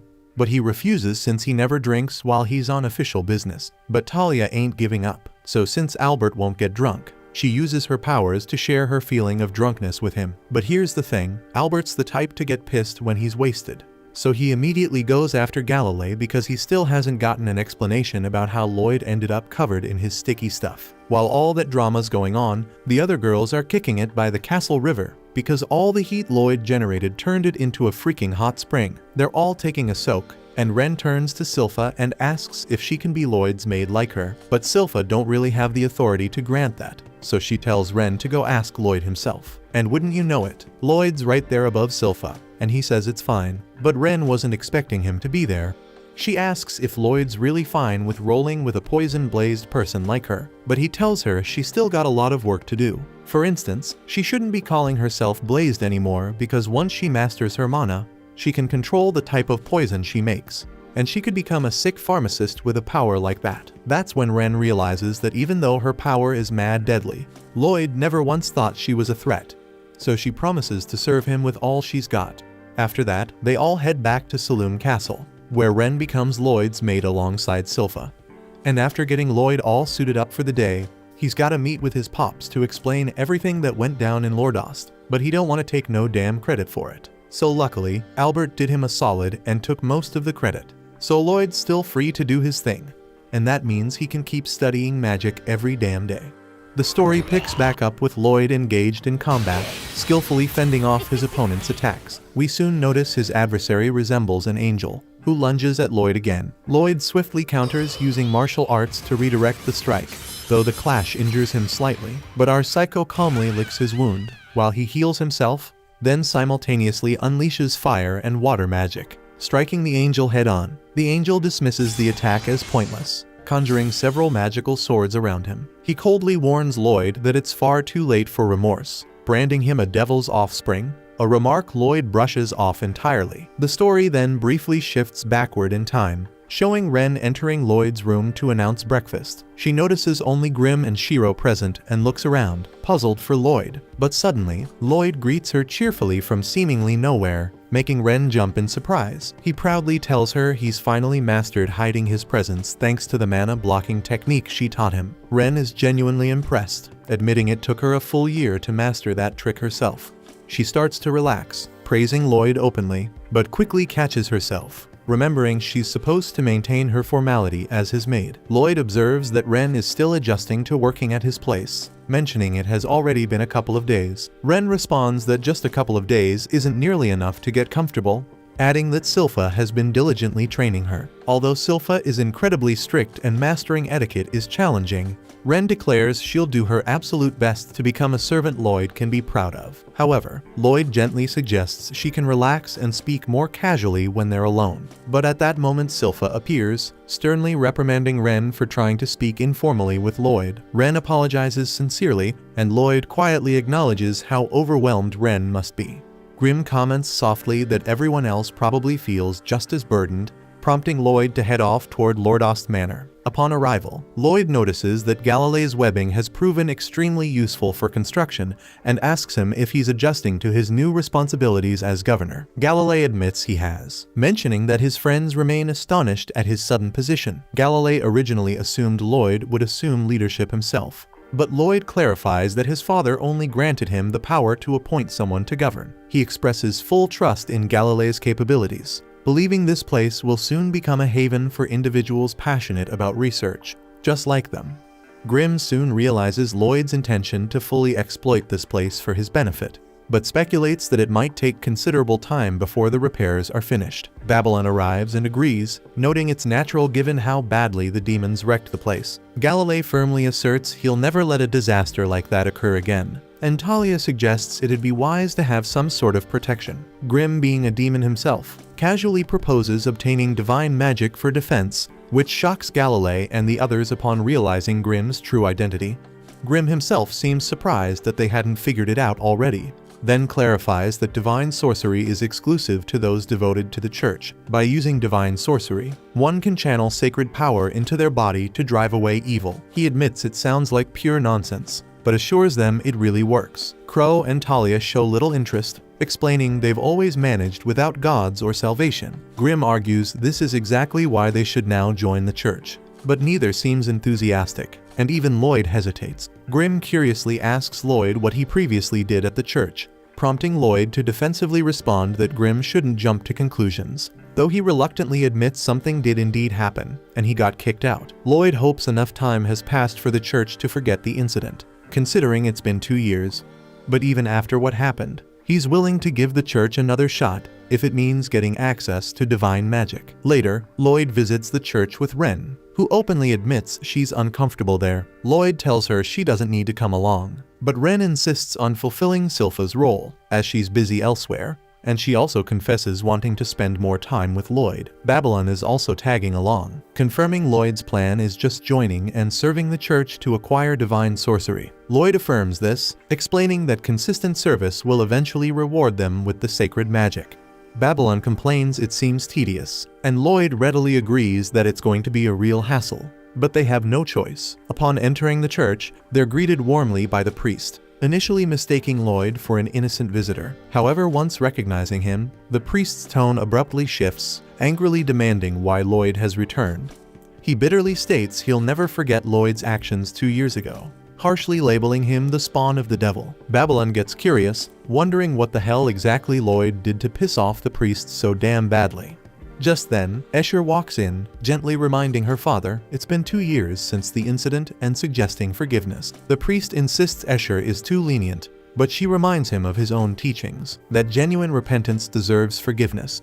Escher adds that no one else is holding a grudge against Lloyd anymore, though her father stubbornly remains upset, until Lloyd suddenly steps in, pulling off an innocent puppy dog look alongside Shiro, breaking down the priest's resolve with their adorable sincerity. Softened by their charm, the priest finally offers Lloyd a chance at redemption while affectionately cuddling Shiro. Later, Lloyd and the group prepare to fulfill their assigned duties at the church. However, within mere minutes, Lloyd seems entirely disinterested in cleaning and accidentally breaks a vase. He tries to sneak away unnoticed, but Escher catches him, gently asking where he's headed. Lloyd sheepishly admits to breaking the vase, and she inquires if he's unharmed, relieved when he confirms he's fine. Noticing the broken vase was her father's beloved stained glass piece, Escher offers to apologize on his behalf, but Lloyd insists he'll personally make amends. Ren and Babylon observe this interaction, sensing that Escher's sweet personality is throwing Lloyd off his game. After Lloyd leaves, Ren asks why Lloyd seems off, prompting Escher to fondly share how Lloyd has always been earnest, yet easily distracted by his passion for magic. Escher remarks that Lloyd likely returned to the church primarily to learn divine sorcery, an assumption Ren and Babylon feign ignorance about. Smiling, Escher recalls Lloyd's past incidents, mentioning how he often broke vases even as a child. She recounts a particular memory when he broke a vase, and she asked if he was alright. Relieved by his assurance, Lloyd had amusingly requested harsher discipline, even suggesting she punish him with divine magic. But she explained she couldn't casually use such sacred power, reserved only for genuine evil, but was touched by his sincerity. She then suggested they sing a hymn together, but by the time she finished speaking, Lloyd had already quietly disappeared. Then after a while, a demon suddenly attacked the church, prompting everyone to evacuate urgently. Amid the chaos, Escher spotted Lloyd hiding close to the demon, completely oblivious to a pile of debris falling toward him, and without hesitating, she rushed forward and shoved him aside, taking the full force of the debris herself. Lloyd immediately asked if she was alright, but instead of worrying about her own injuries, Escher frantically asked him if he was hurt. Lloyd assured her he was unharmed, but felt a deep guilt seeing her bleeding, fully aware it was his fault. It wasn't long after the incident that Lloyd admitted to everyone he had been the one who summoned the demon, prompting the father to expel him from the church. Escher remembered the incident vividly, noting the immense damage he caused and how afterward, people started labeling Lloyd a demon spawn. Despite this, she steadfastly believed in Lloyd's innocence, recalling his voice during hymns as almost heavenly. Hoping for another chance to sing together, she planned to invite Lloyd to join today's communion, mentioning that Saria would also attend. After disposing of the broken vase fragments, Lloyd stumbled upon his sister Saria being harassed by a group of thugs. Apparently, she'd bumped into them, but she seemed totally unfazed, simply asking if any of them could play an instrument. When the thugs sheepishly admitted they couldn't, Saria completely lost interest and tried walking away. Frustrated, the men grabbed her to stop her from leaving. Watching from afar, Lloyd sighed, explaining to his friends that Saria was the kingdom's fourth princess and a musical genius who couldn't care less about anything that wasn't related to music. So Ren and the others commented on how similar Saria was to Lloyd. Just then, one thug boldly declared that while they weren't skilled musicians, they knew how to play a lady's body to make her squeal. Saria remained completely disinterested until Escher appeared, confronting the thug and demanding that he release Saria immediately. But the lucky thug inappropriately grabbed Escher from her legendary melon, causing her to cry out, which Saria humorously mistook as impressive vocal notes. Seeing the escalating trouble, the father worriedly noted that the planned recital might have to be cancelled. Lloyd questioned what he meant, and Babylon explained that a special recital featuring Saria and Escher was scheduled later that day, known for its healing properties. Grimm quickly suggested to Lloyd that perhaps divine sorcery was cast through rituals instead of conventional mana signatures. Determined not to let the recital be cancelled, Lloyd urgently instructed Ren to handle the situation. At the same time, Saria casually tells the thugs that the sound Escher made earlier was actually pretty decent, but the fact that she was crying totally ruined it. She bluntly informs the thug that he's terrible at this, confidently adding that she herself could easily make Escher produce a much more pleasing sound. The thug is clearly annoyed and couldn't care less about her musical critique, preparing to snap back at her, prompting Ren to discreetly cast her poison spell, targeting only the thugs, the girls, and the priest, knocking them unconscious. Grimm admires Ren's precision, impressed at how effectively she managed to target specific individuals. Lloyd explains Ren's method as mana focus, a variation of mana block used by the guild, where mana is released through a singular aperture for precise control. Mana focus enables a concentrated and potent release of mana, making it easier to pinpoint targets accurately. Lloyd praises Ren for following his instructions and successfully converting her poison spell into a harmless knockout gas. However, the thugs quickly regain consciousness, prompting Ren to admit she's still refining the strength of her poison, explaining she'd formulated it to incapacitate an adult male briefly. Babylon advises Ren to increase the potency for tougher individuals, volunteering to handle the thugs directly. Lloyd decides otherwise, concerned they might awaken again, and swiftly uses Jade's teleportation spell to relocate them. Ren and Babylon stare in amazement, startled by Lloyd's sudden mastery of Jade's technique. Lloyd himself admits needing more practice, unsure exactly where he sent the thugs. Shortly after, the priest and the girls regain consciousness. Lloyd explains the situation, graciously crediting Babylon with taking care of the thugs. Babylon remains excited by Lloyd's impressive use of Jade's teleportation spell, while Ren wishes the others had witnessed his accomplishment. She speculates optimistically that Lloyd might soon master their unique spells if they learn how to mimic the mana signatures. As the father and Escher leave to prepare for the recital, Saria briefly approaches Lloyd, barely recalling his name. Babylon is taken aback by Saria's forgetfulness, but Escher explains that Saria rarely remembers anyone's name unless they're connected to music. Hearing this, Ren curiously wonders aloud if Lloyd might secretly play an instrument. Escher excitedly recalls that Lloyd can sing and quickly asks him to join the performance. However, Saria firmly objects, insisting Lloyd hasn't practiced enough and would compromise their recital. She promises they can perform together as a trio once Lloyd has sufficiently trained, urging him to pay close attention during their performance instead. Ren then suggests exploring the church further, but Lloyd insists he needs to listen to the recital closely. Grimm explains there's a possibility that divine magic is cast through rituals rather than traditional mana signatures, and he elaborates that while mana signatures alone can produce various effects, rituals enable people with adequate mana to create similar outcomes through singing or dancing. Soon, the girls begin their recital, captivating everyone present. Their performance moves the audience deeply, even prompting tears from some listeners. Lloyd himself is genuinely impressed, with Grimm confirming that divine magic has indeed been activated.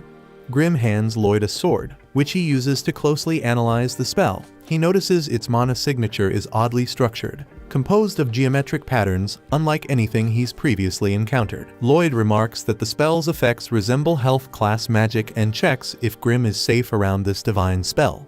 Grimm admits feeling slightly uncomfortable, though reassures Lloyd that due to Escher's limited mana, he's fine for now. Lloyd finds this new type of mana signature intriguing, admitting he can't fully interpret it, and Grimm wonders what Lloyd plans to do next. Lloyd abruptly changes the topic, mentioning he's felt an unusual gaze directed at them throughout the recital. Grimm confirms he senses it as well, and they conclude it originates from above, not the church ceiling, but somewhere much higher. Lloyd enthusiastically considers the possibility that it might be one of the deity's servants, deciding to use a teleportation spell to pursue the source of this mysterious gaze. The teleportation takes longer than usual due to the immense distance, surprising Lloyd. When they finally arrive, Lloyd finds himself standing atop clouds, unsure of their exact location. Grimm speculates they might be dead, but Lloyd confidently dismisses the idea. Recalling his previous death felt entirely different. They begin walking toward the direction of the strange gaze, eventually discovering an altar. And above this altar stands the figure who had been observing their recital from afar. Lloyd wonders what this pervert is scheming. Noticing how he's obsessively ogling Escher and Saria, the angel mutters to himself, fantasizing about descending to Earth to have some wild fun. But suddenly, Lloyd hurls a few cloud balls shaped suspiciously like poop right at his face, instantly pissing him off, and he yells out, demanding to know who threw them. Spotting that it's just some random human, he gets baffled, questioning how someone like him even got into paradise. He tells Lloyd to know his place, arrogantly introducing himself as Jeriel the Angel, servant to the 64 divine rulers of paradise. He demands to know how they managed to get here, saying paradise is cut off from the human world, and even if humans wanted to break in, the barriers between realms should have stopped them. Lloyd doesn't feel like wasting his breath explaining boring stuff and bluntly asks if Jeriel can teach him some divine sorcery. Jeriel just scoffs, wondering out loud if Lloyd's lost his mind after witnessing his majestic beauty. He graciously gives Lloyd permission to kneel down and kiss his shoes, but Grimm snaps at him, telling the angel to stop acting high and mighty and cough up some answers, unless he wants them spreading rumors back on Earth about how creepy he is. Jeriel confidently declares nobody would ever believe that nonsense anyway, and although he's indeed capable of granting divine sorcery, he says it's only meant for those he personally considers deserving. He generously tells Lloyd to get lost peacefully, promising not to punish him for his transgressions if he just leaves quietly. Jeriel threatens he won't ask politely a second time, but Lloyd ignores him completely, again asking to learn some angel spells. Jeriel fires off an attack called Luxa at him, but Lloyd effortlessly blocks it with his barrier, making the angel realize Lloyd isn't just some weak brat. Back on Earth, Ren is anxiously wondering where Lloyd disappeared to, and Babylon tells her to relax a little. asking if Lloyd mentioned anything unusual before leaving. Ren recalls Lloyd saying something about sensing someone watching them, but Babylon noticed something else entirely.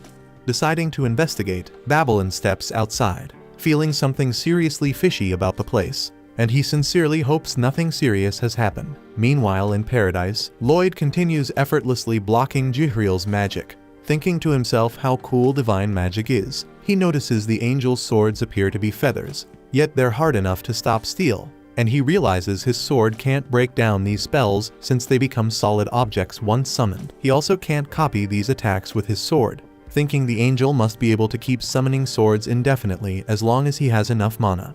Lloyd admits to himself it's an insanely powerful ability, and out of curiosity, he decides to test their strength.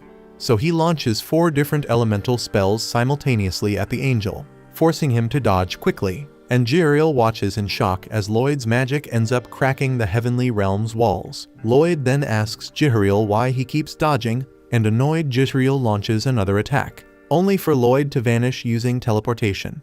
Jihriel arrogantly remarks that he refuses to be contaminated by Lloyd's filthy earthly magic, which is exactly why he's avoiding direct contact. He quickly realizes Lloyd is nowhere around and smugly wonders if the annoying kid finally took off. However, he soon spots Lloyd chilling right on top of his sacred altar, casually wondering aloud how he's supposed to test things out properly when Jihriel won't even take a single hit. Jihriel confidently claims that Lloyd's attacks won't ever touch him, boasting he'll dodge each and every one. Lloyd calmly informs him that dodging isn't an option anymore, casting his Shadow Wolf spell to teleport 4 separate elemental attacks directly at Jihriel simultaneously. Jihriel somehow manages to dodge them again, causing Lloyd to wonder if he screwed up his timing or teleportation distance. Grimm immediately realizes Lloyd is mimicking Gizarm's earlier move, directly teleporting magical energy onto a target, except Lloyd's version is way stronger and far more flexible. Grimm admits the move is pretty amazing but warns Lloyd that it's extremely risky, noting that if he keeps this up, this angel dude is probably going to end up as a ghost. But Lloyd reassures him it'll be fine since Jihriel claimed his Luxa is unbeatable, confident these attacks won't be enough to break it. Grimm nervously suggests Jihriel might have been bluffing, but Lloyd calmly tells him to chill out, clarifying he's not planning to use the spell the way Grimm thinks. He reassures Grimm he won't misuse Jade's abilities like that, and Grimm is genuinely relieved to hear him say it. Lloyd then teleports a flame spell right in front of Jihriel, but Jihriel effortlessly evades again. Grimm shouts at Jihriel to quit acting cocky and just teach Lloyd the divine sorcery already, emphasizing they have no intention of killing him. But Jihriel stubbornly insists again that his Luxa spell is unbeatable, arrogantly claiming their pathetic little tricks won't ever work on him. Lloyd admits aloud that this method does have a few weak spots, realizing he needs to switch tactics if he wants to land a real hit. He decides to aim his spells even closer to Jihriel this time, casting again. But Jihriel still dodges smoothly. Lloyd recognizes the issue isn't how close he's aiming.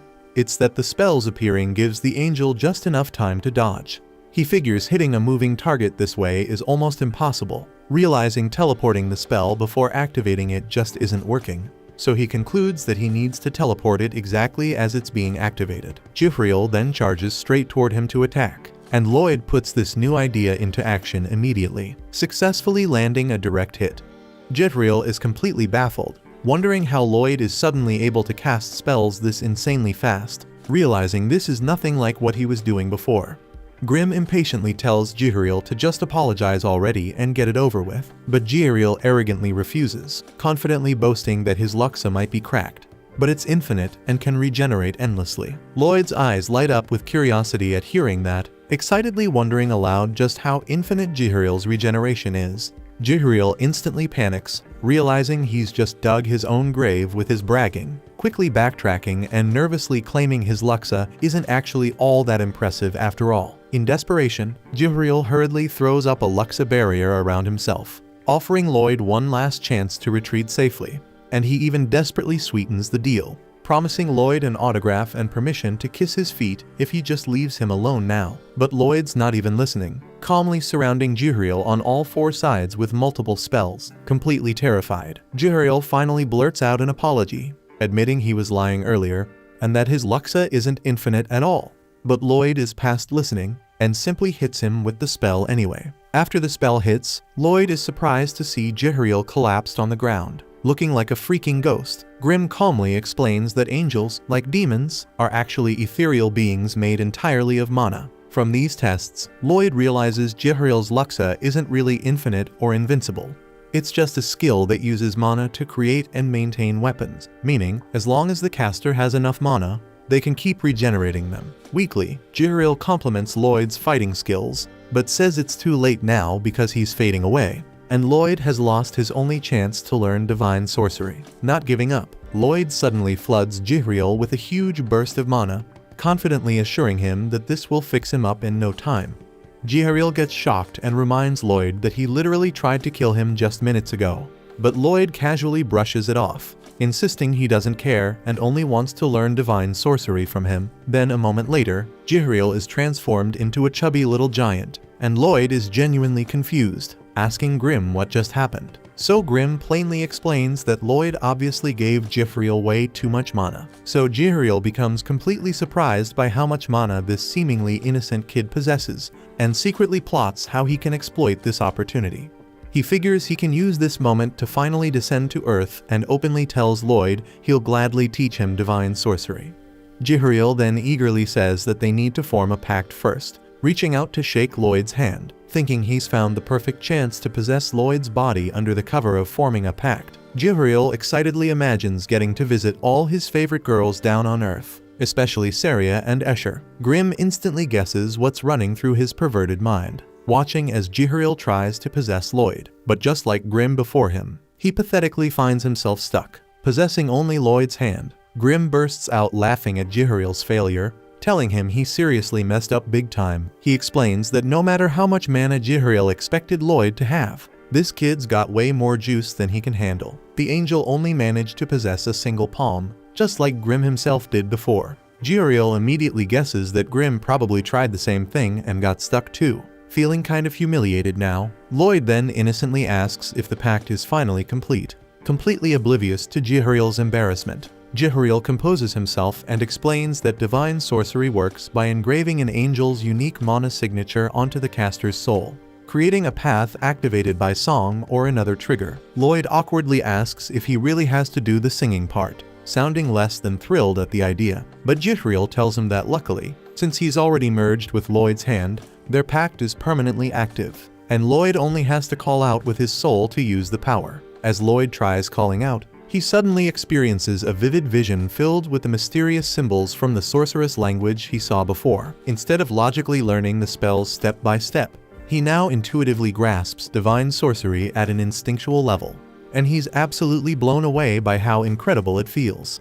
Grimm silently thinks to himself that Jihariel probably has no clue what he's done, because now that Lloyd fully understands divine sorcery, he has enough raw power to dominate both Paradise and the Netherworld. Lloyd could easily take over the throne of the Demon Lord if he felt like it. Yet Lloyd surprisingly just sighs, looking disappointed that learning divine sorcery was way too easy. Jihariel can't believe Lloyd's reaction, genuinely puzzled why anyone would feel disappointed about achieving ultimate power so effortlessly.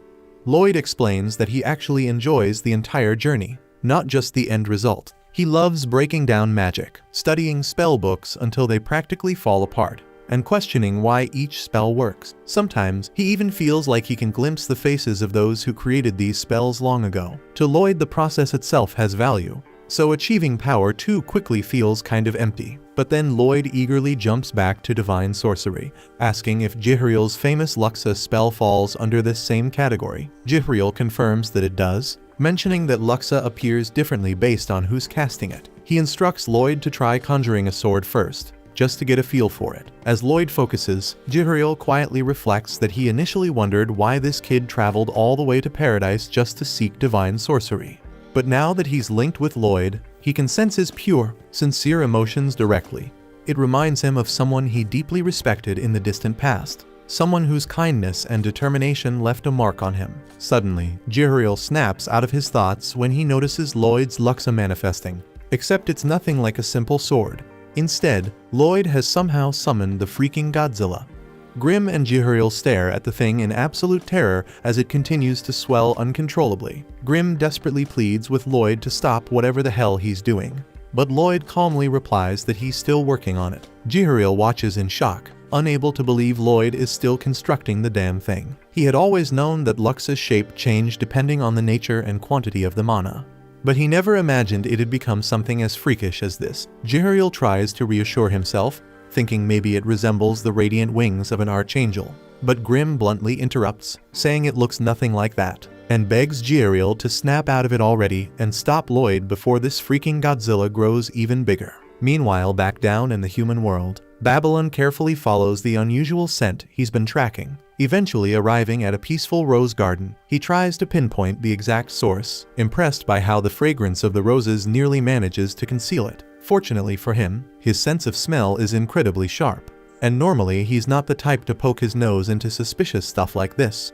But he suspects this scent might actually be connected to the divine sorcery Lloyd's currently after. Suddenly, a pastor approaches him, kindly asking if he's lost and offering to escort him back to the recital hall. Babylon smoothly covers by mentioning he's always admired roses and wandered here because he caught their scent. He politely hopes the pastor doesn't mind him exploring for a bit, but the pastor smiles, gently remarking it's quite a shame since Babylon probably came here to enjoy the performance. Babylon then curiously asks why the pastor himself isn't attending, to which he humbly replies he's simply a clergyman whose responsibility is guiding parishioners who've strayed off course. Though amusingly, even after years of service, the pastor admits he's prone to getting turned around in his own church occasionally. Babylon quietly thinks it's pretty ironic for someone who's constantly getting lost to be guiding others. Out loud, he lightly teases the pastor, wondering if perhaps this clumsiness is why he's not wearing his rosary, and casually mentions he'd been informed that members of the clergy are required to keep their rosaries on at all times. He quickly adds he's just a new arrival himself, but was still handed one immediately. The pastor, clearly embarrassed, quickly acknowledges his mistake and pulls out his rosary, admitting sheepishly that he's always forgetting to put it on. He encourages Babylon not to follow his sloppy example, reminding him gently that certain rules shouldn't be broken. He then solemnly explains that even this rose garden is considered sacred ground, not meant to be casually stepped into, prompting Babylon to sincerely apologize and explain he's still learning his way around. At that very moment, Shiro and Ren arrive, and Ren quickly asks Babylon if there's an issue. She gently reminds him that the recital's almost over, but the second Shiro spots the pastor, he immediately becomes hostile. Babylon then casually remarks to the pastor that he must be incredibly faithful, joking that either he meticulously polishes his rosary daily or he barely ever wears it, since it looks brand spanking new. The pastor calmly agrees, brushing it off as he eyes Shiro, complimenting the beast's fine fur and noting that he's clearly well cared for. Then he moves slightly, clearly planning to take some action. But Lloyd suddenly teleports into the area before he has the chance. Lloyd questions them about why they're all here instead of watching the performance, but they're quick to counter with their own questions about where exactly he's been.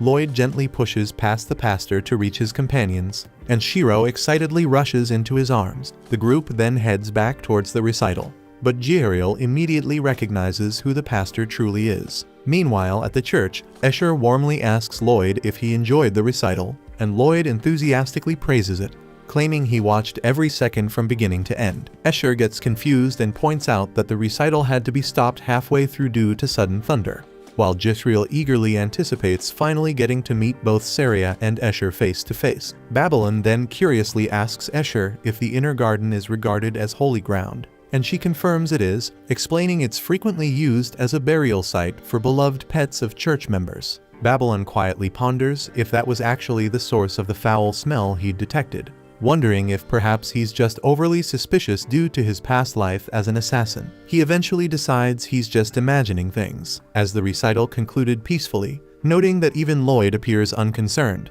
Still, a handful of troubling questions remain unanswered in his mind. Lloyd then politely informs the father that he's preparing to leave the church now, and Babylon quickly realizes Lloyd likely found whatever he was searching for. Babylon figures the church's future isn't his problem anymore and attempts to exit quietly, but Escher stops him, sincerely thanking him for helping her earlier that afternoon. Back in the inner garden, the pastor angrily kicks dirt onto his rosary, muttering bitterly about how annoyingly clean it looks. He recalls having misplaced his original rosary and recently acquiring this new replacement. Suddenly, a hidden entrance creaks open, and an unsettling creature slowly emerges from the darkness. The pastor calmly tells the creature there's no need to chase after Lloyd's group, but he orders heightened security, emphasizing they can't afford distractions now that the crucial day draws near. The following day, Jiriel starts showing Lloyd's friends how to use the Luxa spell, and Lloyd says he needs them for his research, so he asks Jiriel to open a path for them that skips the usual ritual process. Jiriel isn't exactly thrilled about having to teach them Luxa, but Lloyd ignores that and points out that his appearance makes him stand out and asks if he can shrink down like Grimm. In response, Jiriel morphs into a bird and asks for Lloyd's opinion, but Lloyd ignores him like background noise. Jiriel then goes on to explain that Escher used a purification class divine sorcery, the kind that heals wounds and wipes out evil beings. But before they could discuss it further, the thugs that Lloyd teleported them to nowhere did actually find their way back, and they were shocked to see Lloyd there. They start hurling threats, but it's revealed they work for Galilei, who tries to make amends by offering to cut his own finger because of what they did earlier. Talia then comments on the poor manners of Lord Ost's people, while Crow notes that they just follow whoever's strongest. The thugs can't figure out why everyone's treating Lloyd well, so they just move to attack him. But Lloyd casts his glow spell, which instantly changes their attitude, and they backtrack and apologize for everything. They even promise to apologize to Saria and Escher as well. And hearing that, Jiriel realizes those idiots had put their hands on them, so he moves to butcher their sorry asses. But Grimm stops the angry bird, and curiously wonders why Ren and Babylon didn't recognize the thugs. So Talia explains it's because they haven't been with the group recently. We then see Babylon in the church, and everyone is glad he stayed because his cooking is absurdly good. The pastor isn't happy that Lloyd left after a day, and we learn Jiriel also taught Babylon divine sorcery, but Lloyd told him to take care of everything while he's gone. Then when Lloyd comes back home, Jiriel is pleased he chose to stick around, saying his life is incredible. Then out of nowhere, another Lloyd appears, leaving Jiriel baffled, so Grimm clears things up, explaining it's actually a wooden doll Lloyd made to take care of simple chores. Lloyd then says they should go hunt ghouls, explaining that fighting undead is the perfect way to test divine sorcery, and he knows exactly where to find them. Right then, Silpha shows up, and when he invites her to join the ghoul hunt, she instantly gets ready to go. Not long after, they make their way to the Great Dean Bridge, a spot rumored to have ghoul activity, but Ren has a hard time believing any are hiding there since the place looks full of life. Lloyd then asks if Silpha can use her senses to locate their nest, but she says no because the stench of their rotting flesh is too similar to regular food waste. Out of nowhere, Saria and Escher show up and invite Lloyd to join them for pancakes. Grimm reminds him they still have ghouls to deal with, but Lloyd chooses pancakes without a second thought. At the restaurant, Grimm is surprised to see him this excited, and Lloyd claims pancakes are so good they might as well be magic. Saria even gives him tips on the best way to eat them, and Grimm catches on that they share the same taste in food. Everyone digs in, then Escher asks Lloyd and Silpha what brought them to town, and they explain they're here on a ghoul hunt. Escher reveals that countless people have been sheltering in the church after being attacked by ghouls and points out the areas where they've been seen. She also notes that the adventurers sent to wipe them out never came back, which leaves Lloyd wondering what happened to them. Saria worries their upcoming recital could be cancelled, and when Ren asks if she'll sing again, Escher says the performance will be massive since both the king and the pope plan to attend. After that, Ren is determined to get rid of the ghouls because she doesn't want them ruining everyone's lives. Silpha then says the bridge is where most sightings happen,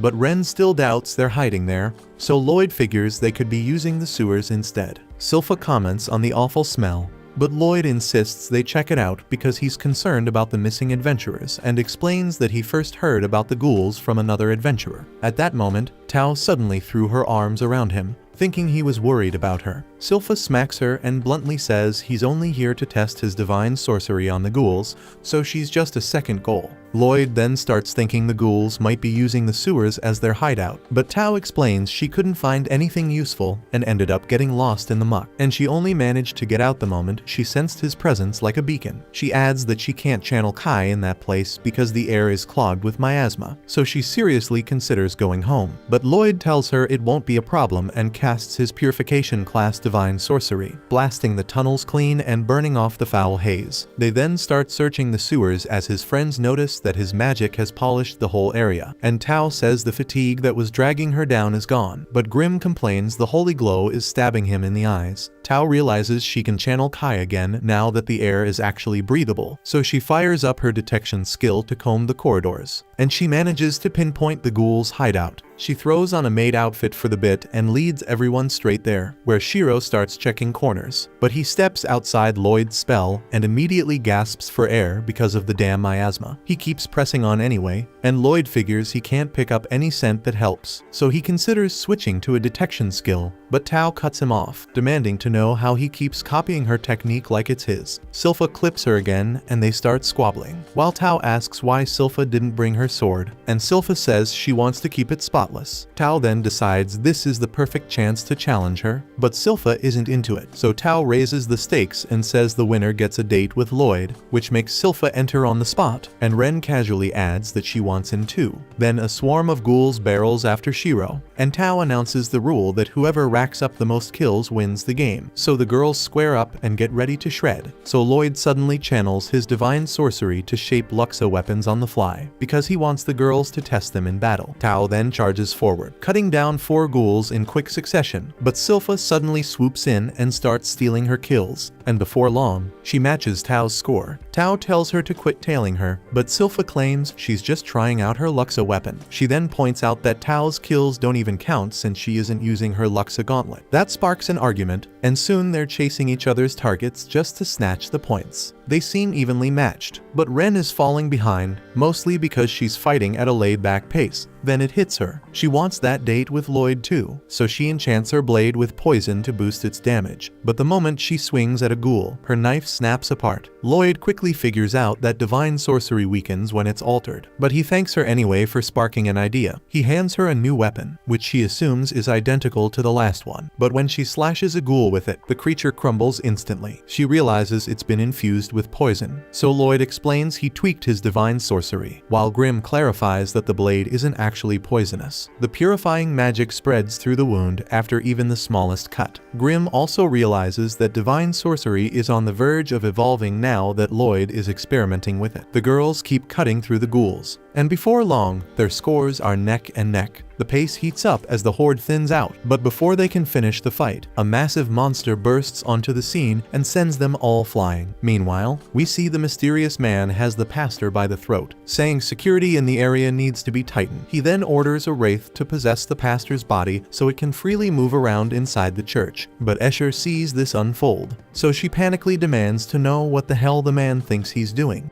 Then we see that the girls got back on their feet, and Tao immediately rushed forward, ready to strike, but before she could reach the enemy, a thin thread extended from the monster, and her legs suddenly froze in place. Confused, she found herself sitting on the ground, unsure how it happened. As the creature moved in to grab her, Silpha swooped in and saved her just in time. Tao tried to explain what had just occurred, but Silpha revealed that her arms were also feeling numb and unresponsive. That's when Tao realized neither of them understood what was going on with their bodies.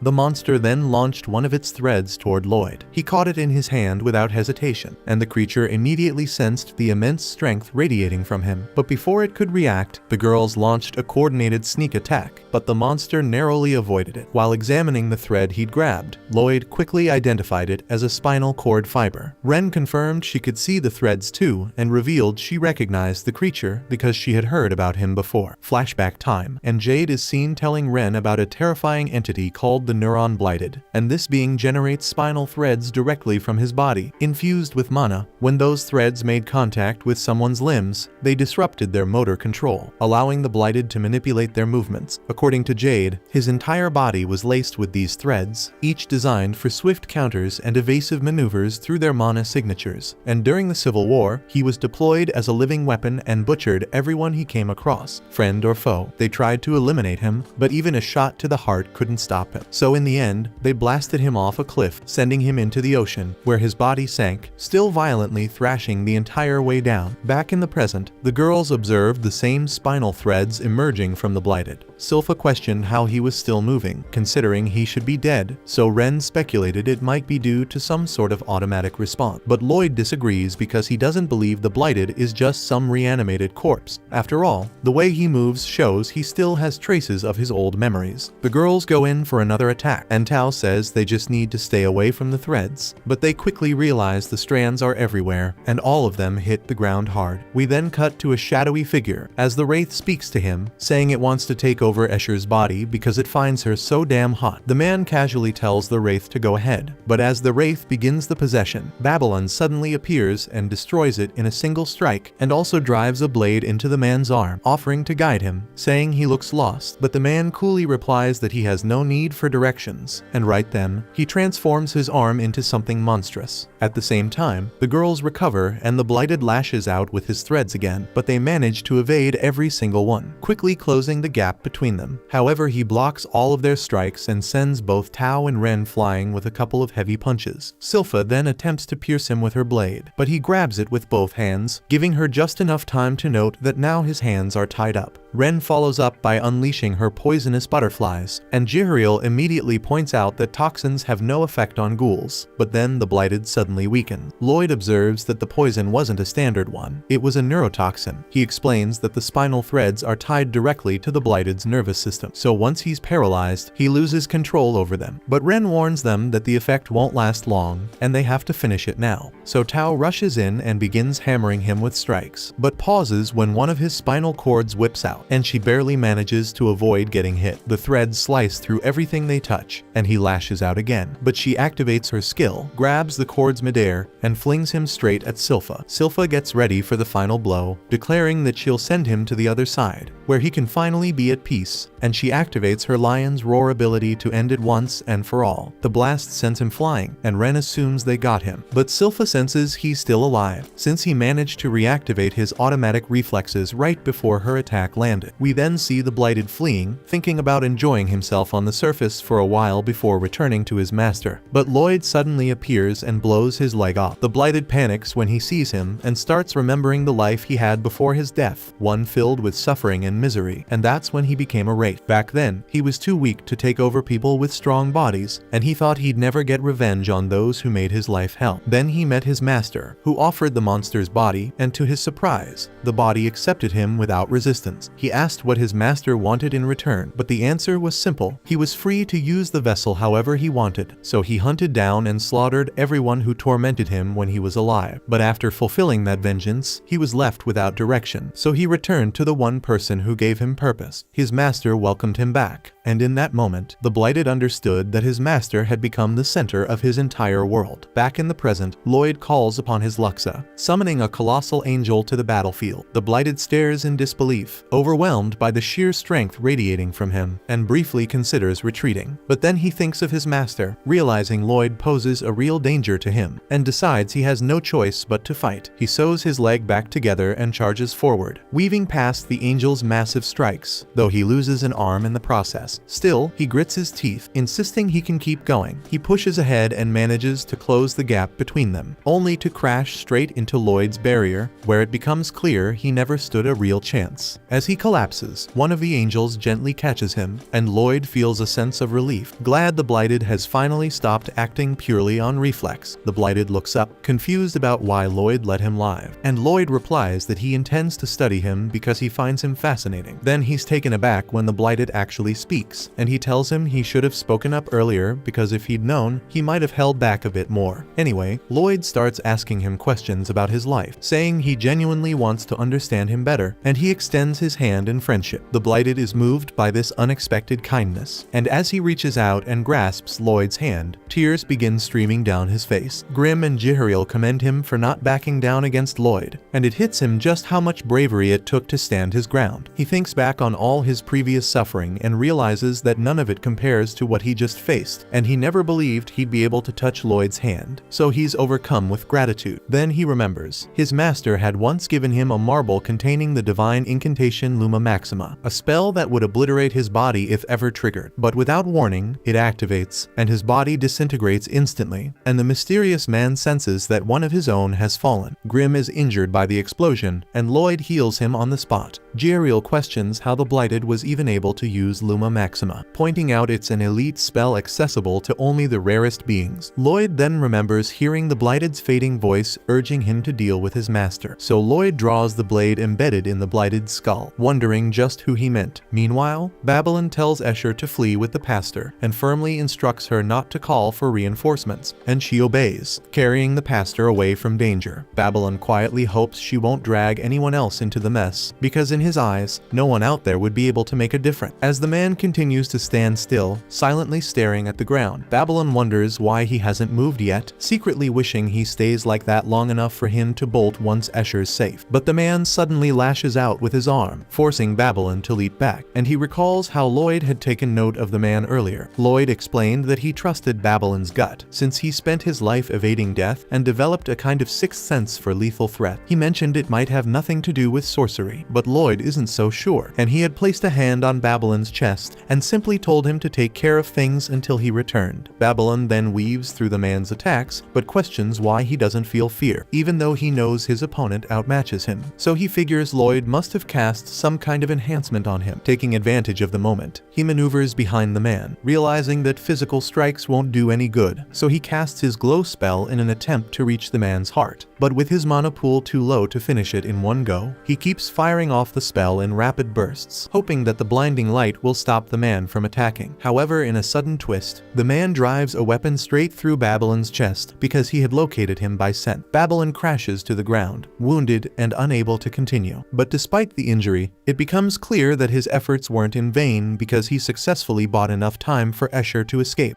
But then Babylon suddenly springs back to his feet, and we find out that he managed to contort his body using his extreme flexibility to slip past the man's strike. He can also manipulate his muscle fibers to the brink, generating a devastating amount of power, but his opponent is far too strong, and the strain of his attacks ends up hurting himself more than the target. He unleashes everything he's got, going full force, but the man effortlessly knocks him aside. Taking interest in Babylon's physique, the man activates his own Luxa and conjures a storm of spectral swords.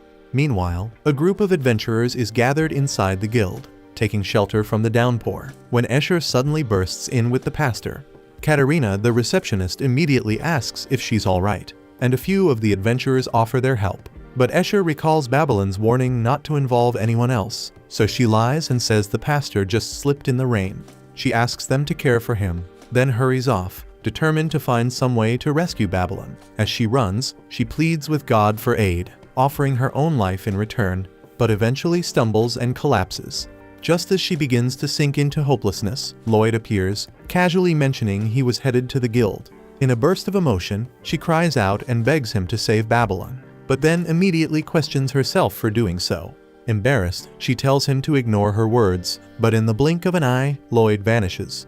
Elsewhere, we see Babylon impaled by the man's summoned blades, and Lloyd, arriving too late, realizes he didn't make it in time. We cut to Babylon's consciousness as he begins to fade. Though he's comforted by the fact that Escher was able to escape, he notices Jade and would love to grab a drink with him, but suddenly hears Escher's voice singing. That melody pulls him back, and he realizes it's not his time to go, so he follows the sound and awakens. The moment he regains consciousness, everyone around him is filled with joy. But Escher collapses from exhaustion, having spent all her energy healing him. It's revealed that 3 days have passed since Lloyd carried Babylon back. He and Jihariel had cast healing magic on him for over 10 hours, but Babylon is told to thank Escher most of all, as she never left his side. Lloyd then questions him about what happened back at the church. Babylon recounts the battle with the mysterious man, and Jihariel is stunned that a creature like him could also wield Luxa. Babylon describes how he tried using the glow spell to reach his heart, but it did not affect him. So that leads Lloyd to conclude the man likely doesn't believe he's done anything wrong, since purification spells only work when guilt is present in the heart. Afterward, they speak with the pastor and try to make sense of the man's intentions, especially since he mentioned something about boosting security. Lloyd suggests they return to the church garden to investigate further, so the group heads back and sees that the repair work is coming along nicely. He thanks Tao for standing guard over the church and asks if anything unusual happened, and she says that Katarina dropped by earlier. At that moment, Katarina shows up clearly irritated and reveals that she contacted the church's central office and gave them a full description of the man. The Pope inquires about the situation, prompting his aide to explain that the man had used Laksa. This sparks panic among the priests, who find it unthinkable that someone with their powers could be some kind of beast. They question the origin of the claim, and the woman says it came from Babylon, but then reminds them he's a former criminal. The priests dismiss his testimony, insisting there must be solid proof if such accusations are to be taken seriously. She adds that the guild is powerless to intervene, but Lloyd believes the solution is simple. They need to uncover that proof themselves. They begin digging through the garden, but the pastor hesitates, explaining that the area is sacred ground used for burying beloved pets, so they shouldn't disturb it. Lloyd considers using Shiro's sense of smell, but for some reason, Shiro appears to be keeping his distance. Crow then steps up and uses his cursed speech to ask nearby crows for assistance in the search, and soon Saria joins the group. She's relieved to see Escher unharmed, but scolds her for skipping their music session and punishing her by tapping out a Beethoven piece on her legendary melon. And after the epic piece is over, she asks if Escher is ready for the upcoming recital. But Babylon points out she might still be a target, and suggests calling it off. So Saria decides she'll go on stage solo. Soon after, the crows flock to a specific stone tile, which creaks open to reveal a hidden tunnel entrance. Lloyd notices that the doorway is built from a rare type of wood that suppresses both mana and kai, explaining why no one had discovered it before. As a strange odor fills the air, Crow warns Escher to stay behind, but she pleads with them to let her come. Babylon reminds her that she's still at risk, but before he can argue further, Talia yanks him away. She cheerfully admits she's become an Escher fan and doesn't want this incident to discourage her. Then as Escher walks into the tunnel, she reflects on the fear she still carries and how she must conquer it if she ever wants to move forward and sing again. Meanwhile, Shiro, who had been too frightened to act, gathers his courage after watching Escher and follows her down. Before long, the entire group is left stunned as they stumble upon a hidden laboratory filled with horrifying experiments. Escher was shaken to the core, and Silpha figured they had stumbled right into the man's den. But the others believed he wouldn't return after the stunt he pulled in the garden. Ren pointed out that one of the test subjects looked like the ghouls they fought in the sewers, and Silpha noticed another one with a claw. So Lloyd assumed the bastard used some kind of synthesis to forge monsters. He elaborates, saying the method involves using tissue from living beings to cultivate new limbs, and guesses that it might have been an effort to merge wraiths with humans. But Escher was horrified that this nightmare had been happening right beneath the church. Silpha realized the creatures they fought weren't real ghouls at all but twisted experiments, basically chimeras. Lloyd thought the guy was scum, but he still burned with excitement to see the body he created, believing it was the peak of his research. Silpha and Galilei wanted the lab wiped out, and Lloyd wasn't thrilled to hear it, so he tried to talk them down. But before anyone could respond, a beast lunged at them, and Crow immediately unleashed his cursed speech to shield the group. And that's when they realized the monster was a Lamia. Lloyd urges Crow not to kill her, but she kept striking at them. Lloyd then notices she is casting an air-type spell, so he orders Galilei to cover everyone with his web. Crow then uses his ability to open a path through the chaos for him and Ren rushes in to hit the Lamia, but a barrier flung her back. Galilei thought they didn't stand much of a chance, but Crow tapped into his recitation loop, shattered the barrier, and dropped her with his cursed speech. Everyone was stunned he managed it, and Ren pointed out that his control had clearly leveled up since he learned how to master it. Lloyd revealed the Lamia was still human, even if half her body was monstrous, and everyone was disgusted that the man experimented on her while she was alive. Ren quietly asks what they can do to help her, and Crow gets ready to end her suffering. But Escher intervenes, stepping in and softly telling the Lamia not to be afraid. The Lamia strikes Escher in response, but Escher understood the reaction because she knows all too well what it feels like to be paralyzed by fear. Wondering what she could do to reach the Lamia's heart, Escher suddenly hears Saria's piano playing from above, so she began to sing her song to the Lamia. Nobody can wrap their heads around how she's still going. especially after she spent 12 straight hours singing to heal Babylon. And it's clear she's not using divine sorcery anymore because she's totally drained. They all wonder how the hell she's even upright, completely wiped out like that. But her voice gently reaches the Lamia, who starts to remember hearing that same song echoing through the lab while she was trapped in those brutal experiments. That melody was the one thing that kept her sane in the middle of all that torment, and it even made the bastard pause during his torture. She starts apologizing through her tears, saying she's still human underneath it all. As she breaks down, Escher pulls her into a hug and quietly says sorry for never being able to save her, even though she was always so close. Later on, Albert finds out about the secret lab underground, and Lloyd notices the Lamia can't remember her name anymore, guessing it's probably a side effect from all the awful things they did to her. But he figures she was once an adventurer, and Galilei agrees that it makes sense, especially with her ability to use magic. She's convinced she can't live a normal life looking the way she does now. But Galilei straight up invites her to come live with them in Lordost, where she can have a real life, and that offer actually brings a bit of light back to her face. Lloyd, still curious, asks her about the guy behind all this, and she hands him a rosary the man left behind in the lab and admits she doesn't know much, just that he seemed to have a deep hatred for the divinities. Lloyd then gives her the lab notes he collected, and Escher instantly says she shouldn't read any of it. But Lloyd gently tells her that maybe, just maybe, there's something in there that can help turn her back. He explains that her body's still functioning thanks to some crazy complicated mana patterns, stuff he can't even begin to decode. But he believes she might be able to reverse the damage if she figures them out herself. She takes the notes and promises she'll do whatever it takes to get her old self back. But Escher looks crushed and bolts from the room. Galilei and Crow both promise they've got Lamia's back, and they agree she needs a proper name, so Lloyd calls her Lami. Meanwhile, Escher is shocked to find Saria still hanging around the church, and she tells her she's just on a break from her music rehearsals. Escher then asks if she can sing with her, saying it's the one thing she actually feels good at. That makes Saria smile, and she suggests they turn it into a real show. Later, Albert brings up that the festival probably needs to be shut down, and Escher just snaps. But he reminds her that the psycho is still out there, and it's not safe. While the girls goof around with Shiro, Silver roughs them up a bit and starts thinking hard about what the guy was really aiming for.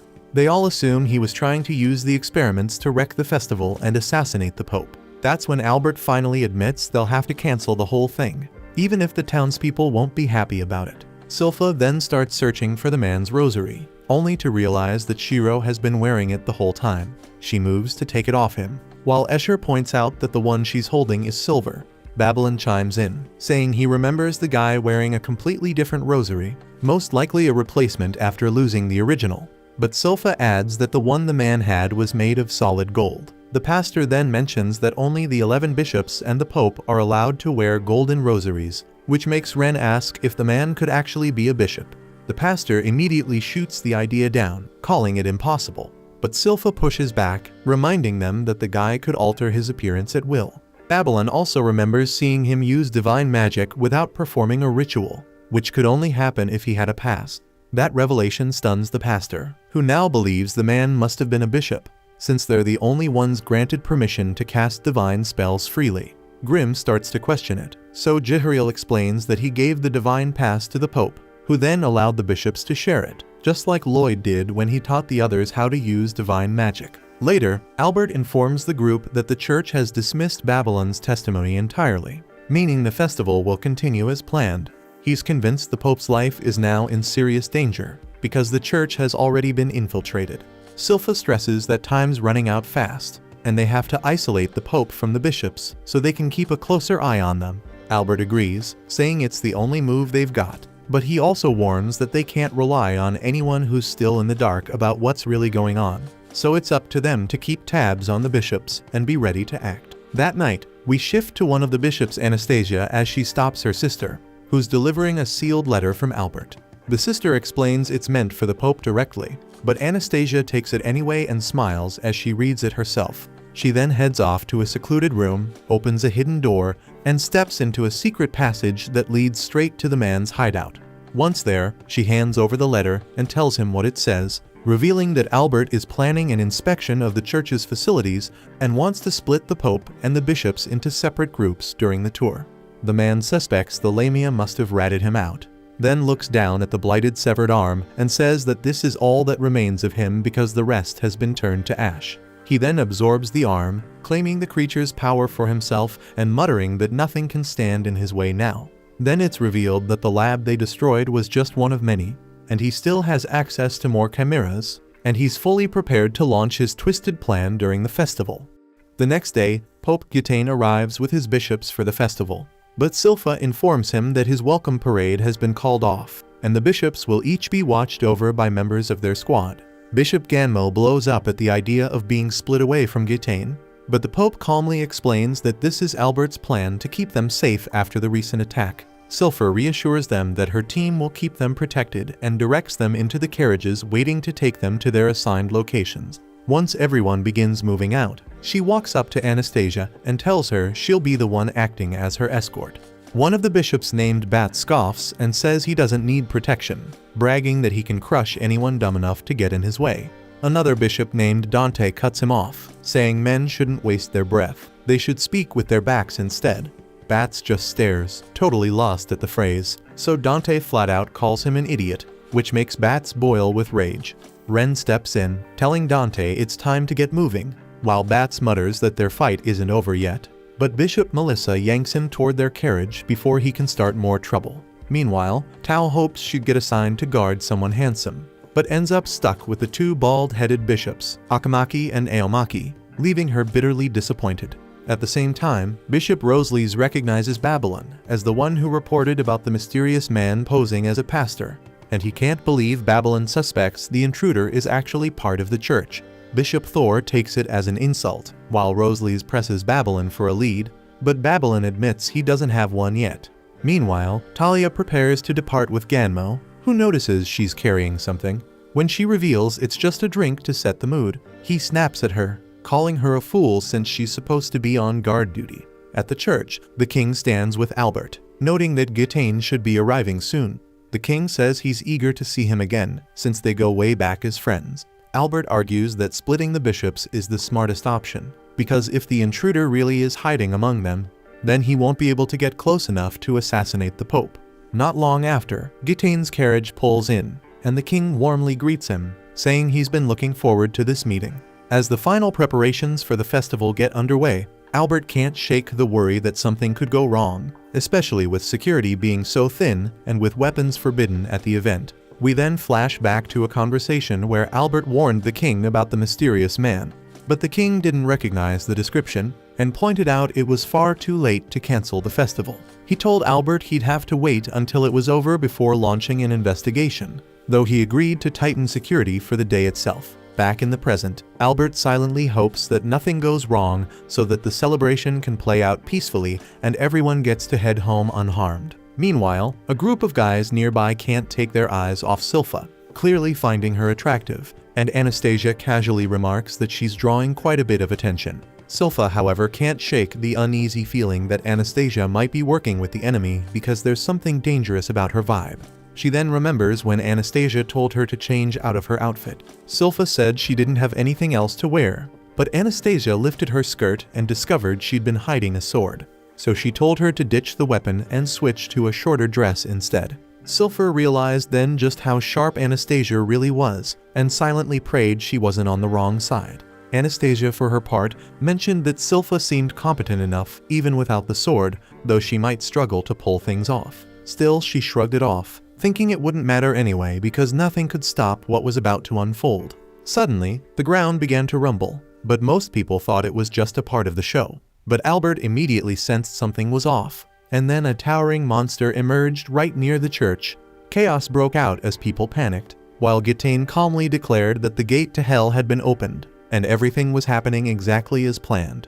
We then flash back to a memory when a group of pastors visited Gitane at his home.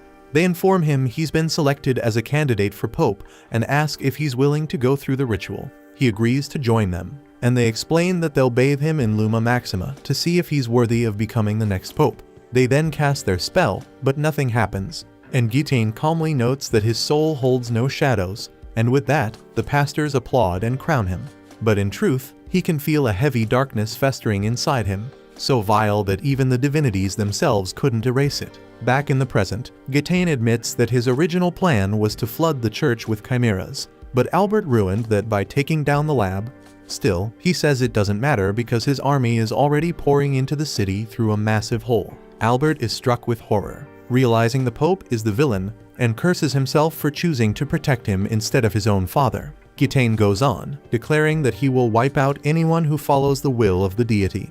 He sees the teachings of the divine as flawed, and he believes there's nothing wrong with killing or stealing so long as the motive behind it feels right. Out of nowhere, Jihariel calls out to him, asking what the hell he is doing. So Gitane responds by saying he wanted the deity to descend to the mortal world. So he tore through everything in a frenzy to provoke him.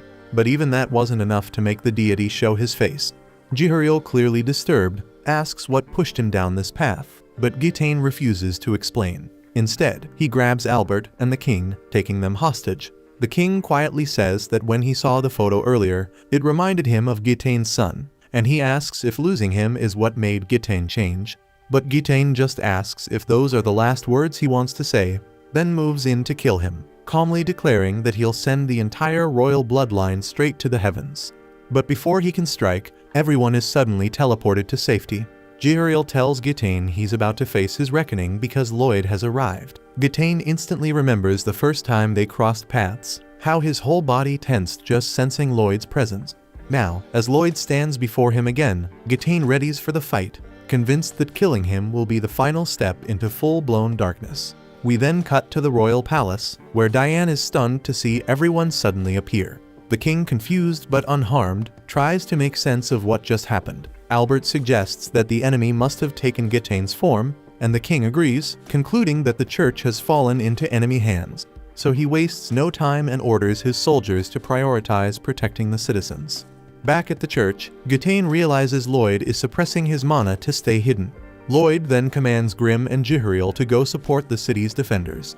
Jihariel says he'd prefer to fight Gitane himself, but Lloyd tells him he's out of his league. Grimm then recalls that Lloyd mentioned Gitane is also concealing his mana, so that makes Grimm realize that Gitane's power is on par with a damn demon lord. He then warns Lloyd not to do anything reckless, and after Lloyd promises to be careful, Grimm and Jihariel head out.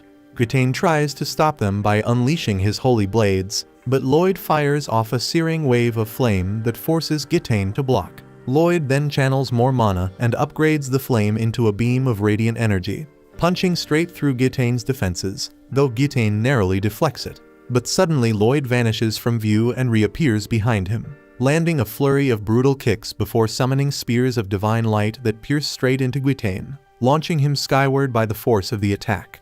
And both Grimm and Jihariel look on in shock at Lloyd's overwhelming strength, while Lloyd declares that Gitane has crossed the damn line. At the same time, chaos erupts as the monsters begin tearing through the city, and one of them hurls a carriage that's about to crush a bystander, but Galilei steps in just in time to save them. Standing ready to face the creatures alongside Talia, he notes that everything is unfolding exactly how Lloyd predicted. The scene then cuts to a few days earlier, where Lloyd offers to participate in the upcoming musical event. Albert finds the request a bit strange, especially since the group had been focused on how best to safeguard the Pope.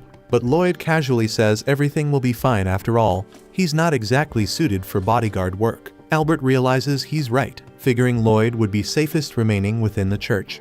Grimm then questions what's really on Lloyd's mind, prompting him to explain his suspicions. The Pope might actually be behind it all. He has way too much free time and more than enough funds to have built the hidden laboratory. With that, Lloyd announces his plan to wait at the church for the situation to erupt, and tells the others to rest while they still have the chance.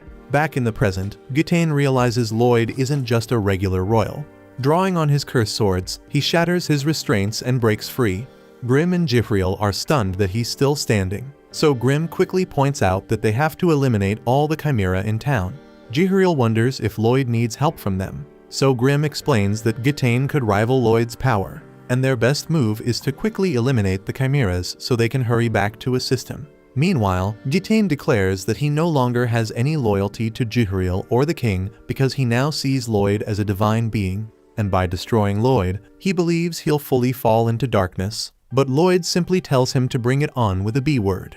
Elsewhere, Lloyd's allies gather around the messenger crows and realize the Pope is the true culprit. Ren suspects the other bishops might be in on it too, and she begins to suspect Dante is a chimera himself, noting the stitches across his face. Just then, a monster appears behind her, but a bishop quickly purifies it. Grateful, Ren thanks him and asks for his name, but he begins acting disturbingly weird.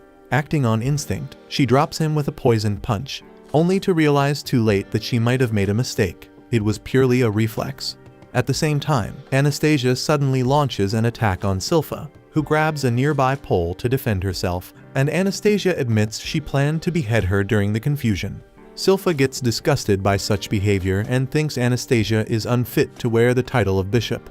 But Anastasia declares that she was already planning to do that, so Silpha knows she was right about her from the start. We then return to Galilee's group as they dodge waves of fiery projectiles, realizing that their opponent possesses an absurd level of mana.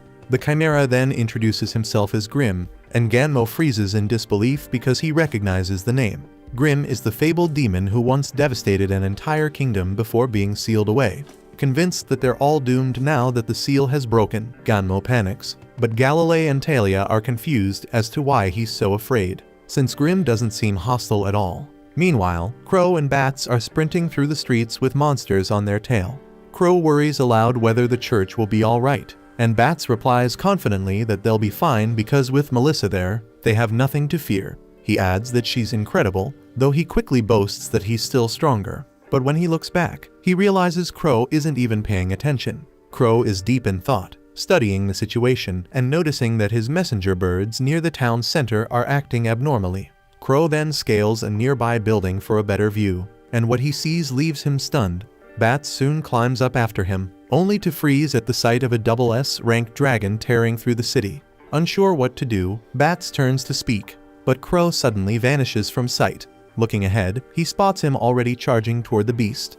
Bats then recalls Dante's words, "Real men speak through their backs," and suddenly understands what that meant. Grinning, he draws his weapon and charges into battle, shouting that this fight will be his next step toward becoming a great bishop. Elsewhere, Tao lunges at the Chimera, but the creature catches her midair and slams her into the ground. He assumes she's dead, confident that his Rakaken martial art kills in a single strike. The bishops gasp in horror and rush to check on her, but the Chimera snarls a threat to slaughter them too, forcing them to stand their ground. Then to his shock, Tao rises to her feet.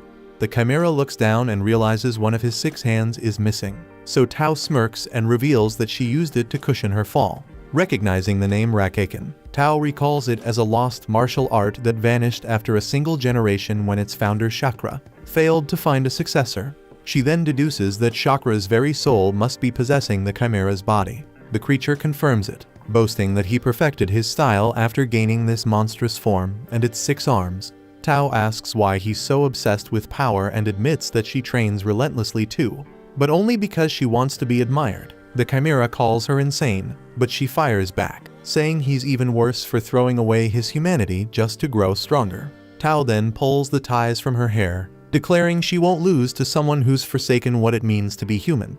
Seeing her stance, the Chimera narrows his eyes. He recognizes it instantly. It's the 100-flower fist technique, a style he once fought against long ago. We then cut to a memory of Chakra, moments after his defeat at the hands of the master of the 100-flower fists. The master encouraged him not to give up, that one loss didn't define him, but Chakra's mind was too rigid for hope. He chose to forsake his humanity in exchange for superhuman strength, and to this day, he has no regrets. Back in the present, he sees Tao bracing to charge again and scoffs, calling her a fool. He prepares to catch her mid-attack and slam her down, just as before. But Tao channels her energy and blasts forward with stunning speed. As she races toward him, Chakra recalls the pain of begging others to become his disciples, only to be rejected. No one wanted to follow the man who had lost to the 100-flower master. They told him to shut down his school, and with that, he realized Rakaken had come to its end. With nothing left, he chose to end his own life. Consumed by bitterness, he passed with rage in his heart and became a wraith. That's when Gwytain approached him, offering a second chance, a new body, and a purpose. Tao then lands a crushing strike that jerks Chakra's focus back to the present. She presses the assault, hammering him again and again as he struggles to keep up. Despite all his enhancements, he's still no match for the 100-flower fists. She ultimately takes him down, and the bald bishops erupt in cheers. But their celebration is short-lived because they realize the win came at a brutal cost. As Tao had to rip apart his limbs just to bring him down, they marvel at her strength, defeating a being who gave up his very soul for power. Chakra, still conscious, asks what she thinks of Rakeikin. Tao replies honestly, his technique was impressive. She points out that he's still trying to grab her even now, and praises him for never quitting. Hearing this, Chakra breaks down in tears. As his form begins to fade, he realizes that all he ever wanted was someone to acknowledge his effort. At the same time, the battle rages on as the mage continues his onslaught against Galilee's group. Talia tries using her powers, but they have no effect on the chimeras. Galilee begins strategizing, instructing the bishops to defend the church while Talia backs him up with divine magic. He intends to trap the enemies in his web, but the mage scoffs and claims it's pointless. He boldly declares that he's the legendary Grimm. Talia then snaps back, telling him to quit the act because they already know he's a fake. Galilee, however, has doubts. The version of Grimm he's met is far too sweet and gentle, which makes him wonder if that one might be the impersonator instead. So Talia considers it that maybe he's right. But before the imposter mage can make his next move, a mysterious voice interrupts, followed by a brutal kick that knocks the mage's head clean off. The real Grimm has arrived, and with a wave of his hand, he fires a massive beam that wipes out the chimeras in an instant. Everyone stares, stunned by his overwhelming power. Grimm, though, just sighs because he's disappointed. The wraith wasn't even a proper demon. He instructs Galilee to purify the remains and begins flying off. Talia, still curious, asks the wraith who he really was. So the creature replies simply that he was just a mage who admired Grimm. Realizing she was tricked, Talia wastes no time and immediately purifies his ass on the spot. Then they're left wondering if that boy is truly the real Grimm. High above the battlefield, Gutane collides with Lloyd in midair, thrilled by the encounter. He can't see any ceiling to Lloyd's strength, but he believes he still has the upper hand thanks to his unique abilities. Meanwhile, down below, Rosalie's attempts to slice through a pig-headed monster, only to realize its hide is incredibly durable. Thor and Babylon jump in to assist, but the pig regenerates instantly. No matter how many times they strike it down, it continues to rebuild itself, and even grows tougher each time. The monster finally speaks, claiming to be something far more than what they think, but even it doesn't fully understand how its body functions. That's when Babylon realizes it's not a chimera at all. But before he can say more, the pig launches a devastating punch, sending him flying through buildings. As Babylon wonders why he's always getting knocked around, the pig-like beast closes in to deliver the final blow. But Babylon tells the pig to stop because he wants to know first why pig like him resents humans so deeply. Thor understands what Babylon is doing and echoes the sentiment, saying he also wants to hear its story, because he believes there's still a chance to steer it in a better direction. Hearing this, the pig agrees to tell them everything. In a flashback, we see that the beast was born in an alchemist's lab. Its creator praises it as a marvel, an organism whose meat will never run out. He slices into it repeatedly, watching the pig regenerate and become even larger than before. Proud of his work, the alchemist names it Mega Meat, believing it could be the key to ending world hunger. The pig is overjoyed, proud to fulfill its purpose. But when the alchemist tastes a sample, he finds the flavor worse than the shit. Declaring it inedible, he gives up on it entirely. Devastated, Mega Meat loses control, burning down the lab and escaping into the night. From then on, he wanders, forcing people to sample his meat, but they all vomit in disgust. Over time, despair takes root. He was created to be eaten, but even worms refuse to touch him. At one point, Gutane finds him sobbing. Without hesitation, he tears off a piece and eats it. He's intrigued, not by the flavor, which is strange, but by the regenerative quality of the flesh. Gutane tells Mega Meat that his power was never meant for humans to enjoy.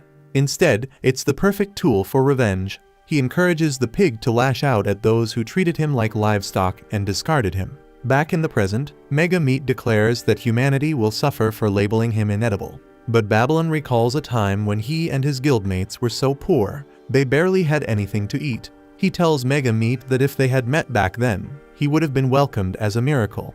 The pig doubts he'd say that after tasting him, but Babylon makes a promise to find a way to turn him into a proper pork dish. Babylon then gets ready to cook the creature's meat, though Rosalie's hesitates, concerned by the ominous purple aura radiating from it. Thor points out that they don't really have a choice. It's either eat it or die. Babylon notices the flesh is as firm as metal, and Megameat assumes he's going to fail because of how tough his body is. But as Babylon gently presses his hand against the surface, the meat suddenly softens like a baby. Babylon then apologizes for hurting him earlier, and in response, the creature covers itself in a layer of crispy breading. Megameat can't believe what's happening because it's actually allowing itself to be cooked. Babylon prepares to fry it, but Megameat suspects something else will go wrong, thinking the intense odor will overwhelm the place. But as Babylon drops it into the oil, no foul scent escapes, and the cooking goes off without a hitch. He plates the dish and presents it to the bishops, announcing it as a pork cutlet. The bishops admit that it looks surprisingly appetizing, so Megameat encourages them to take a bite, promising to change his ways if they can eat it without throwing up. He assumes Babylon simply trapped the foul odor beneath a thick crust, and the bishops look uneasy, worried about what's to come. Still, they go ahead and take a bite. Suddenly, they're blown away by how incredible it tastes, and they imagine themselves enjoying every juicy bite, laughing and having fun. They exclaim that it's incredible, and Megameat is in disbelief. He accuses them of lying, but they assure him that the flavor is genuinely amazing, and they can't stop eating. He turns to Babylon, asking how he managed to pull it off. Babylon explains that before cooking, he purified the meat, removing all the negativity and emotional decay built up over time. He tells Megameat that he knows he was never evil. He just wanted to help people, but was cast aside and consumed by despair, which twisted his power. Afterward, Babylon shares the dish with everyone, and they all enjoy it, one after another. Overwhelmed, Megameat begins to cry because he finally feels accepted. A girl then thanks him for the meal, and he tells her to bring the rest to those waiting in the shelter. Rosalys then sees potential in this and wants to use the meat to gain followers, so he offers to adopt Megameat. The creature declines and instead asks Babylon to purify him fully. Rosalys warns him that purification will strip away his regeneration, which is tied to his grief and rage, but Megameat is okay with that. He says he's fine becoming an ordinary pig and just wants Babylon to eat the best part of him when he dies. With a solemn nod, Babylon uses his purification spell. As the energy flows through him, Megameat reflects that he simply wants to nourish the one person who finally understood him. After the ritual, his body transforms into a small, adorable piglet. He walks over to the fireplace, ready to jump in, but Babylon catches him, unable to bring himself to eat him, not to someone who only ever wanted to be loved. At the same time, Sylpha parries Anastasia's strikes, gradually gaining ground as she pushes her back. Anastasia is impressed that Sylpha can hold her own using nothing but a candlestick, though she remarks that Sylpha is nothing compared to her own master. Intrigued, Sylpha expresses interest in learning more about him. Anastasia, aware of Sylpha's renowned past as an adventurer, asks why she gave it all up to become a maid. Sylpha responds that it's because she met someone she wanted to stay beside. The answer catches Anastasia off guard, but she quickly realizes they're both fighting for the ones they serve, and activates her divine sorcery to weave an illusion. Sylpha suddenly finds herself surrounded by towering giants. At first, she believes they're real, and when they begin to attack, she raises her candlestick to defend herself. Though she struggles to keep up with their assault, we glimpse the amulet around her neck and understand she's waiting for the perfect moment to strike when Anastasia lets her guard down. Anastasia watches as Sylpha evades the giants and starts to see a glimpse of nobility and grace in her, something beautiful and dignified. But in contrast, Anastasia sees herself as repulsive and unworthy. She recalls how her master once told her to walk away if she wasn't willing to follow him. Still, she chose to stay by his side. As she reflects, she realizes Sylpha's candlestick has shattered, and she prepares to land the final blow.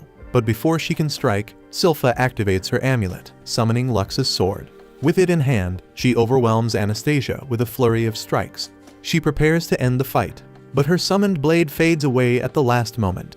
Anastasia, stunned, wonders why Sylpha didn't finish her, because she knew that Sylpha dulled the sword on purpose, holding back to avoid killing her. Sylpha explains that Lloyd gave her a marble that lets her recreate her Luxa, knowing the church would confiscate her original weapon. She calls her master both brilliant and brave, but admits she has to scold him now and then, because he tends to mess things up. She also knows he's hiding things from her, and she's willing to wait until he's ready to reveal them. But as she speaks, she realizes her mana is completely drained, and she's shocked that conjuring the Luxa sword cost her that much energy. Anastasia quietly says she could never imagine reprimanding her own master. She believes he's waiting for someone to stop him, but she knows her voice will never reach him. His heart has been swallowed by darkness from something in his past, and she feels helpless to pull him out of it. Sylpha replies that she has no right to judge them, though she hopes that he hears it. Anastasia then expresses a quiet hope that through this battle, someone's voice can reach her master's heart. Soon after, Escher and Saria reach the heart of the burning city. Saria quickly set up the piano and told Escher to get ready for their performance. Meanwhile, amid the raging flames, the dragon continued its rampage, and Bats shielded Crow, urging him to stop using his powers, which were clearly taking a severe toll on his body. But when Bats notices a child about to be crushed, Crow instinctively uses his cursed speech to halt the dragon, allowing Bats to rush in and rescue the boy. However, Crow finally reaches his breaking point, and when Bats tries to speak to him, he gets no response. Elsewhere on the battlefield, Dante casually smokes as chaos unfolds around him. Ren wonders if he's actually one of the villains, but the poison bishop she had earlier attacked begs for help, so she drags him aside to safety.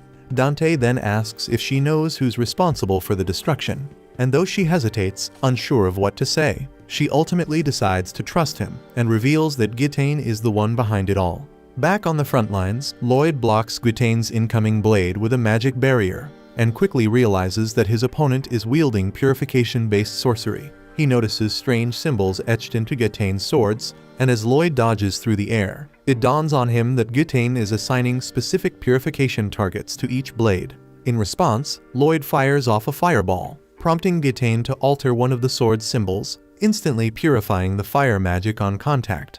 Lloyd observes that each symbol determines what the sword purifies, but switching symbols takes a few seconds, and each must be precisely configured to a specific magic type. He also notices that Gitane can only manage 3 active symbols at any one time. But despite this limitation, Lloyd finds him fascinating, especially his ability to alter the mana patterns of divine beings. Back on the ground, Bats urges the rescued boy to run to the shelter, where his mother is waiting. The dragon then lunges toward Crow, but Bats managed to save him at the last second.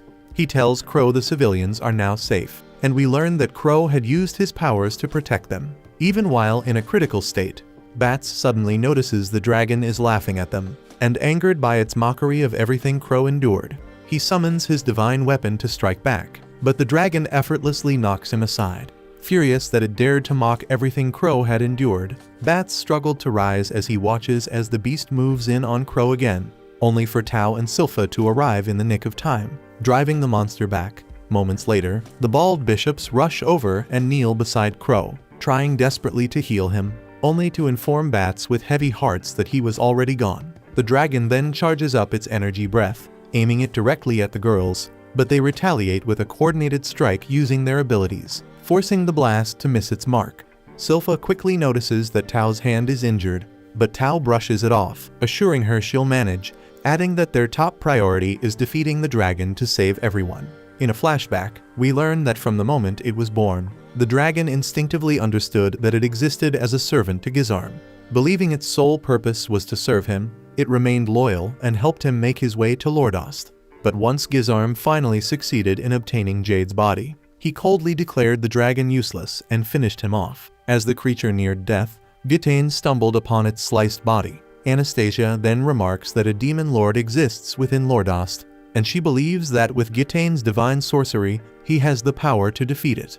The dragon wonders why these people aren't afraid, even while standing within Gizarm's domain. Gitane explains that purifying a demon lord's heart is impossible because monsters don't act out of malice, their hearts aren't tainted, and they don't truly understand good or evil. He approaches the dragon, who slowly realizes that this man is its new master. Soon after, Gitane reshapes it into a chimera, instructing it to use its altered form to discover its true identity. The beast realizes much of its body has been replaced with foreign parts, but its mind remains whole. Gitane then tells it to follow him if it has nowhere else to go, and he mentions preparing for something grand, yet admits he's also lost, uncertain about what lies beyond his final goal. Back in the present, the dragon reflects that it's beginning to understand what it truly is. It swings its massive arm down at Tao, but Sylpha sees it's going in for the kill and leaps forward, slicing through its hand with her sword technique. But the dragon retaliated by hammering her into the ground, chuckling as it claimed it was finally enjoying itself. It looked toward Bats, who was pleading with the bishops to save Crow, and realized it was having fun watching their desperation. But when it sets its sights on the nearby shelter, panic breaks out.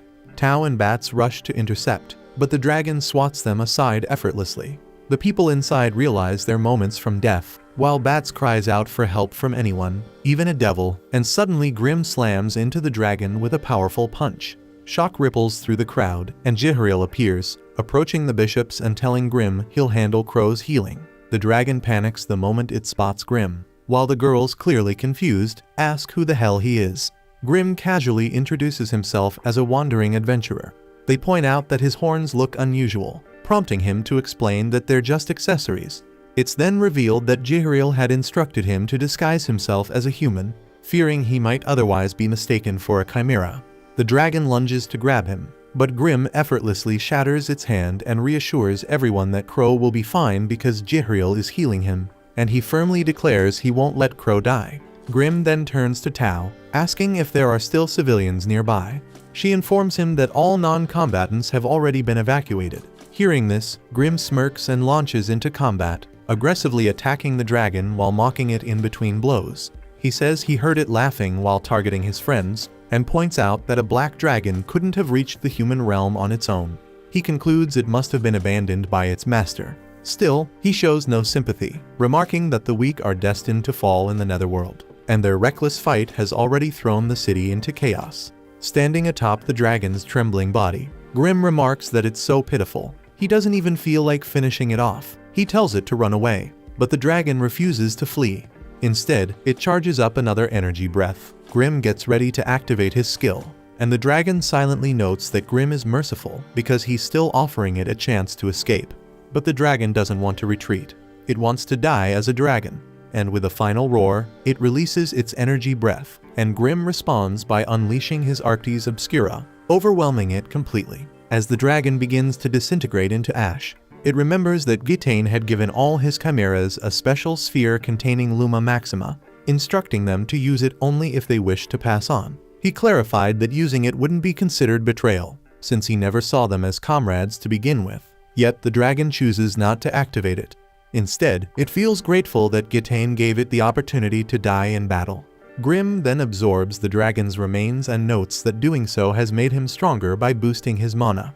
But even with this new power, he still doubts he's strong enough to face a demon lord. Jihriel then walks up to him and confirms that Crow has been saved, though he's completely drained and barely able to stand. Grim looks around and remarks that the civilians are finally safe, so he starts flying and says they should ascend above the clouds to reunite with Lloyd and support him in his fight against Gitane. A short while earlier, Gitane witnesses Grim's Arctes Obscura ability and immediately realizes that his chimeras have been defeated. In response, he activates his own spell, the 10 Commandments, causing massive eggs to fall across the city. One of them crashes directly into a shelter, and from it emerges an S-rank chimera, sending the entire crowd into a panic. Gitane casually remarks that all of his chimeras are equally powerful, so Lloyd considers using his teleportation magic to evacuate the area. But Gitane launches a non-stop assault, knowing that if Lloyd can't focus, he can't cast his spell. Meanwhile, on the ground, one of the chimeras overpowers Galilei and destroys his protective web, leaving the city vulnerable as the monsters pour in.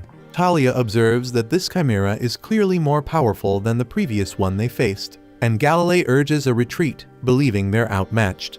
At the same time, panic erupts inside the shelter. The civilians rush to the door, pleading with the guards to let them out. Katarina explains that they can't open the gates because there are still monsters swarming outside. One desperate man argues that staying put guarantees death, as this freaking chimera will kill them all if they remain here.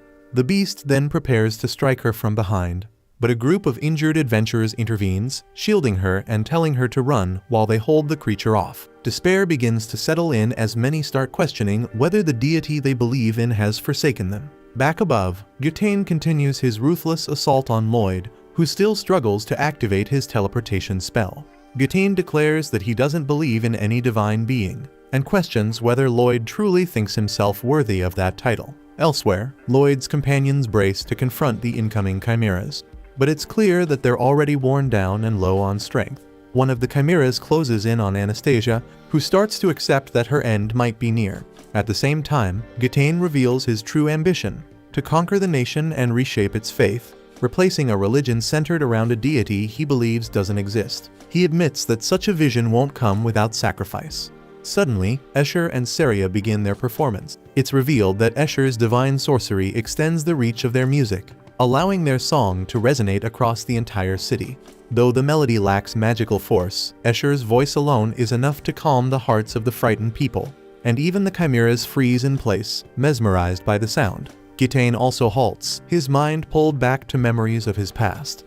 Lloyd seizes the opportunity and casts his teleportation spell, wiping out the chimeras in one swift move. He coldly states that Gitane's past doesn't concern him. The only thing that matters is the power behind his magic. Lloyd then displays the severed heads of the chimeras and tells Gitane he'll never comprehend the true depths of sorcery. With a steely gaze, he declares that it's time for the final round. Meanwhile, Dante tells Ren that the situation has shifted dramatically, but he suspects the song might be dangerous, pointing out how the chimera's heads began to explode the moment it started playing. He reveals that he knows who's behind this entire catastrophe, and vows to slaughter every last monster. Just then, a chimera attacks him, but he swiftly unleashes his divine sorcery and slices it into pieces. Dante then says he's going to search for Escher, and Ren decides to accompany him, silently questioning why Dante suddenly began hunting chimeras so relentlessly after learning about Gitane. Dante then turns to her and acknowledges that she's been helping the civilians. He even remarks that she's far more useful than the bishop she's dragging around, and casually suggests that she should consider joining the clergy. Ren responds that she's not interested, but Dante adds that he's fond of people with secrets, because a bit of darkness in his eyes is what makes someone truly human. As Dante walks off, Ren has a realization that he's exactly like Jade, and he was clearly set on bringing Gitane down. But he couldn't help but wonder why he hadn't seen that shadow in him before he ever wore the robes of the Pope. In a flashback, we learn that Gitane once lived a happy life with his family, and he used to sing lullabies to his son, despite having a terrible voice. Eventually, he began performing in church, where his songs were accompanied by divine sorcery that inspired the faithful. One day, Jifriel appears and tells him bluntly that he can't stand his voice, though he admits that many people still depend on him. As a result, Jifriel grants Gitane a rare blessing so he can now use divine sorcery without needing a ritual.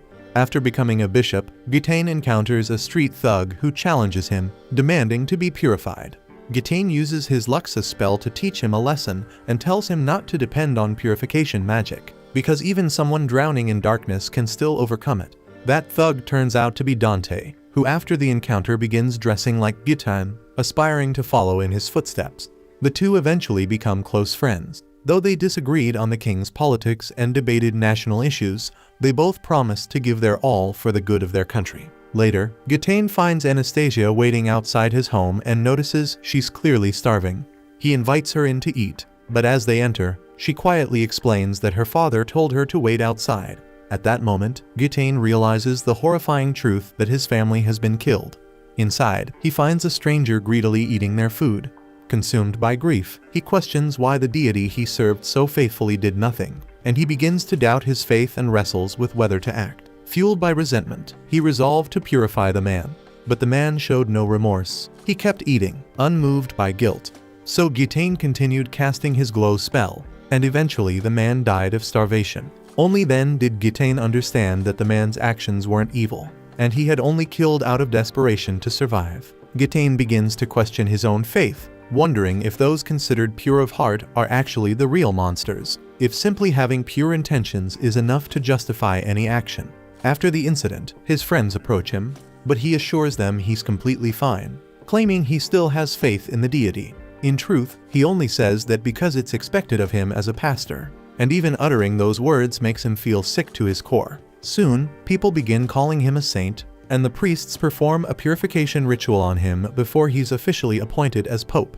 But even that doesn't rid him of the darkness festering within, so he convinces himself that he isn't evil, just someone with a mission. He resolves to change the country's religion, believing it's the righteous path forward. Back in the present, Lloyd bluntly says he's had enough of Gitane's life story. He finds it so bleak and hopeless that it drained the color out of everything. Gitane assumes Lloyd doesn't care because he's a deity and wonders aloud if deities are incapable of empathy. But before he can finish, Lloyd smashes his head without hesitation. Meanwhile, the people across the city are captivated by Escher's performance. Thor wonders if her song is what caused the Chimera's heads to explode, but Babylon suspects that Lloyd is actually responsible. As he listens, he hears a strange static woven into the melody and realizes Escher is pushing herself to her absolute limit. He silently hopes she doesn't falter because her song is the only thing keeping the city's morale from collapsing. Elsewhere, a group of chimeras tries to silence Escher, but Shiro cuts through them mercilessly, and she hopes to see a rainbow break through the skies once the battle ends. We then return to Gitane, now screaming in agony as Lloyd listens to the music, quietly praising Escher and Saria for holding strong. Lloyd mentions that he wanted to show Gitane something, and Gitane suddenly severs his arm. Lloyd calmly tells Gitane to listen to the song, and in that instant, Gitane's other arm explodes, and he begins to panic, wondering if Lloyd is using his teleportation spell, but quickly realizes that can't be it, since Lloyd's teleportation always comes with a delay. Lloyd then reveals that he's been sprinting at full speed while using concealment, making his magic not only invisible but nearly instantaneous. Without warning, he unleashes a devastating blast of combined fire and ice. Gitane, unable to keep up, activates Blighted, a defensive spell that deploys automatic protection threads. He narrowly avoids the explosion, but Lloyd appears directly above him, bringing down a freaking meteor. Gitane blocks it just in time, realizing with growing dread that Lloyd is launching multiple high-level spells at once. Desperate to recover, Gitane tries to center his focus, but Escher's voice continues to throw him off rhythm. In the next moment, Lloyd pierces him cleanly with his 7 Divinities skill. Gitane reels in shock, unable to comprehend how his spinal threads were bypassed before he even had time to react. He's completely outmatched and finally admits to himself that Lloyd's sorcery exists on a whole different plane. Lloyd remembers Gitane's claim that divine sorcery could never change his heart, and he decides it's time to put that theory to the test. Summoning a colossal ring of divine light, Lloyd fires off his glow spell, engulfing Gitane in a blinding explosion. However, he manages to block the attack, and Lloyd quickly realizes that he's using anti-divine symbols.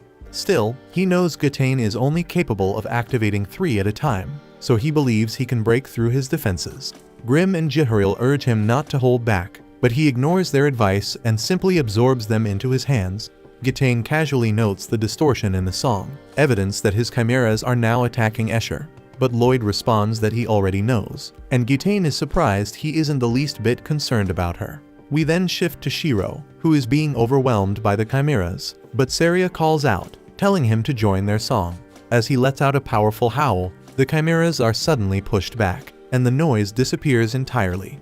Lloyd remarks that he wants to try casting a spell, which causes Gitane to panic as he realizes Lloyd is about to combine 3 elemental types at once. Gitane fears that if he uses his symbols to block the elements, he'll leave himself vulnerable to a cleansing spell, but he also knows he doesn't have much choice. So he prepares his countermeasures, and the clouds freeze in place as Lloyd activates a triple incantation, unleashing a colossal blast of ice. The spell collides with Gitane's defensive symbols, and he struggles to hold it back, internally acknowledging that Lloyd is insane since the sheer power behind the spell could easily annihilate the entire world. Lloyd's magic creates an enormous ice storm, and the people in the city begin to panic, believing their deity must be furious. Shiro realizes the chimeras are about to reach Escher, but just then, Anastasia and Dante arrive and swiftly cut them down. Ren is relieved that Shiro is unharmed, and Anastasia wonders who Gitane could possibly be fighting. Dante responds that it has to be a deity because no ordinary being could produce such power. We return to Gitane as he reflects on all the terrible things he's done throughout his life, and he wonders why the deity hasn't passed judgment on him yet. Suddenly, he sees a vision of his son, who turns to his mother and asks if he can sing with him. Gitane breaks down in tears, remembering how happy he once was with his family. He admits he's always been a terrible singer, but his son reassures him that it doesn't matter, then leaps into his arms. But just as Gitane embraces the memory, he snaps back to reality and realizes Lloyd is preparing to attack again. In desperation, he fires off his Luma Maxima, but Lloyd blocks it with a smile and immediately counters using the very same spell. It shoots upward, piercing through the clouds, and rains down over the city. Yet instead of destruction, the downpour begins healing people's wounds, bringing joy and relief to all who witness it. Dante asks what the hell just happened, and Anastasia recalls how Gitane once told her that rain always follows him wherever he goes, because he believed the heavens hated him. She starts to cry, feeling guilty for never doing anything to help him. And Dante quietly remarks that he hates cleansing spells because they always make people open up and pour their hearts out. Everyone's emotions are purified thanks to Lloyd's spell, but Lloyd himself begins to wonder if it worked on Gitane, since he didn't seem to change at all. Lloyd knows that Gitane had the power to turn the bishops into his servants, and he questions why he never chose to do it. So Gitane says that he wanted them to judge him in the name of the deity. He admits that his original plan was to fight them during the festival, but he never anticipated Lloyd and Escher interfering. Now he believes the deity might reside in Escher's voice when she sings. But Lloyd corrects him that Escher chose to become a sister simply because she loves singing in front of others. Gitane is left stunned, unable to believe that her reason had nothing to do with the divine. Lloyd then offers him the blighted sword, saying he picked it up, and adds that he'll be waiting for him in Lordost. Afterward, news quickly spreads that Gitane has been murdered, and the alleged killer disguised himself as the Pope to infiltrate the festival and spread chaos. Albert accepts the report, assuming the culprit must have harbored a deep hatred for the deity. But Rosales is furious because he knows the truth that Gitane was the real culprit. Thor urges him to calm down, reminding him that the other bishops are still in the dark. Dante steps in, warning that the church's entire reputation is now on the line, and that the country could collapse if the people begin to lose their faith. Rosales agrees that a new leader is needed, someone who can guide the people, and suggests that he should become the next pope. But Dante shakes his head, informing him that they've already found the perfect candidate for the position. Not long after, Gonmo approaches Escher and tells her she should become the next pope. Escher is stunned, thinking there must be some kind of mistake, but Ganmo simply tells her to take the trial, and she completely loses her composure. We then shift to Saria playing the piano, but she pauses when she realizes Lloyd is in her room. He apologizes for disturbing her, but she reminds him that he was the one who predicted everything and told her to perform with Escher in order to change the course of the battle. Lloyd replies that he enjoyed their performance, and Saria acknowledges that the two of them are just a couple of weirdos obsessed with their own passions, so she tells him he did well too. She resumes playing, and Lloyd notices that she's recreating his spell through her music. That makes him visibly nervous, since he doesn't want her to realize that he was actually involved in the battle. He tries to deflect, claiming he never left his hiding spot, so he has no idea what happened. Saria doesn't question it, and simply says that she thinks both of them had fun at the festival. Lloyd returns to reading while she continues playing, and she quietly remarks that she enjoys these peaceful moments where neither of them disturbs the other. Later, we shift to Lordost, where everyone is enjoying themselves. Jihiril gets overly excited about seeing the girls in the hot spring, but Grimm stops him by slamming the shit out of him, and Galilei calmly adds that only Lloyd is permitted inside the mixed bath. Inside, Escher says she still doesn't feel ready to become the next pope. Just then, Lloyd suddenly appears, and both Ren and Tao are surprised, wondering what he's doing there.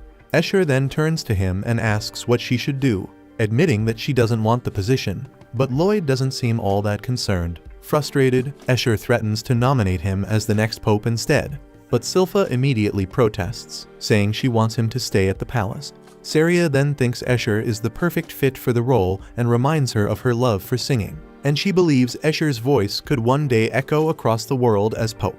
Escher takes that to heart and realizes Saria is right, so she finally decides to accept the position, and later we see her singing before a large crowd as the newly appointed pope. Meanwhile, Lami and Gitane solemnly bury the remains of the blighted, while the townspeople enjoy the performance. In the distance, we see a mysterious girl quietly observing the scene, and Lloyd comes to the quiet realization that somehow everyone was able to reach their own happy ending.